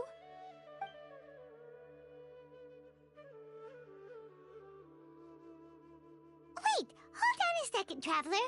You say that before we arrived, you saw some mysterious creature and suddenly had a strange dream? Isn't that a little too crazy to believe? No, I actually do believe what the Traveler is saying. I myself had a similar experience once before and ended up scaring my timid little neighbor here. You needn't worry. They mean you no harm. They only dragged you into the dream because they hoped to buy themselves a little time in order to scurry away. So, Hypatia, just what kind of creature is your neighbor exactly? I'm not sure what it's called, to be honest. But I do know that they have some sort of deeper connection with the Dendroarchon. I know this because the first time I saw them was also the exact day my consciousness was able to form a connection with Irminsul. Even after I opened my eyes and stopped meditating, my heart was still pounding, and my mind was racing with all the knowledge that I had touched. And at that very moment, I suddenly noticed a small figure at the opening of the cave. In my curiosity, I began to walk over to the creature. They must have already been used to me living in the cave, because they didn't seem to mind me approaching them. They just kept doing whatever they were up to. It wasn't until I crouched down next to them that they suddenly realized that I could see them. Oh! And then? And then I had a dream. By the time I came to, they were nowhere to be seen. I was convinced they'd never show up again. But sure enough, I saw them nearby a few days later. And they weren't alone. I feel like they aren't as afraid of me as the first time I approached them. But I never would have expected them to save me.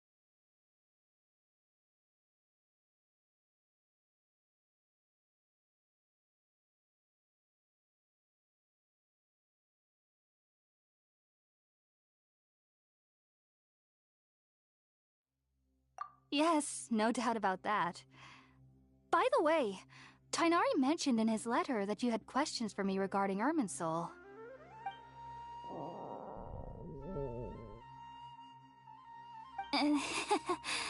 Sorry about that. Sounds like just drinking juice still isn't quite enough for my stomach. Well, if somebody hadn't dropped the food earlier... Anyway, looks like we'll need to prepare something ourselves. Besides, Paimon's getting hungry too. Let's eat first and talk about Irminsul later. Alright, we're up, Traveler. Today's menu will feature sweet madame and a radish veggie soup. You'll love them, Hypatia. They're our specialties after all. Sounds good. I've never tried any dishes from other nations before. I certainly look forward to it. It's been so long since I've had a decent meal, too. To be honest, the last time had to be when Tighnari came to visit.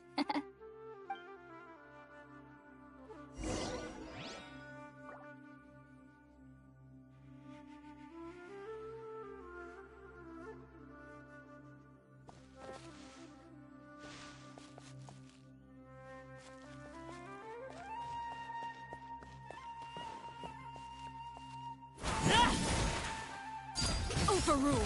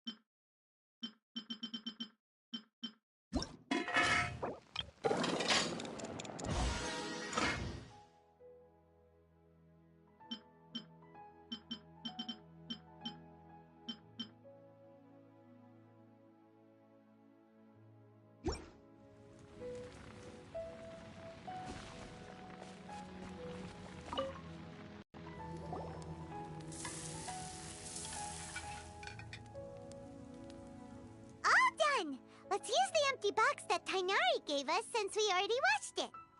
Oh, it smells amazing! And the box is a nice touch, too! Let's go serve this up and start eating with Hypatia!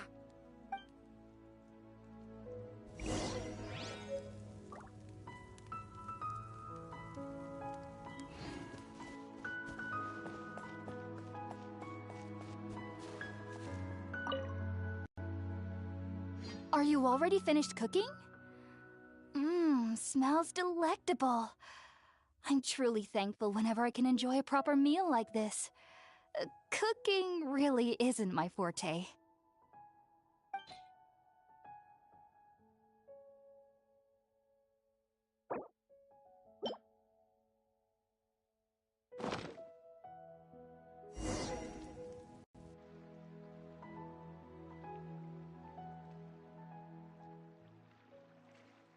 Even though everything you mentioned was in Tainari's letter, it's still hard to believe you were able to connect with Irminsul immediately after smelling Spiritborn eel for the first time.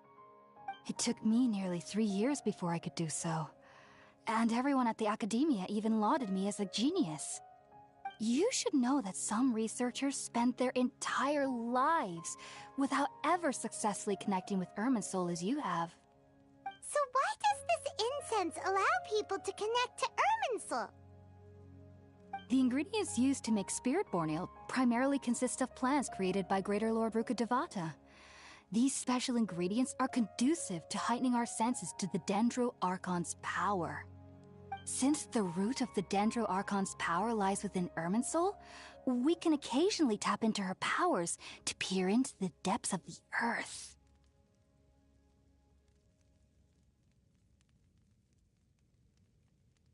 Naturally, anyone who can establish a connection with Irminsul in their first ever attempt must be a person of great understanding. Makes sense. But Paimon's got a question. Why was she sensitive to the smell of those plants for such a long time? That was primarily due to her body's unique constitution. Stimulated by the incense, she could perceive the Dendro Archon's power and experience the sensory overload, hence the adverse reactions. Taking in any scent similar to the ingredients of Spiritborn eel would cause adverse effects. Not to worry, though. It appears you've already fully recovered. Technically, your body should still be sensitive to the powers of the Dendro Archon, but unless you're using intentional meditation techniques, the scent of Spiritborn eel should no longer trigger such reactions. Whew. Well, that's a relief. I must admit, I am quite envious of your abilities. Even if it meant suffering from pounding headaches for the rest of my life, I'd consider it worthwhile so long as I could connect with Irminsul at will. Whoa, you're really serious about this whole thing, aren't you? I am a researcher after all. As a member of the Ritaoist Darshan at the Academia, my main area of research is the stars and their connection to the fate of living beings. But there is still so much we don't know, especially regarding the mysteries that lie in the starry skies.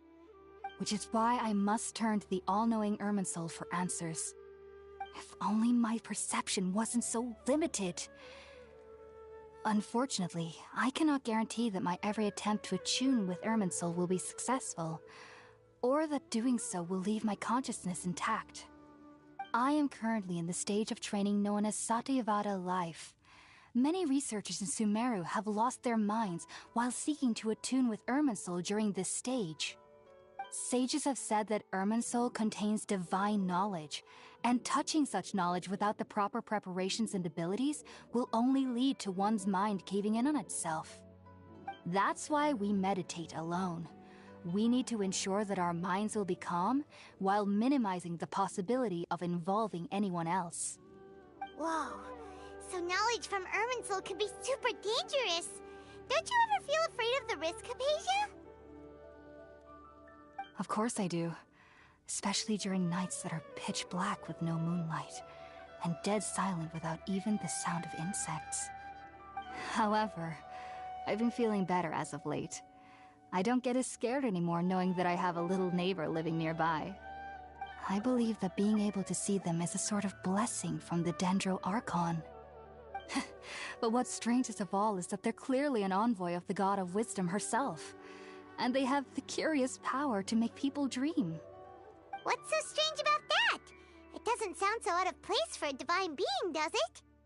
Well, it's strange because nearly nobody in Sumeru can ever dream. Huh. Is that true? Yes, well, to an extent. Only children can dream in Sumeru. Adults, however, never do.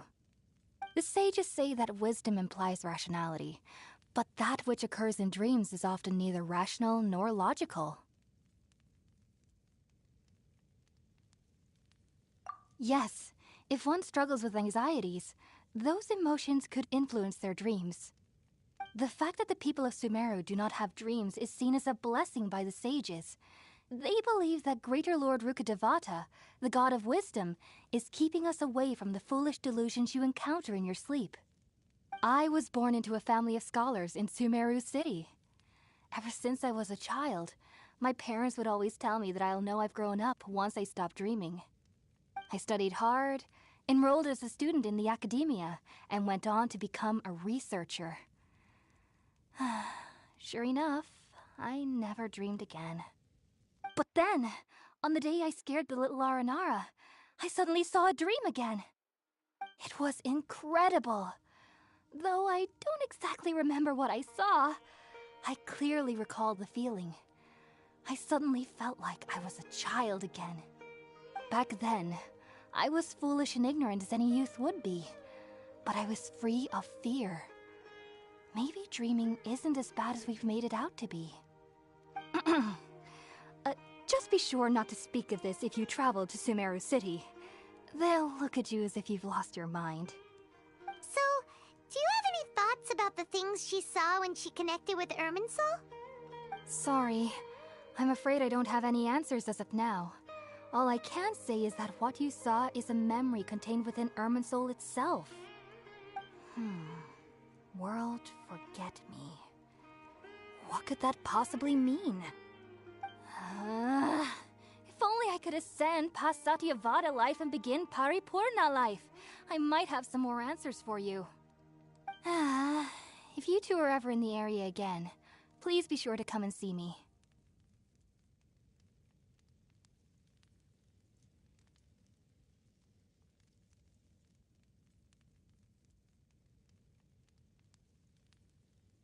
There's no need to be thanking me.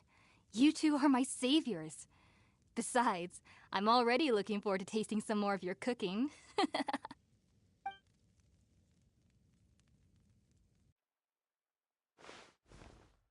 that we know Hypatia is alright and had the chance to ask her some questions, Paimon thinks it's about time to head back to Gandharvaville.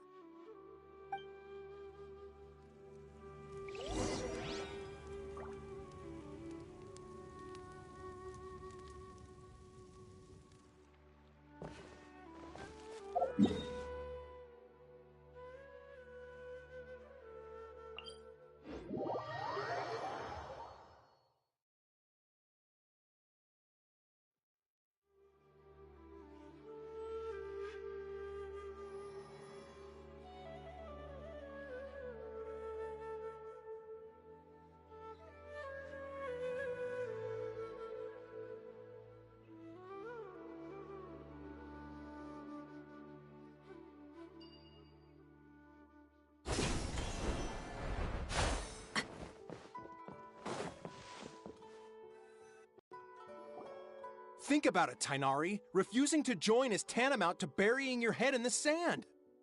I understand that you're a forest watcher and that it's your duty to combat the effects of withering zones, but isn't it evident that such work is not a lasting solution to the problem?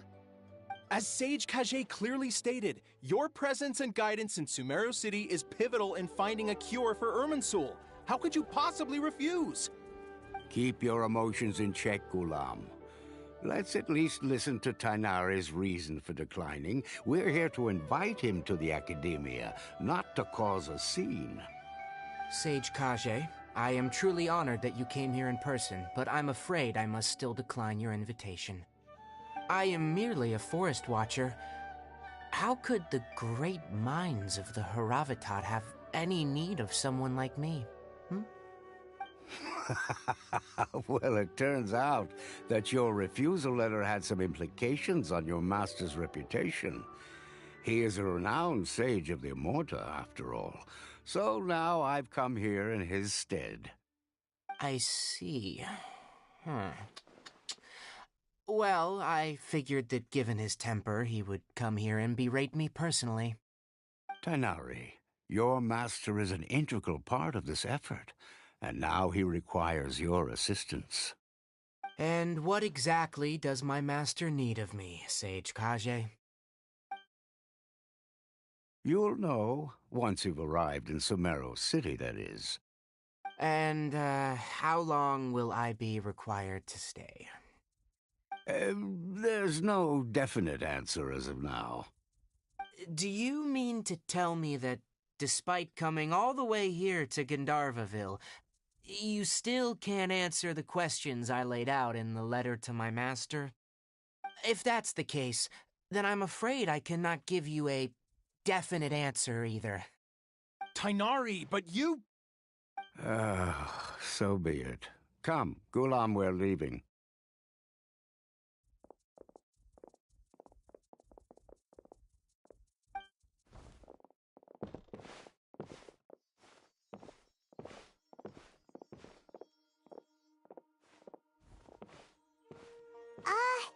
Tighnari, what was that all about? It's nothing. Some people from the academia wanted me to go to Sumeru City to assist them with a project, but I had to refuse on account of all my responsibilities here. But all that can wait. How did things go with Hypatia? It was quite the eventful trip, but the main thing is that she's safe and sound. She answered a bunch of questions for us, too. Very good. Now that the Traveler has made a full recovery, there shouldn't be any reason for you to tarry here longer. I assume you will be heading to Sumeru City, correct? That's right! We want to meet Lesser Lord Kusanali and ask her for advice. Do you have any idea on how we can find her? Sorry, I'm afraid I don't have any advice for you there. Well, do you at least know anyone we can try asking in Sumeru City? Let me think.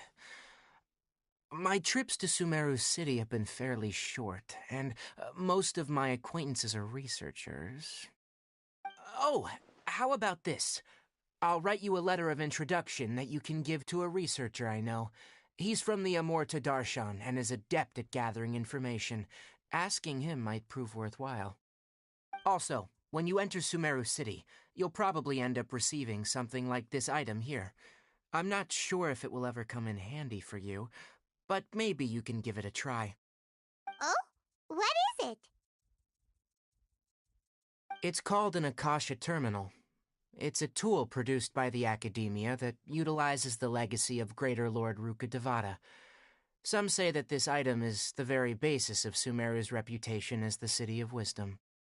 Needless to say, this device and its usage fall under the Academia's expertise, so I'll leave it to them to show you how to use it. Great! Next up, Sumeru City! But wait, before that...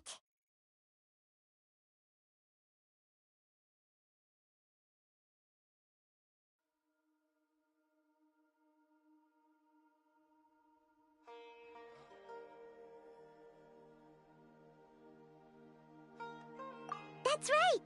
Tighnari, we have something important to say to Kale before we leave. Is she doing better now? Yes, she's doing much better. After being confined to her bed all this time, I thought a little walk would do her some good. Last I saw her, she was taking the path towards the North Crossing. She knew you two would be leaving soon, so she must have wanted to see you off. Thanks, Tighnari. All right, let's go! Farewell, and good luck to you both.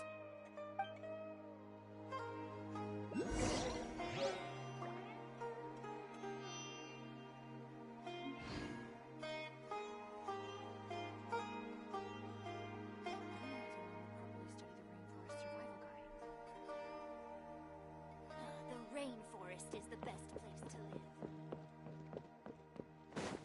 We'll have to grab a drink.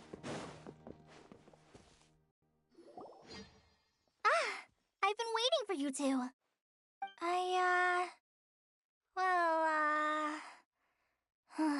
Never mind. I guess I should just wish you two a safe and successful journey. Thanks for waiting here just to see us off, Kale. We're headed to Sumeru City.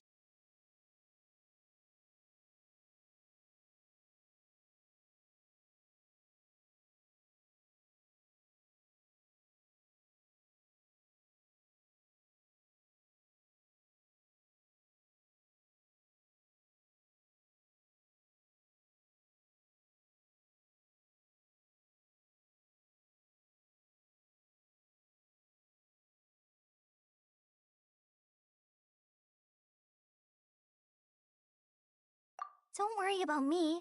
I can take care of myself. My condition won't be getting in the way of my duties. I want to be a forest ranger after all. It's up to me and the others to protect the rainforest here. And, I'm sorry. I should have told you both about my condition when we first met. I just wanted you two to treat me as a normal friend, not some girl that needs your sympathy. But I guess now I understand that the most important thing is for friends to be genuine with one another. There's no need to apologize, Kale. We should be thanking you for trusting us enough to be your friends and sharing your past with us. We're probably still gonna worry about your condition, but that's because we're friends and we care about you. Thank you. That means a lot.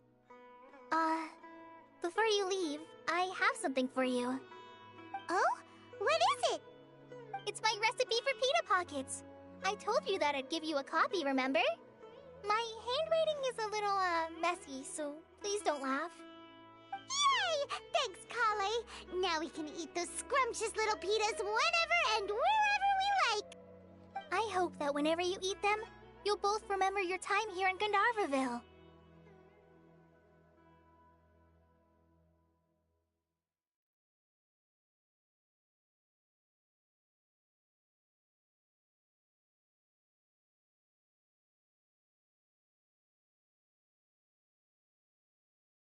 Well then, I, trainee Forest Ranger Kale, bid you both farewell.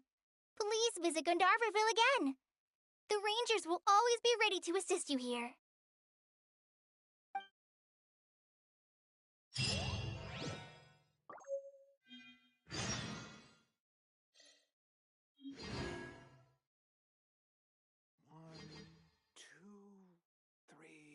Good. There isn't a single one missing.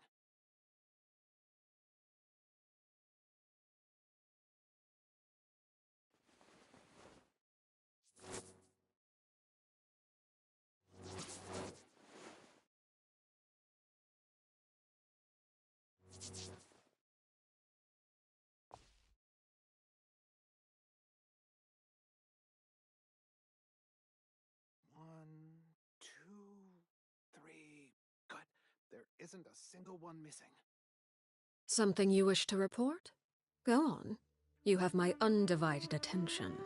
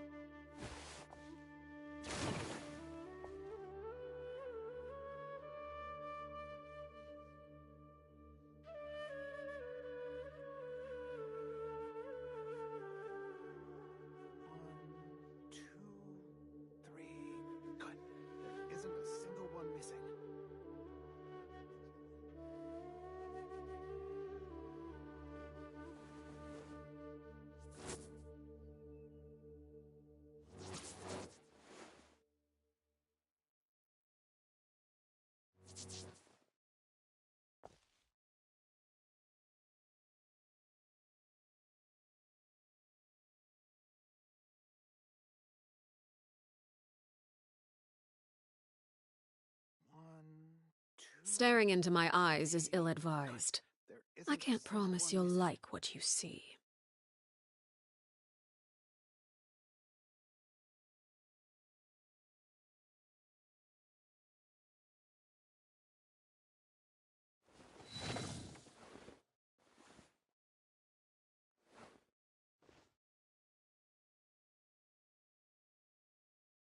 One, two, three. Good. There isn't a single one missing.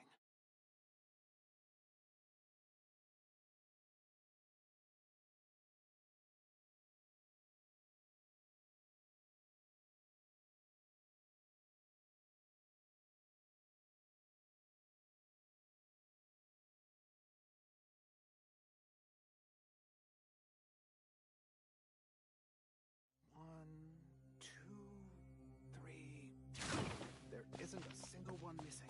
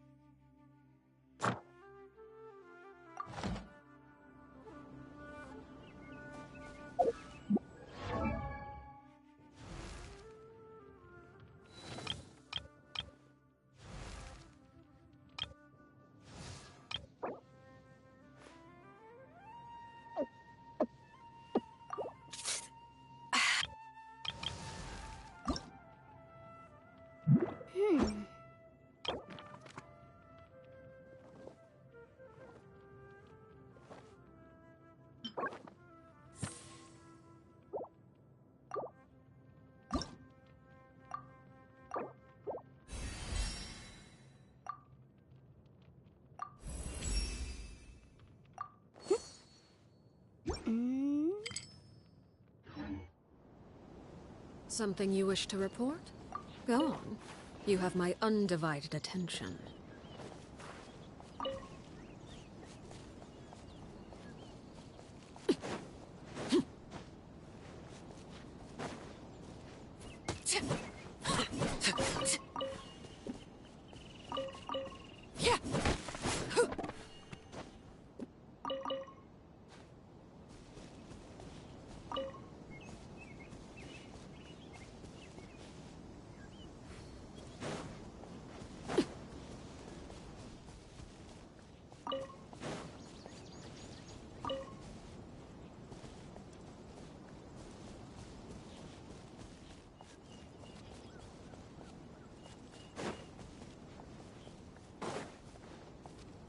Laid bare.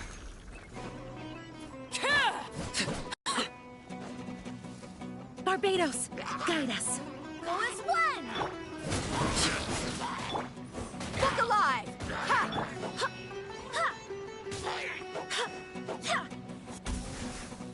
Ha!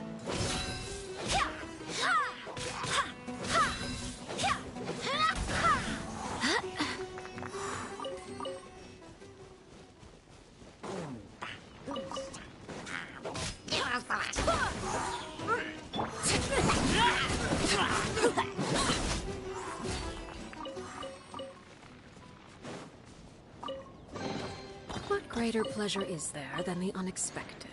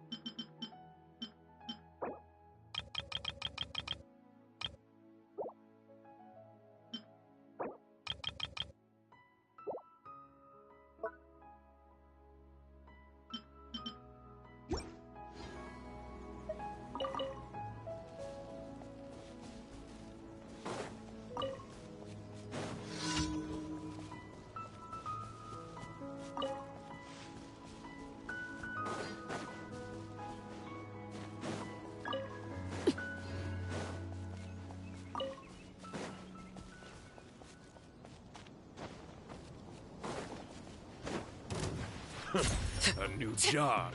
Go as what? Let's get it on! Huh. Hey! You asked for it! I got... I swear by my sword! Express delivery!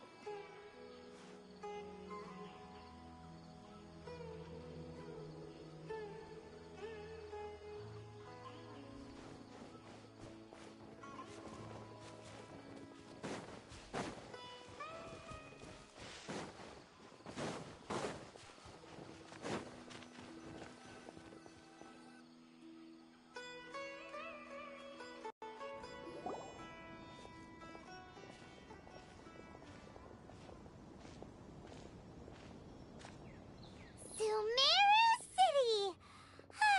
We finally made it! Oh, did you see that? When those people entered the city, something on their heads lit up. One moment, please, you two. It appears this is your first time visiting Sumeru City. Oh, yeah, that's right. But how did you know that? Because there's currently no information on either of you in the Akasha. But no need to worry, that won't prevent you from entering the city. In fact, the Academia conveniently provides each traveler to Sumeru City with a device. Perhaps you two have heard of the Akasha before. It's our beloved Greater Lord Rukkhadevata's lasting legacy, a treasure trove of collected knowledge. After centuries of tireless research on the Akasha, the Academia created one of its most ingenious inventions, the Akasha Terminal. As long as you are within Sumeru's borders, you may use an Akasha terminal to connect directly to the Akasha and access any knowledge you need. I should mention that due to technical limitations, the operation of Akasha terminals will be much smoother and more effective in large cities such as Sumeru City and Port Ormos. Oh, so this is the thing that Tainari was telling us about. It sounds pretty amazing. You two are quite fortunate. Until recently, it was standard practice to only issue Akasha terminals to outlanders who spent an extended amount of time in Sumeru. However, this policy was recently changed, and now all travelers are issued one upon arrival. Here are your Akasha terminals. Please handle them with care. It kinda looks like a leaf. To activate it, simply hold it in your hand and say the following phrase to yourself. May the mighty God bless us with their voice of wisdom. Oh, since this little doodad lets you access knowledge, maybe we can use it to find a way to meet Lesser Lord Kusanagi. Let's give it a try. Ahem. May the mighty God bless us with their voice of wisdom.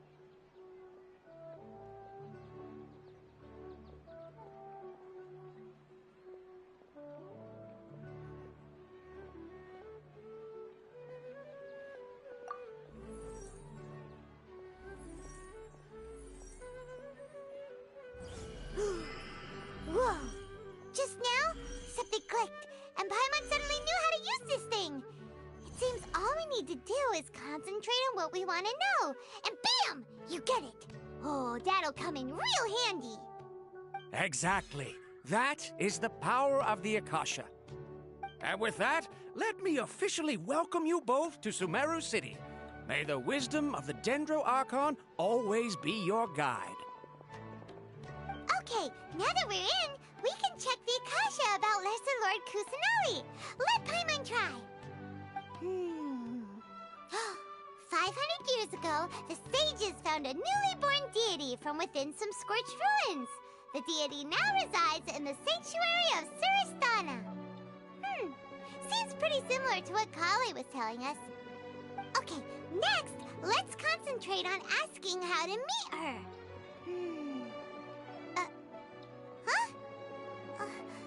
Paimon doesn't sense anything. Oh, come on!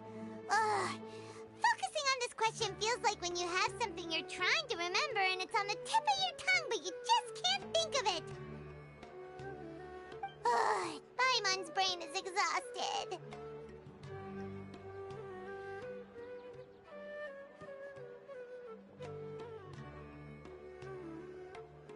Oh, smart idea. But what are you going to ask it?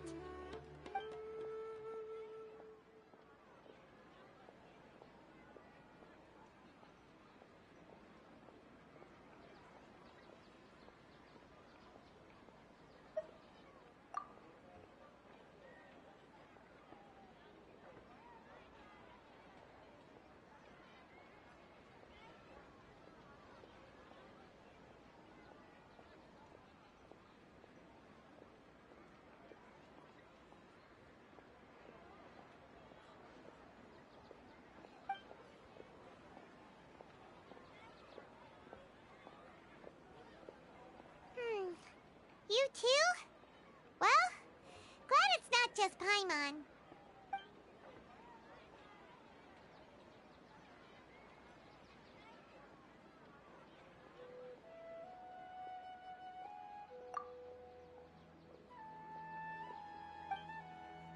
Huh. Could it be because we're...